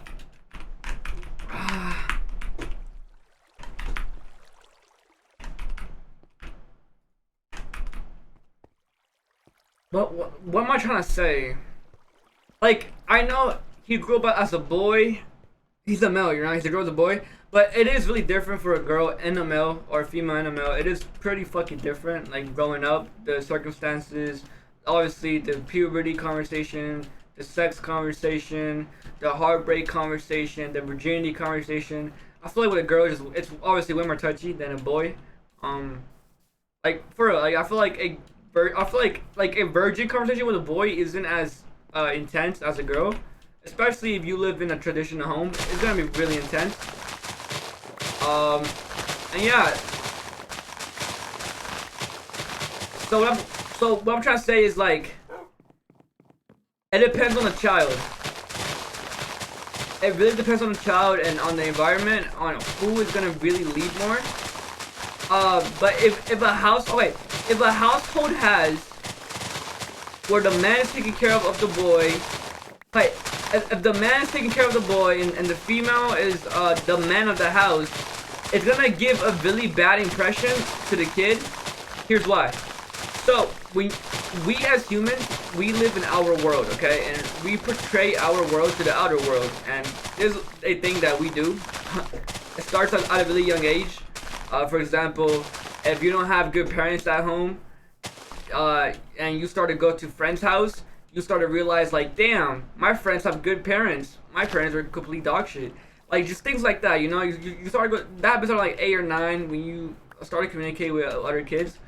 You start to realize, like, damn, my parents are actually like really fucking terrible. Like, holy shit. And yeah, I like. So you don't really want to alienate your child. That's one thing that I'm gonna really, like, I stand on. As a parent, you should try your hardest to not alienate a child, because, dude, alienation brings you down to, like, a really, like, down path, especially with modern day social media, all this shit. If a kid that is alienated, he's gonna go to the wrong sides of the internet. He's gonna find philosophies, or like he's gonna find fucked up philosophies to cope with his sad reality, all types of shit, bro. Y'all know. And especially with the serial killer shit, like, people don't believe this, but yes, bro, people look up serial killers and get inspired and then go do the thing. Look at the whole school shooting after Columbine. Columbine literally fucking created a whole fucking ripple effect of school shootings, and if they want to blame it on Marilyn Manson, like, what the fuck, like, what? And GTA and Call of Duty, like, no, bro. People have to realize that it's not really the parents on how to set it up, but it depends on the child. And it really does, bro. It depends on the child, depends on genetics, all that shit, bro. Like, it have to get so complicated. Yo,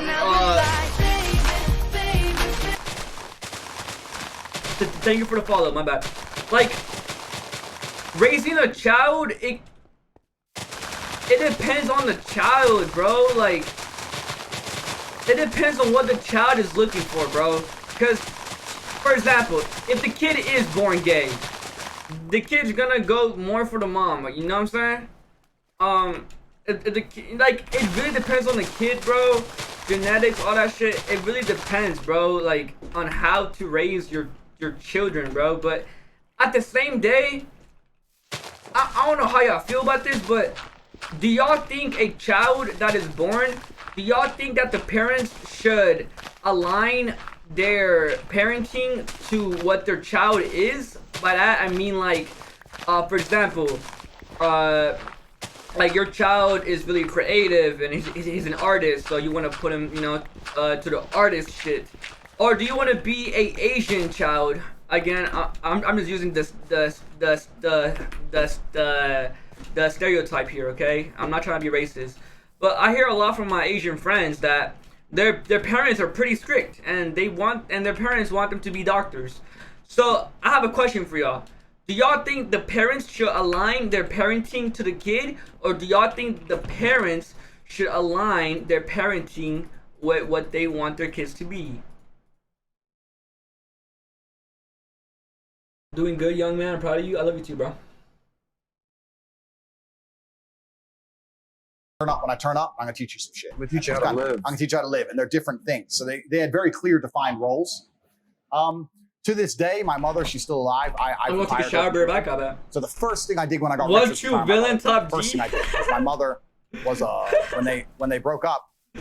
So the sad story of my father, which I've never told, but I'll tell it now. Oh, that's funny. That's funny. My father was in the Air Force. He discharged.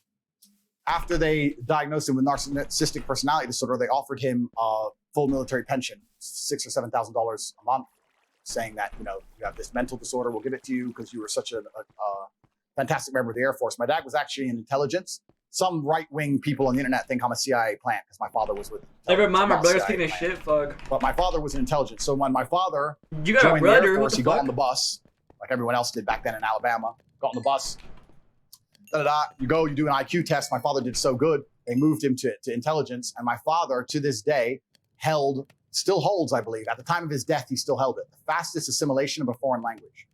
So back in the 80s and 90s, if they needed someone who speaks Russian, they'd train a native English or American person. Nowadays, you can get an Estonian or a Latvian because they're pro-EU and they speak Russian fluently. It's easy. What's Back up then, you with need a this? Russian speaker. You teach them. So they taught my dad Russian. He learned Russian fluently in 15 days, head to toe. So he held the fastest assimilation of the Russian language. I know that because when he died, I got a message on Facebook, Meta. I got a message on Facebook from a guy who I had never heard of, just saying, hi, you don't know who I am. I was in the Air Force with your father. I heard of his passing. I just want to let you know that I was in the same place as your father. I was a linguist also for the Air Force. At the time, I was living with a Russian woman and we spoke Russian fluently in the house. And your father and I started classes at the same time. And I can say with certainty, the way your father learned things was inhuman. It was robotic. Within 3 weeks, he was correcting me on my Russian. That's who he was, right? So he spoke Russian and Spanish and German. We were also in Berlin at the fall of the Berlin Wall. So he did a lot of things. So he was a linguist. So he used to listen to the bugs. If they bugged a room, he'd listen to the bug in Russian and translate it. So that's what my father did. But anyway, when they discharged him, they said he had narcissistic personality disorder. And the reason they said he had that is because he refused to listen to one of his commanders. I don't know the exact story, so I don't want to say it on tape, but he refused to listen to one of his commanders about a recording on a tape. And my father was arguing with him about the translation of a certain word. My father believed it was slang for something else. Superior believed it was something else. They got into a personal beef. It developed over months and months and months of arguments about translations. And eventually, my dad ended up being told to sweep outside for 8 hours a day. And I got to the point where my father got discharged. So when they discharged him, they diagnosed him with narcissistic personality disorder because they said he wouldn't listen. And they offered him this military pension, and he refused it. He said, my sanity is not for sale. And I know that line because my mother used to scream all the time when we were broke in the house. You could have had money, Emery. My sanity's not for sale. Because we went broke. Because now we went broke. Now we went broke, right? So I remember them arguing, Emery, we could have had money. Now we're broke. So because he became a professional chess player, he couldn't pay the bills, and we were living in Indiana and South Chicago. We were in the ghetto with no money. So I remember him saying that all the time. So eventually, my mother was English. We decided to move back to England because England has social housing. You get a free house and you can get benefits and that kind of thing. We moved back, and my father stayed there. So I didn't see my father very much from the time I moved. But my mother was always in charge of keeping me alive, and he was just in charge of giving me the lessons and stuff. So yeah, it was an interesting life. But he was a super principled man. He turned down money. What was actually interesting towards the end of his life, about 3 or 4 years before he died. No, it must have been way before that because I didn't have money yet. Maybe 10 years before he died, he called me and said, I've been principled for so long and the way the world's turning and what American government's doing. And maybe I should have just signed. Or do you think I should have just signed? He didn't say maybe. He said, do you think I should have just signed? I said, no, Dad, no, you get to live with a pure heart. You shouldn't have just signed. Because your mother's saying that I should just sign it now and because I get back pay. Sign what exactly? Sign the narcissistic personality disorder, sell his sanity and get back pay, which at the time would be like $500,000. I mean, By the way, just so you know, a lot of people signed it. A lot of military. I mean, you know, people who got out, you signed, you get all this incredible pension, back pay. And why do they want you to sign this? Why do they want his father to sign this? They wanted to sign it because he admits fault. It's all your fault. You're wrong about everything. You're a psycho. Your sanity is for sale. You sell your sanity for $5,000 a month. Your disability is for your sale. Disability, yeah. Yeah. So he found out that he could get back pay if he signed it. So he had a long conversation with me, and I said, look, Dad, I think you did the right thing. I'm so proud of you. And we talked back and forth. He said, you know what? Your mother, this is the time we didn't have money. Your mother is a dinner lady. My mother was a dinner lady at this point. After we moved to England, we had some things, but she was a dinner lady. She got like $400 a month for cleaning plates. She had arthritis. She was starting to get bad knee from standing up all day. Because, you know, I'm not even with her anymore. She caused me so many headaches, but I can't let her just wash dishes, son. I might just sign it. I was like, well, Dad, the choice is yours. My dad agreed. He goes, look, I'm running out of time anyway. I'm running out of life. I taught you boys a lesson. You know what that I need. He went to sign it. He went to the military to try and sign it for the back pay. They declined him. He said, where did my other dog go? No, wouldn't give him money. Funny that. So let's talk about, that's another story. So when he died, I still didn't have that much money. But then after he died, luckily I started to make money about a year, 2 years later. And because he tried to retire my mother, obviously I also have an own debt to my mother. The first thing I did when I made money was retire my mother. So I'd say to this day, about 15 to 20% of my income goes to my mother. And she has panic attacks. Like she'll check her bank and be like, what is it? This is too much money. I can't buy it. She's like scared of it. I'm like, just buy a Lambo. Chill, it's fine. So I make sure she's super well Mommy Tate in the Lambo riding down the street. Yeah. What's up, bitches? So she's running around the world on these cruises and shit. So I retired my mother because that was one of my dad's last attempts at appeasing her. So yeah, she's retired. So I have a really good relationship with my mother, but my mother has absolute trust in me. Like, my mother just calls me and goes, even during this shitstorm, she goes, Andrew, they're really coming for you. I know you know what to do. I don't know what to do. I'm like, stay on the cruise ship, Mom. Don't worry about it. I got it. So it's she's not like above me. It's hard to explain. She looks up to me. She's like, totally. You fix it. Of course, you're the leader of the household. But, you know, an interview was done with Bill Clinton. I'm reading this book called, not First Rate Madness, it's the other one, Hypomanic Edge. And Bill Clinton's mom was bipolar. And one of the things he finally said is this interviewer is trying to get information on his mom. And he knows that the mom has issues and they're going back and forth. He finally says, look, there's zero benefit for me saying anything bad about my mom. Yep. A daughter can say it. A son cannot say it. Yep. There's zero benefit of saying anything bad about your mom coming from the son, which there's a lot of depth in that messaging with Bill Clinton. But I want to transition to the next part with values and principles, because to me, you know, certain things I'm paranoid about, or whatever word you want to call it. My wife's like, what's the big deal with that? Or what's this? You know, you're always thinking somebody's after you because of life you lived. I'm like, listen, unless you really fully understand a life a person's lived, you're not going to know why they're wired the way they are. Yeah. You know, you're recreating yourself constantly, but there's also the life you've seen. This is the life you've seen. We've not seen the life you and Tristan have seen. Right. But when I watch you, I'm like, okay, strong personality, high self-confidence, comfortable in his own skin, BMF, badass, great communicator, charming, charismatic, persuasive, all this stuff. Stuff he says about women, 5 wives, all, you know, playing around, constant, all this stuff. But I feel a strong level of conviction in traditional values, in conservative values.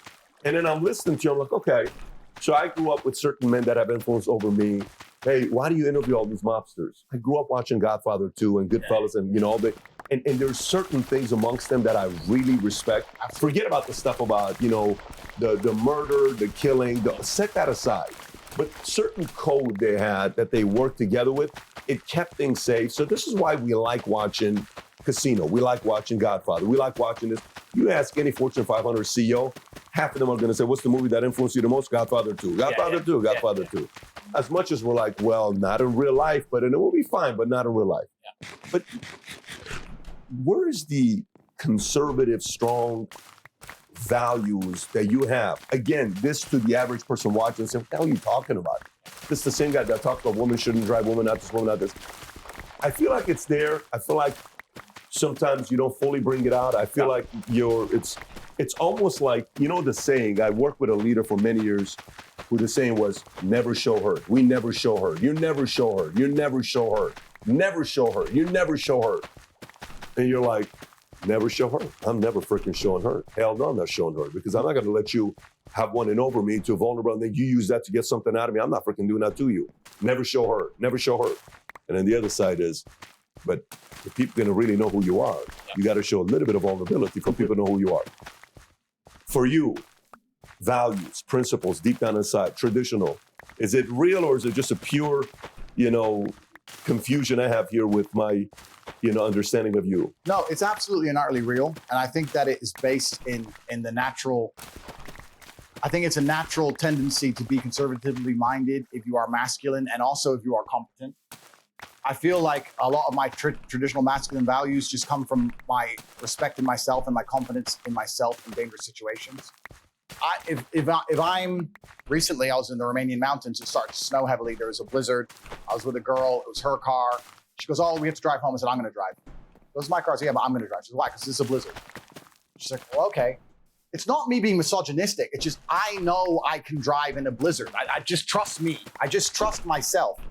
And I trust future self even more than I trust my current self, if that makes sense. So if I have a situation now where I have a play to make and it seems semi-risky, I'll think, well, future Andrew's even better than current Andrew. So future Andrew, 4 years from now, he'll fix it. Let's say it goes wrong. Future Andrew's got it. If current Andrew can pull X off, future Andrew can pull Y off. So we're going to take the riskier option with a bigger reward, for example. Obviously, you don't have to be stupid, but I think that when you have true belief in yourself and you have true competence, you're going to naturally inclinate towards being a protector and a provider and have these conservative values. It's really interesting that the closer a society is to the survival line, the closer people naturally bend to their gender roles anyway. So let's say we take America, right, where you have feminists and hard liberals and all this garbage. If they were all marooned on a desert island, let's say there's a shipwreck, they got marooned on a desert island, one of two things would happen. They'd stick with their Western world garbage and perish, or they would all quickly align to the natural baselines of humanity, the gender roles. The men would build and hunt, the women would gather and look after the sick, and then they'd survive. The closer you are to survival, the more important you are. The more important it is that you align to your gender role, because if you don't have a chance of survival. So in countries where it's harder to survive, they're more traditionalistic. It's only in very, very privileged societies can we pretend that you do not need a man who can protect himself and others. So that's a very... Bro. What the fuck? Listen, bro. I would love to be your father, bro. I would love to be... Listen, bro, I'm gonna be honest. Listen, bro, I'm gonna be honest. All of you guys are my kids. There's some real shit. All of you guys are my kids. That's why I'm here with you guys every day. And not with nobody else, because I have a responsibility as a father to show up every day. And I love you guys, bro, because I know how important it is. Because I went through the same thing a lot of y'all went through. Like, you go through a lot of shit and you don't want to put it on anybody else. So then you go on social media and then you find somebody that you can trust and you talk to them. And I wish I had that when I was growing up. So I want to be that for you guys, you know what I'm saying? That's why I always tell you guys, like, yo, if y'all need something, let me know. If y'all need someone, let me know. Like, always, bro. Because I love y'all, bro. And, like, I really love you guys, bro. Very privileged society, right?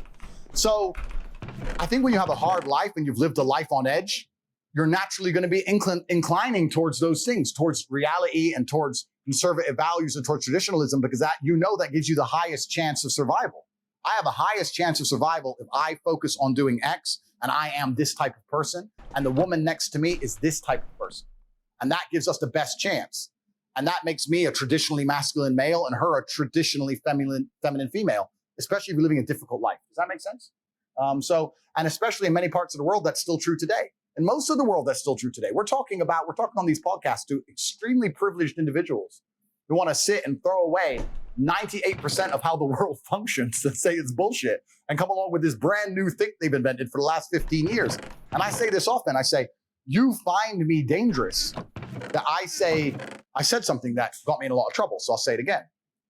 I said that if I was going to get on a plane that was going to fly through the eye of a hurricane, and there was a 50% chance of it crashing, Have a father now? I would prefer a male pilot. What than a happened to female your old pilot. dad? What happened to your old dad? Feminist lost her mind, called me misogynistic. I said, no. I think that men are calmer under pressure. I'm not saying the pilot, assuming they have the same skill, I'm talking about just the pressure of the plane crashing. In my experience, men are calmer under mortal pressure than a woman would be. She might panic, and then we're definitely going to die. I'm not saying she would panic. I'm not saying all women would panic. I'm saying if I had to choose male pilot or female pilot for this semi-suicide mission, I would choose a male pilot. That's my life experience, right? Everyone will attack me for that, but that's just the life I've lived. By extension, if I had to drop my children off at nursery, I want to drop them at an all-female nursery. I'd never drop my 3-year-old or 4-year-old kid if I had one at an all-male nursery. That'd be weird. So to me, this is how most of the world still functions. This is how the rest of the world functioned until 10 or 15 years ago. And I say these things and I'm vilified. But I truly believe I wouldn't be so popular and not so many people would resonate with me if large swaths of the population didn't go, well, he has kind of got a point, I guess.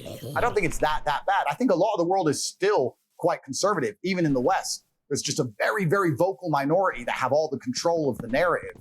That are trying to convince the world otherwise. I think the majority of even happy relationships, the man's a man, the woman's a woman. I think that's pretty standard. What happened? Perhaps I'm wrong, but in my experience, it certainly is. You know, I think How's your sister though, bro? You know, a lot of your audience, I mean, it's wide.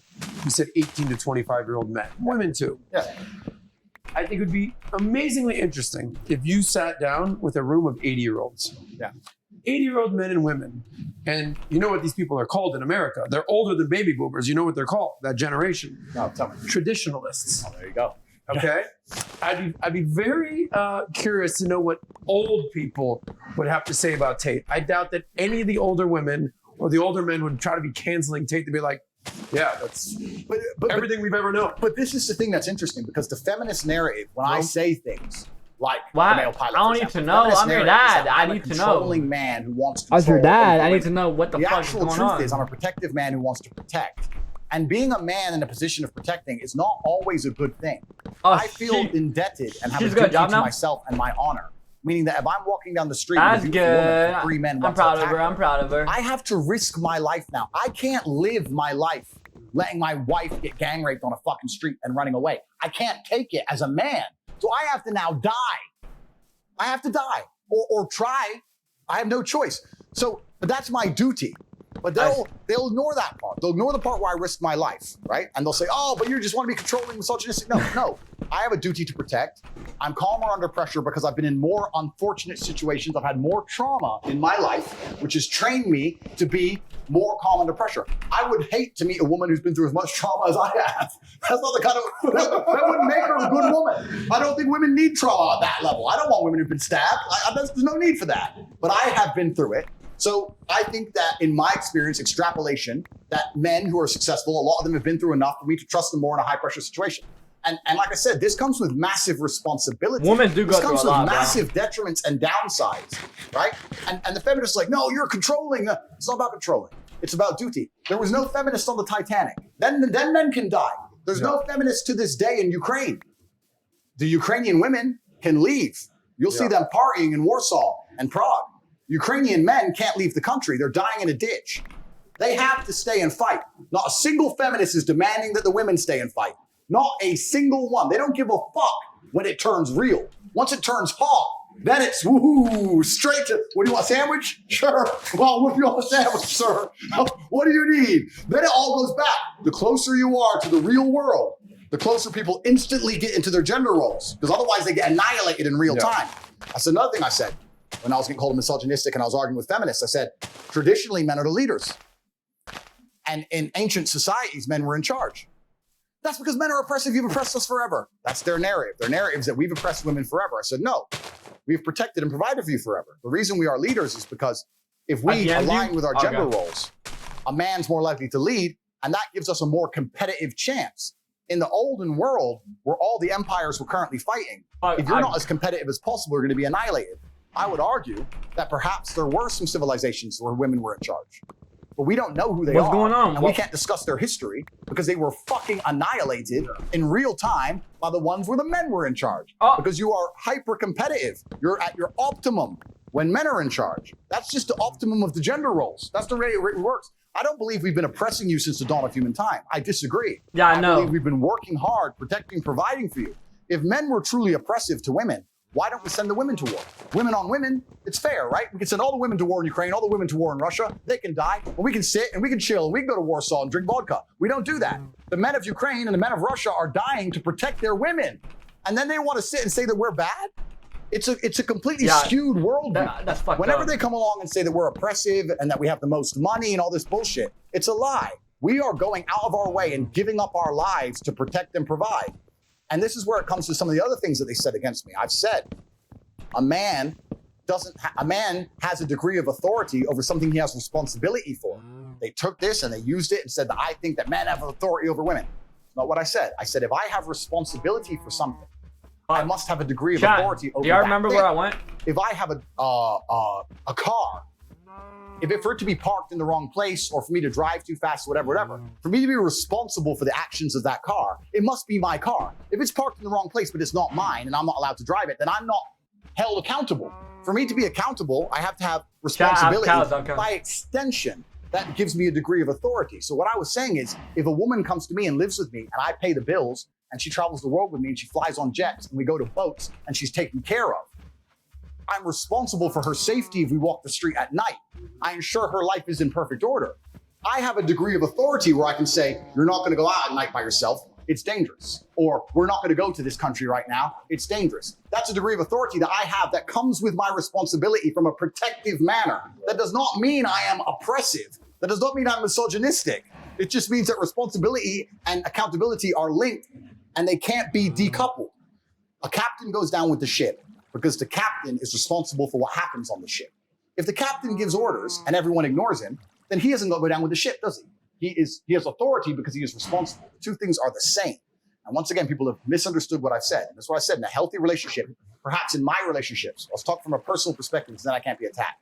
In my relationships, I am responsible for the emotional security and for the physical security and the fiscal responsibility, the fiscal security of any woman I'm with. And by extension, I have a degree of authority over her to make sure that we as a couple proceed and progress in the best possible way. It's not going to be 50-50 if I'm in charge of the most important things. It's going to be like, listen, I love you very much. I respect what you're saying, and you're totally right about this. But on this one point, I'm sorry, I'm going to be the man. We're doing it this way. Why are we talking about ships? Okay. So, when a captain was on the ship and he's giving orders and they don't listen, the ship goes down. So when a guy tells the girl, yo, we are not going to that town. There are people who are trying to kill me. And if the girl doesn't listen, and if they go to the town and die, you get what I mean? Like, you are supposed to protect your ship, aka your girl. You're supposed to protect your girl, even if she doesn't listen.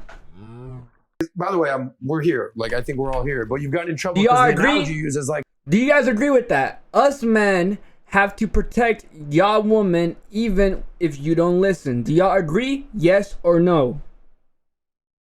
Do y'all agree with that? Or do y'all agree that y'all should just fucking die? We just shouldn't give a shit.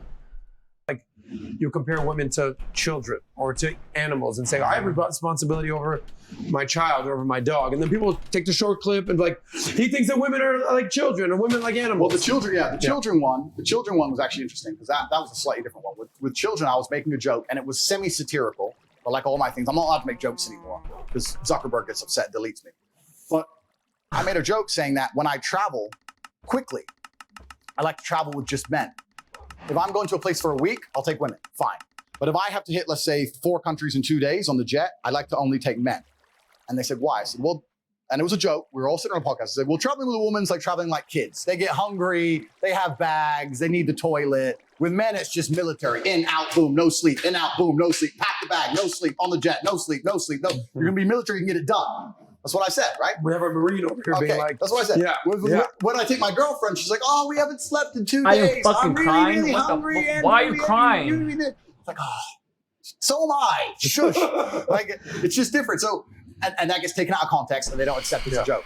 It's a joke. To a degree, it's a joke. I mean, I still mean what I say, but to a degree, it's a joke. Bro, the analogy upsets them. Okay, And that's question oh for you. my Sure. gosh, bro. If how much different, like, you know, the story told about, you know, one day you come home, your dad comes up to you and says, Andrew, I'll see you in a couple of weeks. And he's out, right? in the context of what happens when there's a conflict and we all react in 3 different ways: fight, flight, freeze. Yeah. In that context, your dad is flight. Yeah. He runs off and says, I don't want to deal with it. I'm out of here. I'm going to do my own thing. Yeah. Okay. In America, a lot of that is happening right now, where it's a single parent household. Yep. Kids are being raised without a mom and dad being there, and it's just one mom, mom trying to do both. And these boys, Yep. my mom couldn't tell me what to do once my parents got a divorce. Yep. I'm a single mother raising me. I'm seeing my dad every other week. So it's not like he has direct influence to discipline me until I went into the military. Yep. How much of that, like if you were to go back and think about, what if your dad didn't take the flight approach? What if your dad took the fight approach? What if your parents were together? Would it have made a difference in you? And how do you view, the idea of fathers being there with mom and dad together, family nucleus? Because a lot of times, the marriage no longer has, the what it once had. Kids are better off being raised with a mom and dad. How do you process that yourself? Because you became successful not being in that environment. Correct. So do you see this as well? It depends. There's exceptions to the rule. How do you process it? I think it's a fantastic environment, and I think in an idealistic world, that's the way it would be. I think the reason it's not happening today is that I don't think many men actually benefit from marriages or relationships anymore. And people are always going to have to require some degree of incentive. I think that we've set up the world now in a way where men are seen as worker droids. They're expected to go work all day, come home, clean up as well, share the cleaning with the woman, no meal prepared for them, not have any authority over the household, and just be a worker droid and be sad. And I don't think that many people understand that men are intrinsically wired go shower. to desire respect amongst our peers and in our environments. This is why CEOs work so hard, because they get respect in their company. This is why we all want so much money and fast cars and status and influence, because we're respected. Men desire respect like we desire oxygen. And if a man's coming home to a household where he doesn't feel any respect, he's not going to want to be there for very long. And I think the way you fix this is you need to understand that many men don't have an incentive to be in the house anymore.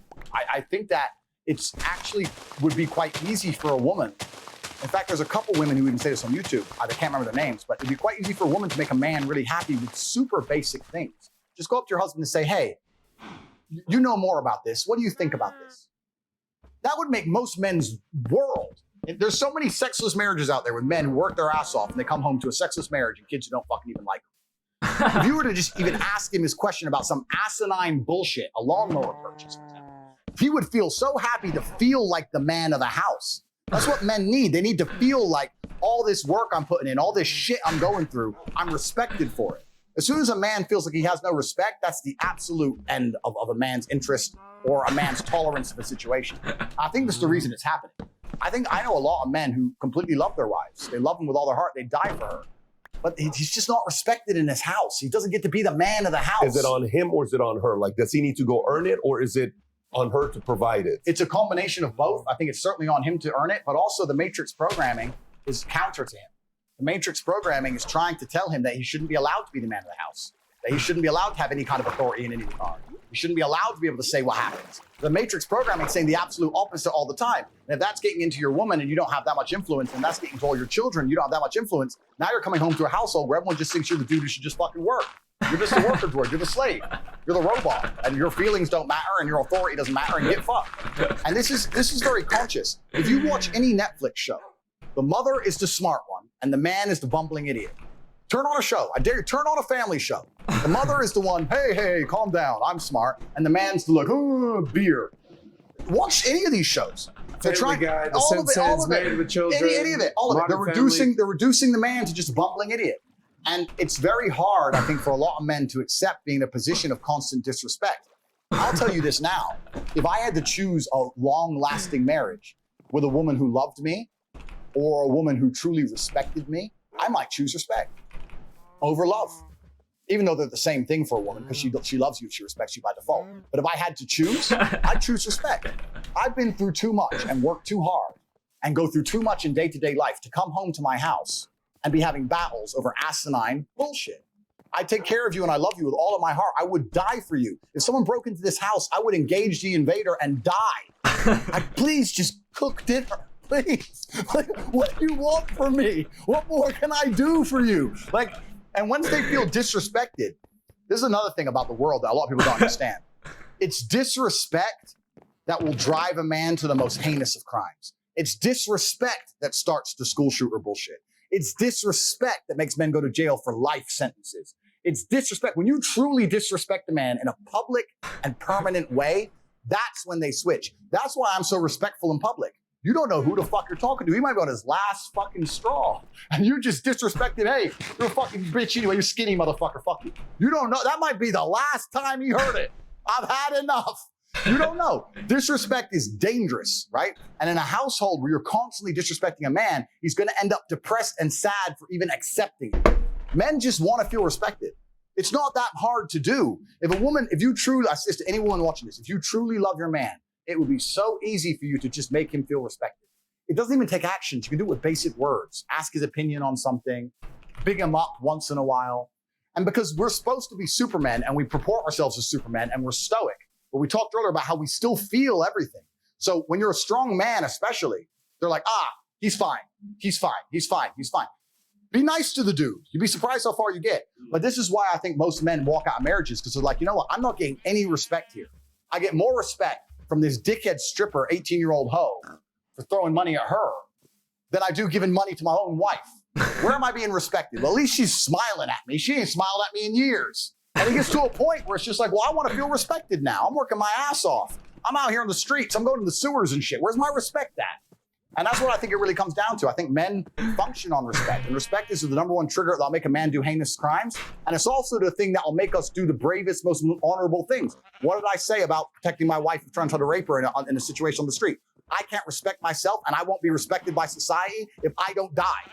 So I will stand and die. I can't say, oh, well, there's 3 of them. I can't do it because my self-respect and respect of the world, nah, that's Tate's girl and he ran away. I can't take it. I have to die. I can't live that way. So it's like honor. It's like Hirokari, or what about the Japanese thing with the sword? You can't take the dishonor of losing. Absolutely, they commit suicide. So respect is so intrinsic to men, and a lot of society's forgotten this, and that's why I also think my message is resonating, because I'm teaching men, look, yeah, your life's shit. Yeah, you need to be respected. Yeah, here's how. Oh, but that's hard. Of course it is. Let's go. So I think that's what it is. So I agree with you. I love the idea. But the reason that it's ending is because in traditionalistic families, the woman respected the man. As soon as the respect's gone, now men don't want to be there anymore. They want to go find a new woman who respects them. Or run around and do dumb shit. Or run around with their boys. Their boys respect them. If women say, why is my man always out in the street? Because on the street, he's respected. With his boys, he's something. When he's home, what is he? You don't respect him. He wants to go be amongst the respect. That's why men do the shit they do. It's dangerous shit, life-threatening shit, gangbanging. How many times you heard a gangster say, I'll go shoot him, respect, it's my name. It's respect, it's a whole different dynamic. We've forgotten the respect inside of relationships, and this is why so many men are just losing interest completely. And then, yeah, it's a downward spiral, you're completely right. And then the woman's left by herself with the boys are trying to get respect somewhere, they end up getting on the street, crime, blah, blah, it's all just downhill. Would you ever consider getting married to one woman and building an actual family nucleus like the traditional way? Would you do it, since you don't have to worry about, garnering respect? That's a good question. It's certainly something I would consider and something I would do. It's not something I'm completely and utterly adverse to. The main problem with me doing it is the way that a lot of legality has been set up. I don't like the way the government's doing things. But let's say I were to get married, I'd get married religiously, perhaps not governmentally, sure, but religiously. Yeah, religiously. And if I met the right woman, sure, I'd absolutely and utterly do it. But in my marriage, if I meet a woman and I marry her and I take care of her and I make sure she has a fantastic life and I raise her and I nurture her and our children, etc., I'm still always going to be the man who says, listen, I'm away this weekend. And I'm not going to come home to a bunch of fucking yelling. I'm just going to be that guy. I'm away. There's lipstick. Oh, I'm going to give her a white lie. Tristan, I had my shirt on. Some bullshit. Just eat it. Shh. Move on. Like, that's who I am, right? But all in all, yeah, I am completely a proponent for love. I believe in a man loving a woman. I don't think many women understand how deeply men love. Love is real. What's that film? Troy. That was about a chick. The fucking warring tribe, the warring countries. Like, love is real. It's absolutely a real thing. But what we want in return, more than even love back, is respect. We want to be respected by the woman we love. That's what we want. And I think if the women who truly understand that are the smart ones, and also the dangerous ones, because I've met some female players out of Ukraine and Moldova, and they're pretty sharp. And they know the game, and they know exactly what to do to get the billionaire. And I've seen them pull it off, so I've seen it happen. It's funny, I'm talking to Magic Johnson, okay? And this is 6-7 years ago. And the conversation comes up about AIDS, HIV. I said, there's a couple moments as a kid that I clearly remember. One was when Jordan retired. One was when Tupac died. And the other one was when you got HIV, because I'm in LA. I mean, I'm like a Magic fan.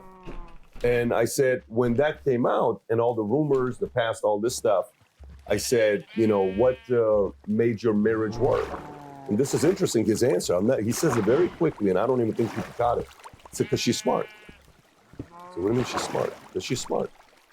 They've been married together till today. They're still together. Oh, Magic is still with his wife. I mean, imagine Magic's stories with, Hugh Hefner and the Playboy Mansion and LA, the party 80s, and who he 90s, was, before 80s, social media, I can imagine. And what he did, but they're still together. Who does the credit go to there? Does the credit go to him? Does it go to her? Who gets the credit? That's what he was saying. Yeah. He's saying credit goes to her for the family. Now, some may say, well, look at how the family turned out. Look at the kids, because you see the criticism that comes out one of his sons. It's like, hey, look how this turned out. It looks like it's maybe working out, but you don't yet know the long-term count. Like one day, if you have kids and you decide to bring kids into the world, you're sitting there, you're thinking about the long-term consequences, because you don't know what they're going to pick up, what they're not going to pick up, what they're going to turn against you, what they are going to turn. It's super interesting, because without wanting to tell another long story about my dad, I believe, now that I've analyzed, that my father sacrificed his marriage for me and Tristan. Because I think that there was times of massive contention with my mother where he was so principled and so concerned with our upbringing as men that he sacrificed his marriage with my mom for us. He filed a divorce? Yeah, so I'll give you a very quick example. I'll tell you a very quick story that surmises it. So they were still together when we moved to England. My father was still in America. He came over to visit. And my mom said to me a couple days before he comes, your dad's coming. We're going to go get a haircut. And I was roughly about 12. So went to get a haircut. We went to our normal hairdresser. Hairdresser wasn't there. Got some other hairdresser. Cut my hair. Whatever. And when we got back to the house, my mom's like, I don't like how she cut your hair. She cut your hair wrong. She cut your hair wrong. And I'm only 12, right? So I'm like, yeah, she cut my hair wrong. She cut my hair wrong. So when my dad came, my dad turns up. He's only there for like a couple hours. I haven't seen him in nearly 6 months. I said, oh, yeah. My mom said, I hate the way they cut his hair. And my dad, and I said, yeah, they cut my hair wrong. And my dad lost his temper. He said, what the fuck are you doing? You're raising my sons to bitches? What the fuck are you talking about haircuts? I leave you here with my boys. You're talking about, tell them to worry about their haircut? They're fucking men. Who cares about their hair? Their haircut doesn't matter. When they grow to men, no one's gonna care what their hair looks like. Their haircuts are stupid. And my mom's like, well, no, Emery, it's just, she cut it wrong, And then my dad was like, listen, I trust you with my boys, and you fucking cut their hair wrong. So they got in some big argument. So I'd only seen my dad for 3 hours at this point, fucking 6 months. They got in a big argument. My mom kicked him out of the house. So he left the house, right? So he went to the hotel. And then the next day he called me. He goes, I can't come to that house. Your mom doesn't want me there. Come to me. And I came to him, and we went to the hairdresser. And I was only 12.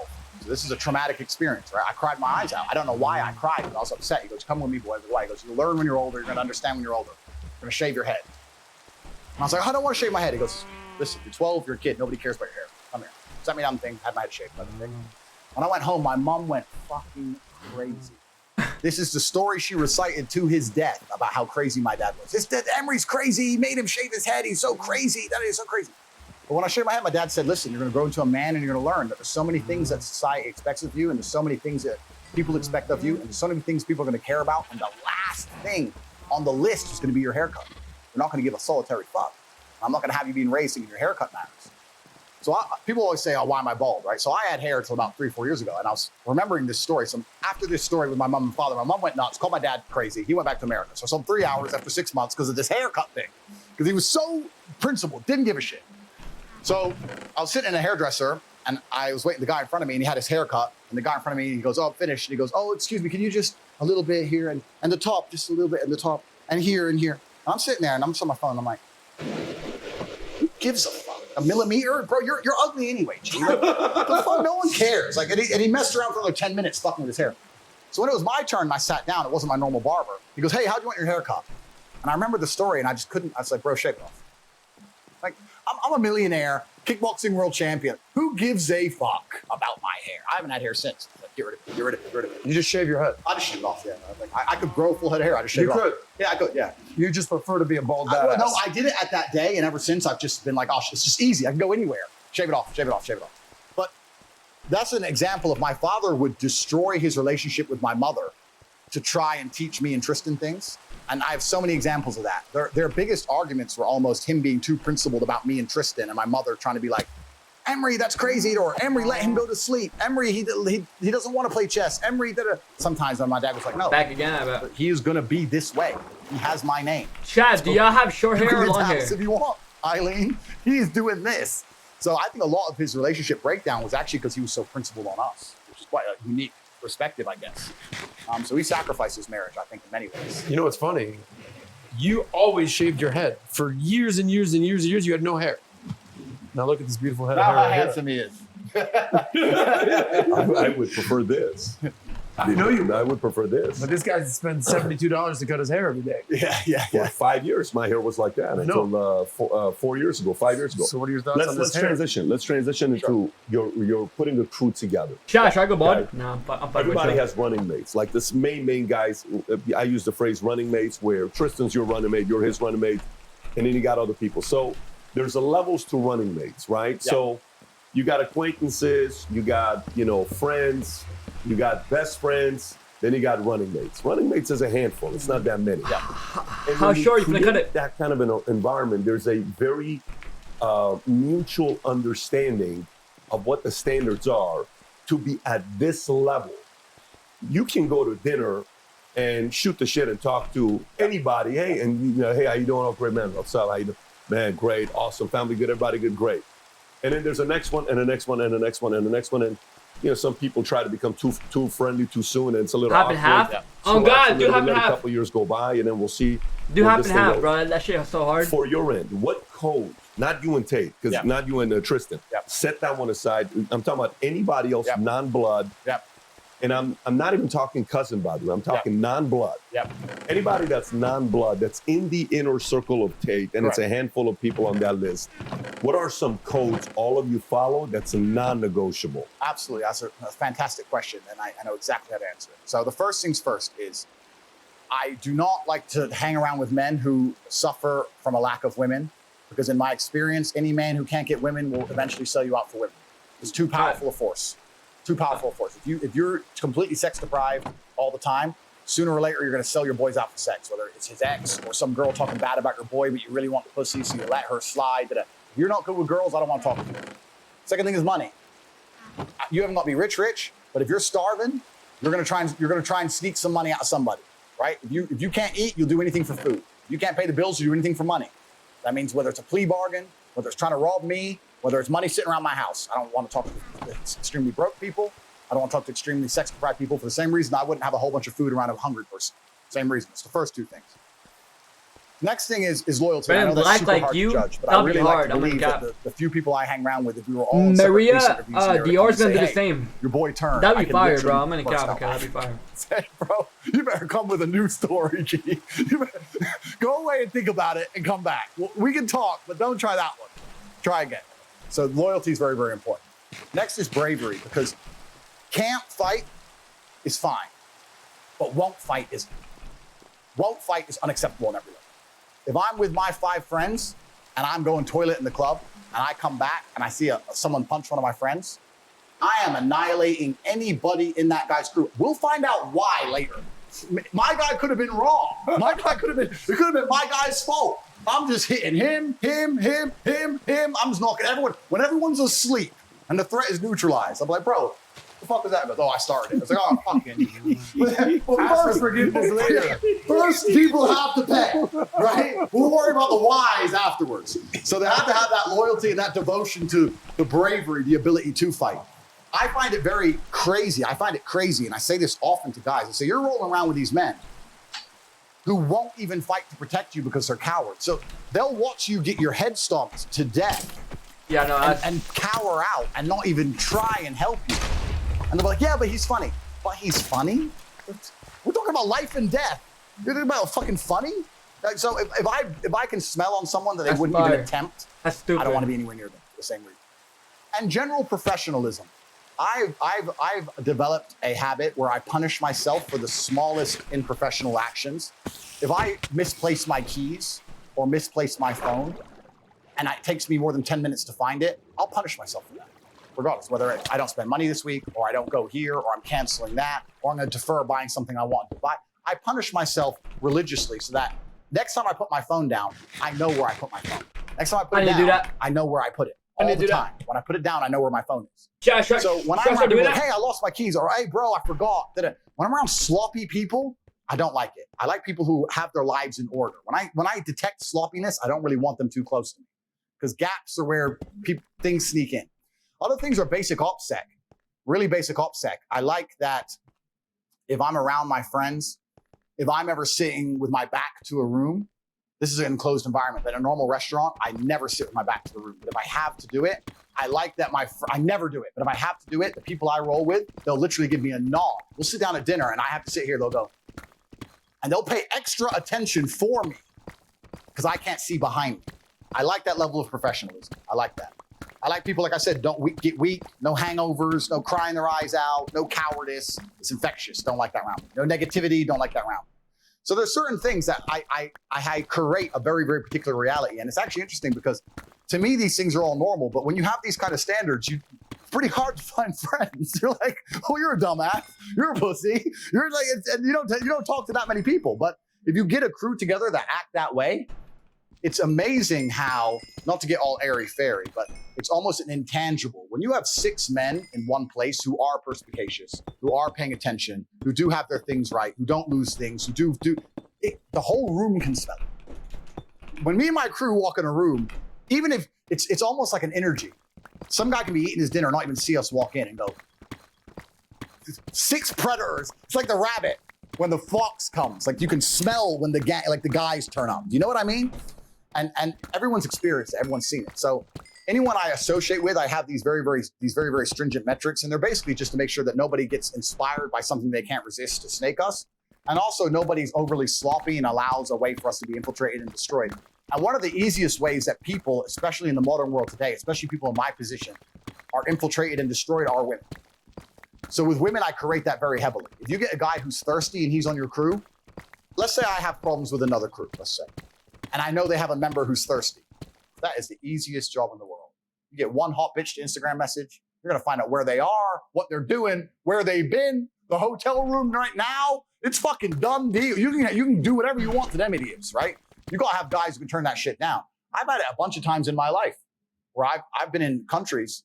I was in Sofia, Bulgaria. I was talking to this girl. She's like, hey, she's 10 out of 10. And I've been talking to her for a few weeks. She's like, hey, let's meet at this place. I'm like, let's go here. No, this is my favorite place. Let's go here. And I was like, no. I'll turn pussy down. I could have been wrong. Could have been right. Could have been right. We're never going to know. I'll turn it down. But if you have that guy in your crew, hey, bro, she's so hot, bro. So hot. That's problems for you and him and everyone else.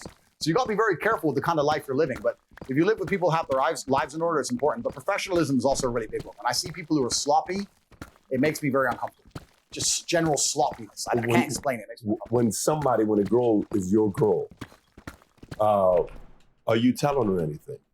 Or is it a understanding? Like, hey, listen, these are some things that I follow, and you're either okay with this or you're not, but I'm not compromising these things. Do you have those conversations when a girl is your main girl? Yeah, so I've had relationships with women for 5 or 6 years, and they never knew my job. And I'll just say to them, look, if you know things, even though I don't do anything wrong, but if you know even who I associate with, if you know things, then you have to lie. Why isn't it easier if you just don't know? Then you got to lie, right? So I'm working. What's work? Work's work. You're on a jet. You're on a jet. Enjoy the jet. Right? So I keep certain things from them because it makes it easier than them having to worry about a false narrative or a lie in the event of whatever. Or if we break up, then what, right? So I'm very careful of that. I'm very, very careful who I talk around as well. Like if there's random, like on the yacht, me, Tristan, and my cousin, we were just with 30 girls on the yacht. We didn't talk business once. We talked business one night when everyone was asleep. A couple times, like Luke went to go, hey man, I'll message you. We'll be sitting in the same room, WhatsApp. This is people. Loose lips sink ships. Doesn't matter if you're doing nothing wrong. gotta be careful who you're talking around. They listening to shit. And in the modern world, they record shit. Like, you don't want to, even if it's a 0.1% chance, but what's the upside? Like, there's no upside. Yep. So why take the 1% chance? Risk reward. I'm very, very careful. And especially with women, not because they're necessarily malicious, because women in general don't have to worry about the certain things I'm talking about in terms of professionalism. There's a whole bunch of beautiful, smart, great women out there who just go through life and they're just Instagramming everywhere they go and they forgot their keys and do. And if she's too close to your circle, she's just an in. It's an in to get you. And you gotta be careful. And it's amazing whether it's the 1970s Soviet spies or the 2022 mafia. When they want to get a dude, it's a chick. You either send a new chick or you watch his old chick, or you find his girlfriend. Even a bounty hunter today. Let's say I was wanted by the police and they couldn't find him. Who's his girl? Bet he's gone there. Bet he needs some sex. Go put a car there. Every time. Every fucking time. You gotta keep this shit in order. And the women I associate with have enough respect for me to go, okay, I don't know. Fine. Just, I love you, love you. When they arrested El Chapo's girl, didn't you say I didn't know he was a criminal? I thought he was a chef or some shit. I was like, perfect. She doesn't even know I lie anymore. He's a chef. He told me he's a chef. He's a chef. He's a billionaire chef. He's a chef. Dude's a chef. I don't know. The guy's a chef. So, and it's actually interesting because a lot of men want to brag to women because we want to show status. So you want to sit there and brag about all the good things you do, but there is a downside to that. There is a degree of downside. What is I was it? in Moldova. No, I take that back. I was in Constanta, Romania 9 years ago before I moved there. And I was in a club, and I must have been the only foreign person in the club. And there was a 11 out of 10 Moldovan. The most beautiful girl I'd ever seen. And I went over and I tried to talk to her, and she said, yeah, I only drink champagne. And at the time, I didn't have that much money. I said, you only drink champagne. Well, I'm finished drinking for the night, but it's very nice to meet you. Because I couldn't afford a bottle of champagne, so I had to style it. So I was like, I don't have any. I said, I'll finish drinking for the night, but it's very nice to meet you. What's your name? Okay, nice to meet you. Left the club, whatever. Next day I came, I saw her on this table, champagne show. Next table, champagne show. Should I go get my dog right now? Doing all this, we were kind of catching each other's eye, looking a little bit. It's because a couple times he had I to caught her eat. at lunch. My dog had to Consensus eat, beach so chat. I Caught her put lunch, him I in spoke to her a little bit. I put him in his And she kept in his asking me area. for champagne. I was like, listen, you are absolutely gorgeous. I think you and I are going to have a long and happy future together. But I'm not going to buy you champagne. I'll tell you. I bet. I'm gonna grab him. I'm gonna see if I can grab him.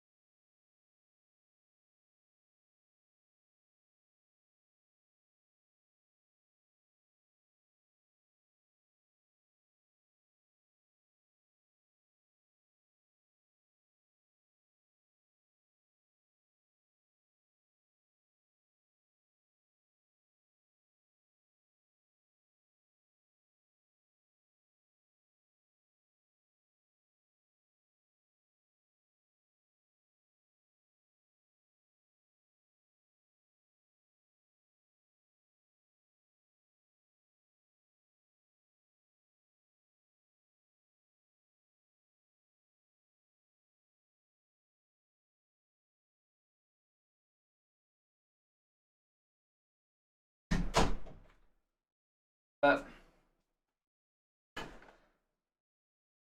got my dog, boys.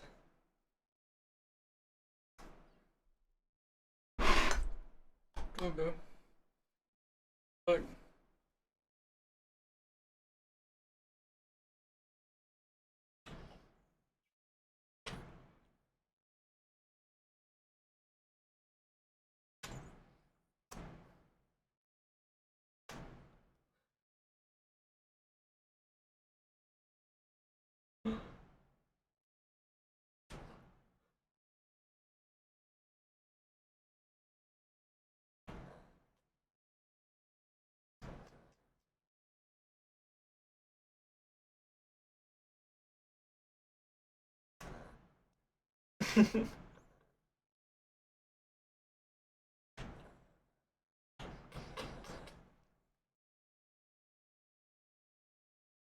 I love my dog.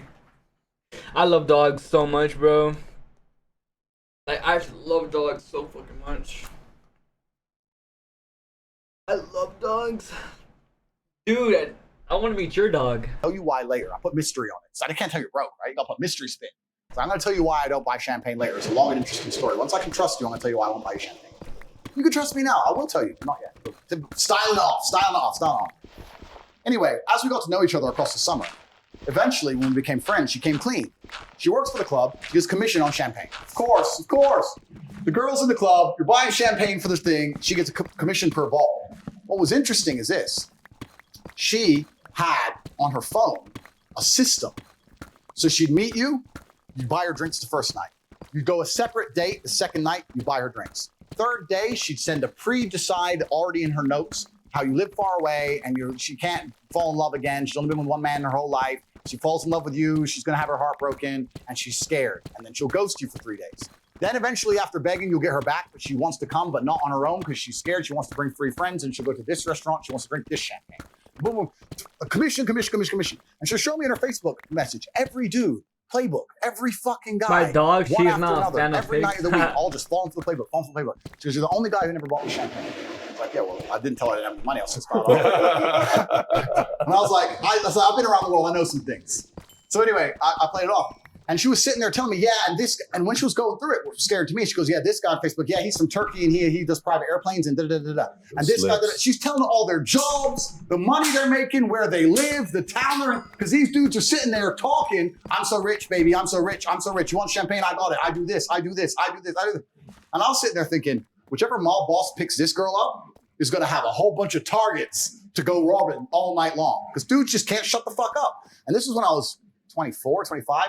Ever since then, I style it off. What's your job? Oh, I work. It depends where I am. If I'm like in Romania, I say I make papanash, which is a Romanian donut. It's a national food. I say I make papanash, baby. So papanash, like I'm number one.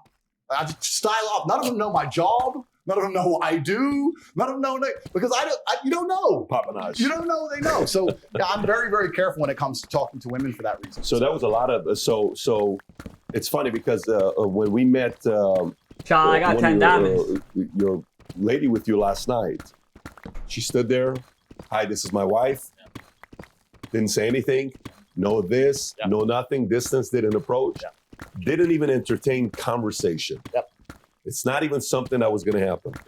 It's common in the Muslim community. It is, yes. That's why I asked you earlier if there were anybody that had any influence over you on the Muslim side. Yeah, she is by coincidence Islamic. She is Muslim.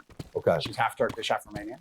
But a lot of my women are kind of similar. They're like, oh, hi. And they don't really talk too much. And that's just something I've asked them to do in a very polite way. Say, look, I talk to lots of people. And you guys are fine, right? But I'll tell the truth. I say, I talk to a lot of unsavory people. I have a lot of people who know me, whose hands I shake, who are bad people. They don't need to know too much about you. I don't even really want them to see you. It's unfortunate and they catch me on the street and you're with me. That's a bad time. I wish it didn't happen. The last thing you need to be doing is going and saying, hello, my name is this. Just don't talk to nobody.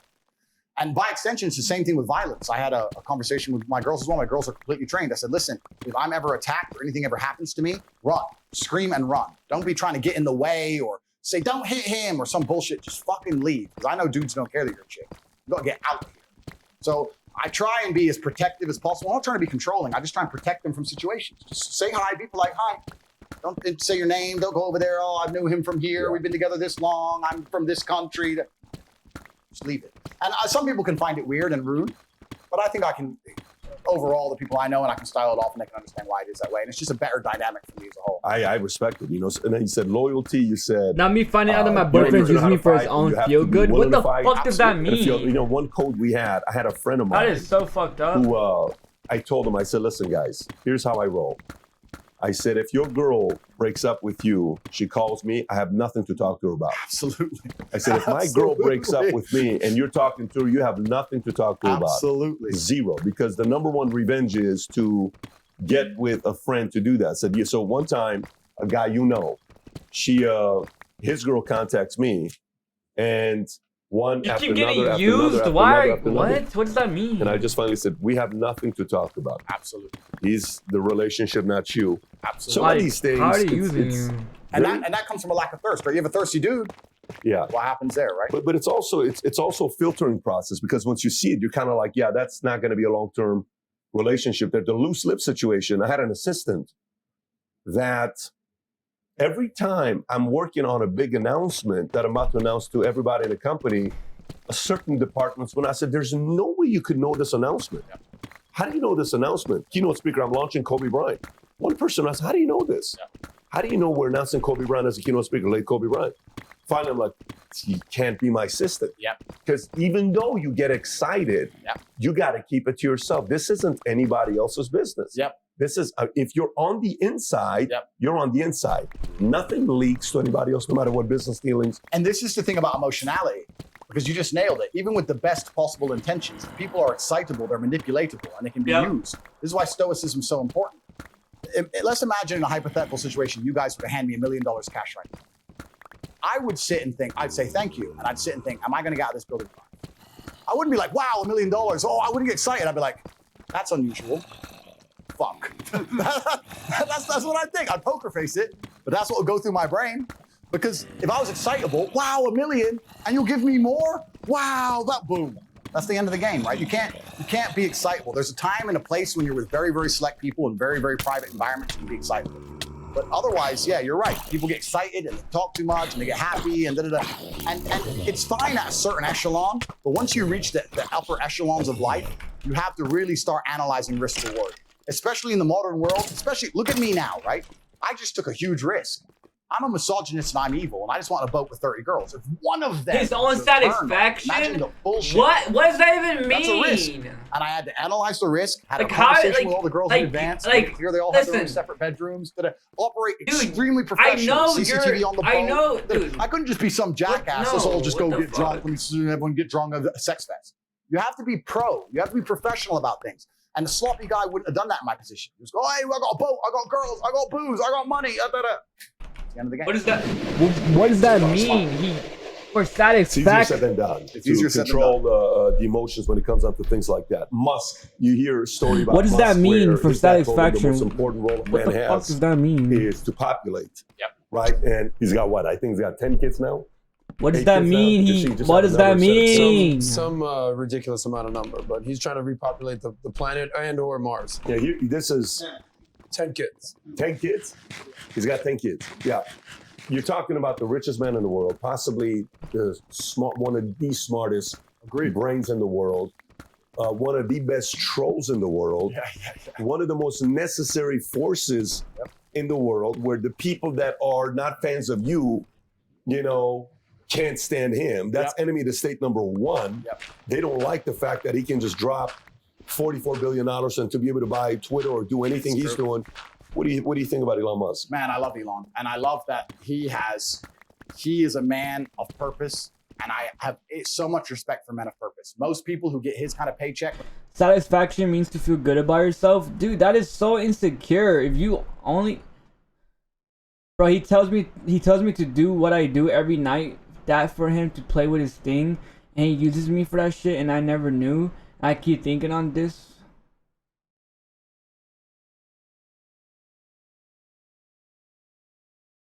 Oh, bro, he tells me to do what I do every night.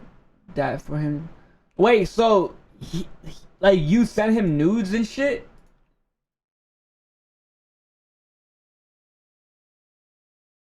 Like you're giving him hand jobs? You're sending him nudes, or like what do you mean? Whenever he got it in the 90s, would have just cashed out, hedonism and bullshit. He decided to risk it all again to try and... No, so what do you mean? He's using you to play with his thing, his wiener. What does that mean? You have enough to stop, but you don't stop. For some reason, there's some new mountain to climb. And that is what's beautiful about men as a whole. All of the exploration on the planet, the deep... He tries to tell me to and talk to me. Oh, he's trying to get nudes from you? Like, what is he saying and shit? I mean, listen, boys. Listen, girls. I'm gonna give y'all the sad reality, okay? And a lot of guys lie about this. Literally, guys will lie to your face. And it's fucked up. But what you gotta realize at a young age is that guys are only gonna talk to you if they want to fuck you, okay? And that is, you can take that as a bad or as a good. I don't fucking care. But listen, no guy is gonna talk to you if they think you're ugly. Same comes like it's just with everybody. Nobody's gonna talk to somebody who they think is ugly because they, for example, like how they say surround yourself with people and you're one of them. people aren't gonna go with ugly people if they don't think they're ugly. You know what I'm saying? Like ugly people are gonna go with ugly people, cute people are gonna go with cute people. It's whatever. At the end of the day, everybody's just trying to fuck somebody. And in middle school is where the nudes start. Around 7th grade. That's where the booty pics start coming in. That's where the titty pics start coming in. And it's fucked up, bro. By fucked up, I mean like y'all gotta really think about what's going on. We are children. These are children getting nudes from other children and just sharing it. Like, think about it. These are like 12 and these are like 13 and 14-year-olds getting booty pics from like another 13 and 14-year-old, and then they just go share it with other kids. But just think about this. When kids do this with each other, it's okay. But if a 35-year-old gets a fucking booty pic from a 14-year-old, it's like the end of the world. You get what I'm saying? It's like, oh, he's a pedophile. But if a 14-year-old gets a booty pic from a 14-year-old, everybody's okay with it. Sea, Antarctica, Mount Everest, all of it was a man who had enough and thought, no, I'm going to go anyway. And that's who Elon is. He keeps moaning and telling me to call him daddy and shit. Like, what the So I have fuck? so much respect for him because he doesn't need to do any of the stuff he's doing. And he's Do you adopting like the him? biggest Like, do you problems in like the world and all the why hate that comes why with it. do you like Right, this all guy? The heat and all the dislike and all the pressure, he's adopting it anyway. And those are the kind of men we need more of. Men who say, you know what? Yeah, I do have enough. It's not about Yo, thank Who are you, some guys that you thank would you put for in telling me, that bro. I really level appreciate with y'all Musk? for like Like opening Musk? up to me and Musk shit. is Musk, I right? promise. He's the pinnacle, but who else would you put in that space? I have respect for anyone who's kind of similar. I'm trying to think of people. I really who appreciate idolize you for and telling me, look bro. up to. Some of them are fighters. Like I always loved Mayweather. I think Mayweather's the best boxer in history. Really? Yeah, I liked Mayweather. I was a huge fan. Best of Mayweather. boxer in history. Yeah. Ahead of Ali. Yeah. I mean, Ali's Ali, right? But Mayweather's never lost. It's hard to. He's never lost to anybody, and I liked him because he was so clinical and so precise, and he took his ego out of it and said, "I want to have a longer career than everyone else, so I'm going to focus on not getting hit and hitting him. I may not get the knockout. All right? I don't need the knockout. I've won. Just win clinical chess. Win payday. Win payday. Your fight was boring. 100 bill, whatever. 100 mil, whatever. Yeah, boring. Cool. Next, win. He was really smart. So I like Mayweather. He's someone I've always looked up to and I really respect.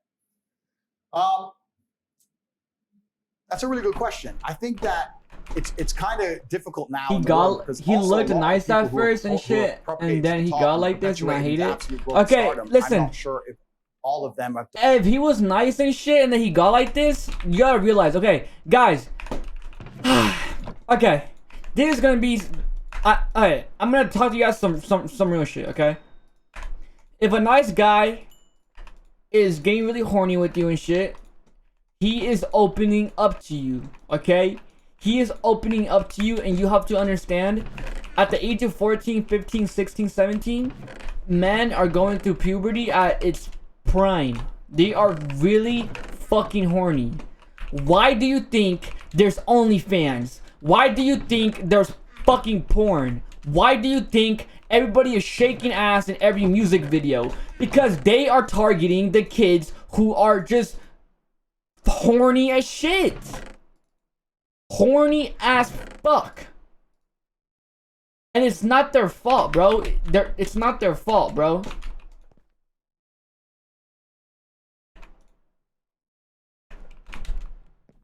Do you want to talk to you in private? No, you don't, Done bro. it through good intentions. Look at the things we said from Go to earlier, sleep, etc. bro. Go to sleep. But I think even now, I have the most respect for the common man. I think I have so much respect for the common man. I say it all the time to Tristan. Me and him will have our most in-depth conversations when we're in a S-class on our way to the private jet, and we see a street sweeper at 3 a.m. in Romania knowing he's getting $200 a month. And me and T will look at him and go, Just the I word of respect his that. name is making me Like, cry. just- Oh, there you're are so crying. many So why are people you out here crying? just living hard lives, and I have so. So hold up. Why are you crying? Like, why do you not like that your boyfriend is trying to be sexual with you? Why do you not like that?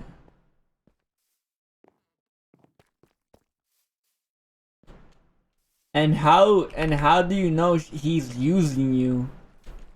Did he tell you that, or did you come up with that in your head, or did someone tell you that? Fuck, I gotta put the diamonds back. Okay, DM me. So much respect for them, and it's, we can talk about the ones who make it, but there's so many people who don't make it, and that's difficult. And I have so many stories. I don't want to tell any more stories because I can go on forever. But even little things I do, like at buffets, nobody ever compliments the chef at buffets. So whenever I go to a buffet, I try and say, "Bro, did you cook this? This is great." I did it in Cyprus at some resort. I swear, like I gave him $1 million to smile on his face. He'd never been complimented in 15 years of cooking meatballs. He was the happiest man in the world because he just slaves away for fucking nothing. And I think a lot of people are out here just giving their life force up for nothing in return. He wanted respect. He wanted respect, and I gave him a little bit for some meatballs, and I could tell he'd never been complimented in history. Most people would say, "Hey, where's the plates?" You know, so I have respect for the common man. Anyone who's out here doing what they have to do. Yeah, there's no such thing, and I know I have a lot of money, but there's no such thing as shameful work. If you're a man and you're getting up and you're working, doesn't matter what it is, we need people who do these jobs, and I have absolute respect for you. And when I talk about escaping the matrix, I'm not saying that, you know, if you're working a normal job, you suck. I'm not saying that. I'm saying if you want to live the life I live and you want to have all the things I have, then you have to escape. Of course, it's going to be difficult, but I have absolute respect for anyone who gets up in the morning and faces their demons and gets it done, because life as a man is fucking hard. It is really hard to do. Final topic before we wrap up. Sure. America, do you follow the political climate in the U.S.? I have recently become apolitical. I have so little faith in either side of the system that I am now absolutely and utterly apolitical. I do not have any opinions on anything. I'm an apolitical person because I feel like it's two sides of the same coin. That's my view. Doesn't matter who it is. Left, right, middle, it's the same thing. I think from an ideological perspective, it's nice to have certain figures because it certainly inspires the morale of the sensible as opposed to the morale of the insane. I believe that. However, I believe that the power structures are set up in such a way that the president doesn't truly matter. I don't know if you saw, there's an interview with Putin when Trump first became president. You can find it on YouTube. And he said something very interesting. And they said, "What do you think about Trump? Trump has all these ideas about Russia and how he wants to change the world, etc." Putin said, I think he said 4. I've sat through 4 US presidents so far. They all Okay, let me see this shit.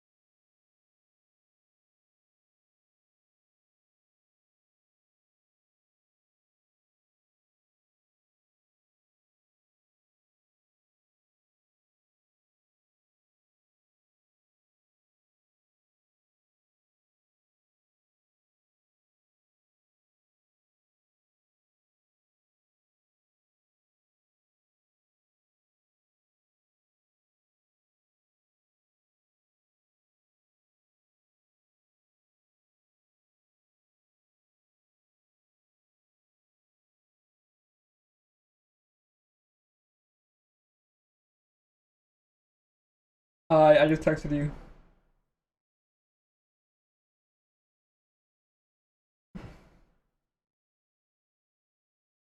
I just texted you right now.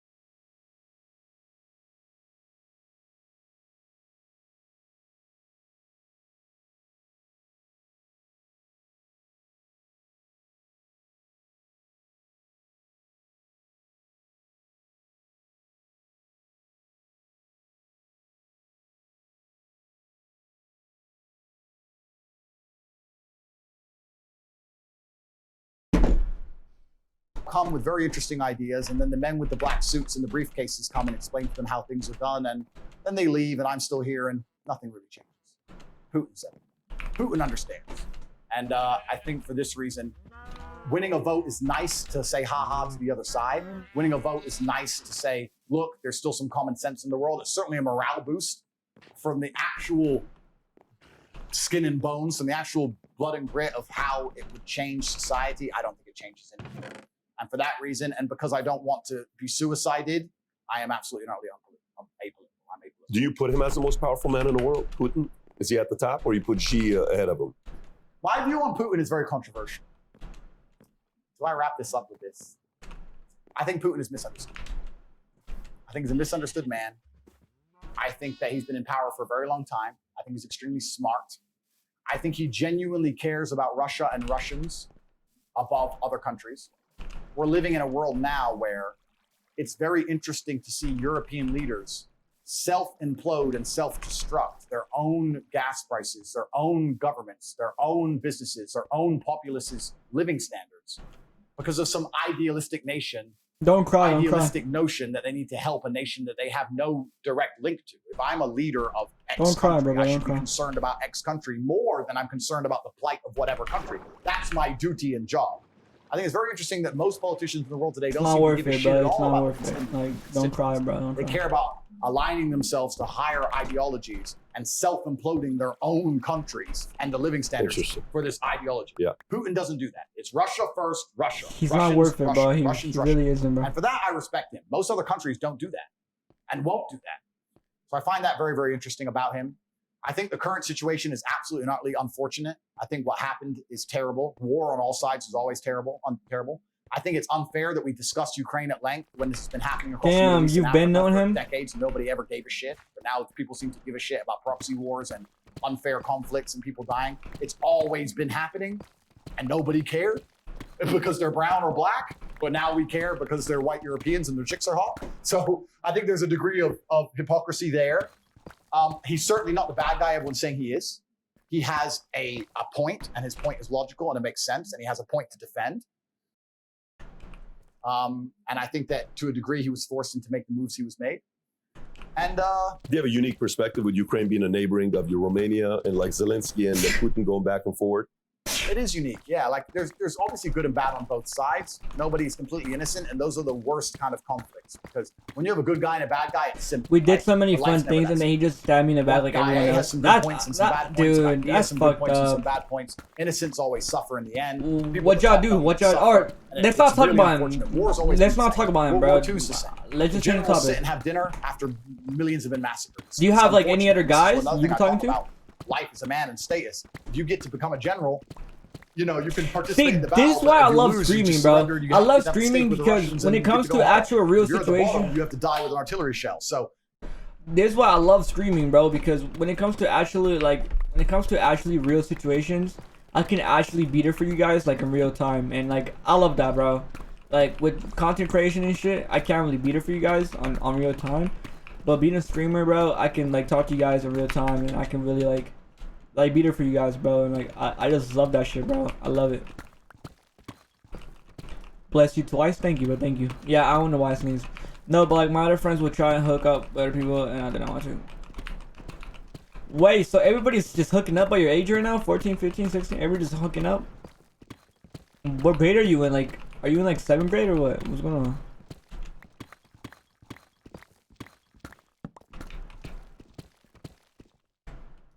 it's all once again about status. It's really unfortunate, but I certainly think that Putin is definitely not a stupid man. And I think the narrative that they point that he's some madman is bullshit. He's not crazy. He's not a madman. He's a very logical actor with points that not many people know or consider or understand why he's doing what he does. But I respect that he believes in Russia and sticks up for Russians. And I think that any leader of any country should do that. I think there was, I'm apolitical now, so I can't remember his name, but there was a recent president of the United States who said America first. And I think that anybody who prioritizes their own populace over the other populations of the world should do exactly that. I think that's their job. I think to do anything else is irresponsible. I think the Russians do it, the Chinese do it, the Indians do it. All the other superpowers to come are going to do that. And as long as you're in charge of a country and you decide to vacate the needs of your own populace to please some crazy ideology, wherever it will be. It makes you non-competitive, and on a long enough time frame, you're going to lose, and that's how empires fall. It would be very interesting if you were to have a sit down with this one president. They said America first. I don't know who you're referencing, but obviously I can't remember his name. I forgot. I know, but if it would happen to be interesting. 7th grade. How long this is? Oh, Is you it fucking almost 5 hours or damn. no? We've been going for a few Like hours. everybody's God, hooking. it feels like 5 like, minutes, but you don't want to hook up with anybody. to the audience, some people maybe for the first time they're hearing you. Some of them are following you, no matter what you say. They're going to follow the content. I don't know, bro. At this point, Just text me, bro. Just text coming me. up, upbringing. Cause like you you're know, crying and shit, man, bro. So today, I just want Is there like any I want to give you specific like your belief system time. you follow? I'm glad you asked that, because when they attacked me, when the Matrix attacked me, they said that I report misogyny and I believe in chauvinistic It's not principles. that I don't and all want this to. It's like absolute you're garbage. crying when and they- shit, when and they I feel like said you that should about just me, like I really understood like. it's very important that I create You should like not think about like like. to the world exactly what I believe. I don't So, know, bro. without looking unprofessional, I've written it down. How long did I y'all would like date? to actually say I've written 41 tenets of thing I believe in, and if you hear any that you disagree 41 with, tenets. 41 tenets. Interesting. If you disagree there's with any no of them, way he I could would like love to me. hear feedback on it. So these are the 41 things I. 41 Wait, things I Makila, believe in so most, and why do you before I not want to read out hook this up framework, it doesn't matter if you are a Muslim, a Christian. It doesn't or matter if you're never mind, black, it makes sense. He cheated black on you. or Never white, mind. weak or strong. I think if any man But like, lives true to these would you tenets, hook they're up gonna with have this a other boy fantastic that relationship with you life, like? and also they're going to be a good force and good influence for people around them. And I think that all in all, they're going to enjoy their experience, their human experience, and the people. Oh, you close left to them early? will That's also good. enjoy their presence. So that's what this is about. These are the 41 things I believe. So here we go. Oh, I you would believe hook that up. men have the divine imperative So to you become wanna as capable, like you powerful, wanna and hook up with competent as somebody possible in that's this like I reserve my only human for you right to though, hold right? my own beliefs and practice them as I see yeah. fit, and allow other people the same right to believe and act as they wish. I prefer loving, rewarding, consensual relationships with beautiful, positive, and virtuous women. I believe men and women are different, and that each has their own unique and important strengths and abilities. I believe men have the sacred duty to protect and provide for the important people in their lives. I believe men have the sacred duty to protect the innocence and sanctity of their children and reserve the right and responsibility to raise their children as they see best to ensure their long-term happiness and success. I believe that men have the sacred duty to raise strong, capable, and honorable sons. I believe that men have the sacred duty to raise kind, feminine, and virtuous daughters. I utterly disapprove of violence within romantic or familiar relationships. I support good and honest governments and will obey their laws. I prefer to only conduct business dealings with trusted and vetted brothers. I believe that a man has the sacred duty to hold true to his word and do exactly what he says he will do. I agree. I believe that a man's life is difficult and that he has the sacred duty to become strong to handle such difficulty. I believe men are personally responsible for their actions and for the results they achieve in their lives. I believe in emotional control and the vital need to become disciplined and professional in all things. I believe that men have the sacred duty to approach everything in life from a position of strength. I believe that all men have the sacred duty to become men of upright and virtuous character and live above all possible reproach. I believe it is incumbent upon me to ruthlessly identify my own weaknesses and limitations, and I eagerly work to overcome them and become more capable in all realms. I seek to improve my personal freedom to think, act, and live true to my masculine imperative in all ways. I believe each man has a sacred duty to mold the physical body into the strongest, most resilient, and most capable version of itself. I believe that men have the sacred duty to rigorously train themselves, both physically and mentally, every day. I believe that I have the sacred duty to only eat the highest quality foods possible. I reserve the right to protect the sanctity of my bloodstream and make my own Back decisions again? about medical What care water and you get? procedures. I affirm the importance of endlessly improving my mental faculties through diligent work, study, and practice. I believe in acquiring wealth and abundance in order to improve my life and do good for those I care about. I believe in the merits of healthy competition and constantly encourage all men to seek out competition to improve themselves. I believe that masculine brotherhood is essential to men's mental health, happiness, and success, and I relentlessly encourage men to meet together, train together, and work together. I maintain the trust of my brothers through reverent silence regarding our most sacred and shared experiences. I believe in honoring my ancestors and living in a way that would make most of them proud of me today. I reserve the right to administer difficult rites of passage for our young men to allow them to earn the rank of manhood. I affirm the importance and need for travel and adventure as men. I seek to help men overcome poor mental health through embracing hard work, physical improvements, and shared masculine brotherhood. Water and I soda. reserve On the God, right I'd to be make grabbing the the best same thing. choices I can at the time to protect myself and respect my mental health. You gotta put up I an do good in the all-nighter. world You and seek crazy. to help those less fortunate. I believe all men have the responsibility to lead and guide those they care about for greater health, prosperity, and happiness. I choose to only interact with those who are respectful and civil to me in return for my own respectfulness and civility. I reserve the freedom to speak and refer to others as I believe is best and most truthful. I reserve the right to choose my company and include only those whom I believe are best for my health, happiness, and success. I believe I have an imperative to only spend my time in a way that I determine is beneficial, uplifting, and empowering to myself and others. I choose to only allow myself to be influenced by those who I believe have my best interests in mind. Hold up, give me a minute. I want to hear Final this. one. Each day, I dedicate myself anew to create the greatest possible positive impact on the world and do the work necessary to achieve a greater masculine excellence across all realms of human endeavor.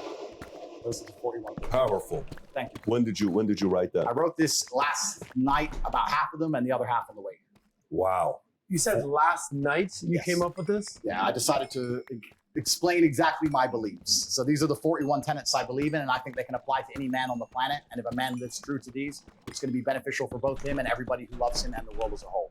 I don't think it's possible to find a negative connotation to any of those 41 tenets. That's what I personally think. Powerful, man. Thank you. This has been incredible, sitting down with you and, at a time like this, long format, kind of risky to go this long. Both sides, we wanted it. We started talking on Instagram. I think you reached out on Insta, and all of a sudden we're talking to each other. We had been in communication for a couple years ago. I don't know what it was, but Correct. different format. But for the audience that maybe is not on Rumble or doesn't know where to follow you, where can people find you? Yes, I'm on Rumble at Tate Speech. So rumble.com/Tate Speech. Please subscribe to me on there. I have a few other channels, but if you subscribe My to that sister one, keeps yelling my other game. channels will be mentioned in time. That's also where I do my live podcast. She keeps yelling? Hell And then no. on my website, Bro, which she is need a boyfriend, bro. covertates.com, Nah, there's a free she mailing got a list with boyfriend, one huh? email a day, She got one already. with life-affirming advice, the kind of things we're talking about here. How does Stories from my life, things How I've does she learned. know about Mike It's a Up? free email list, and it comes every single day. So please sign up to the email list there. And anybody who wants to learn more from me on CobraTate.com, you can read about the War Room. The War Room is my personal group. It's my private mentorship group. We have 5,000 members all around the world in 72 different countries. And we have some extremely capable, intelligent, diligent, professional men inside of that organization. And basically everybody is aligned with the things we've been talking about now in this conversation. But more information is at CobraTate.com. But best thing is my email list, because that's very hard to take from me. So that's where you'll definitely hear from me for a long time coming, hopefully. Well, brother, this has been great sitting down with you. First time we meet. First time we need having a conversation like this. I hope the audience can make a decision for themselves to know you're not a perfect man. This is not a perfect person we're talking to. We're all flawed in our own way. Absolutely. But be able to see it from a clear, full 5-hour format where it's not a 15-second clip. Absolutely. And they make a decision for themselves. But appreciate you for this, man. This was fantastic. Thank you. Really enjoyed it, man. Thank you, bro. Thank you very much. Thank you, bro. Thank you. Thank you. How often have you sent a message or a DM to an ex? That was really good. That was a really good fucking dude. That was a 5-hour. Holy shit.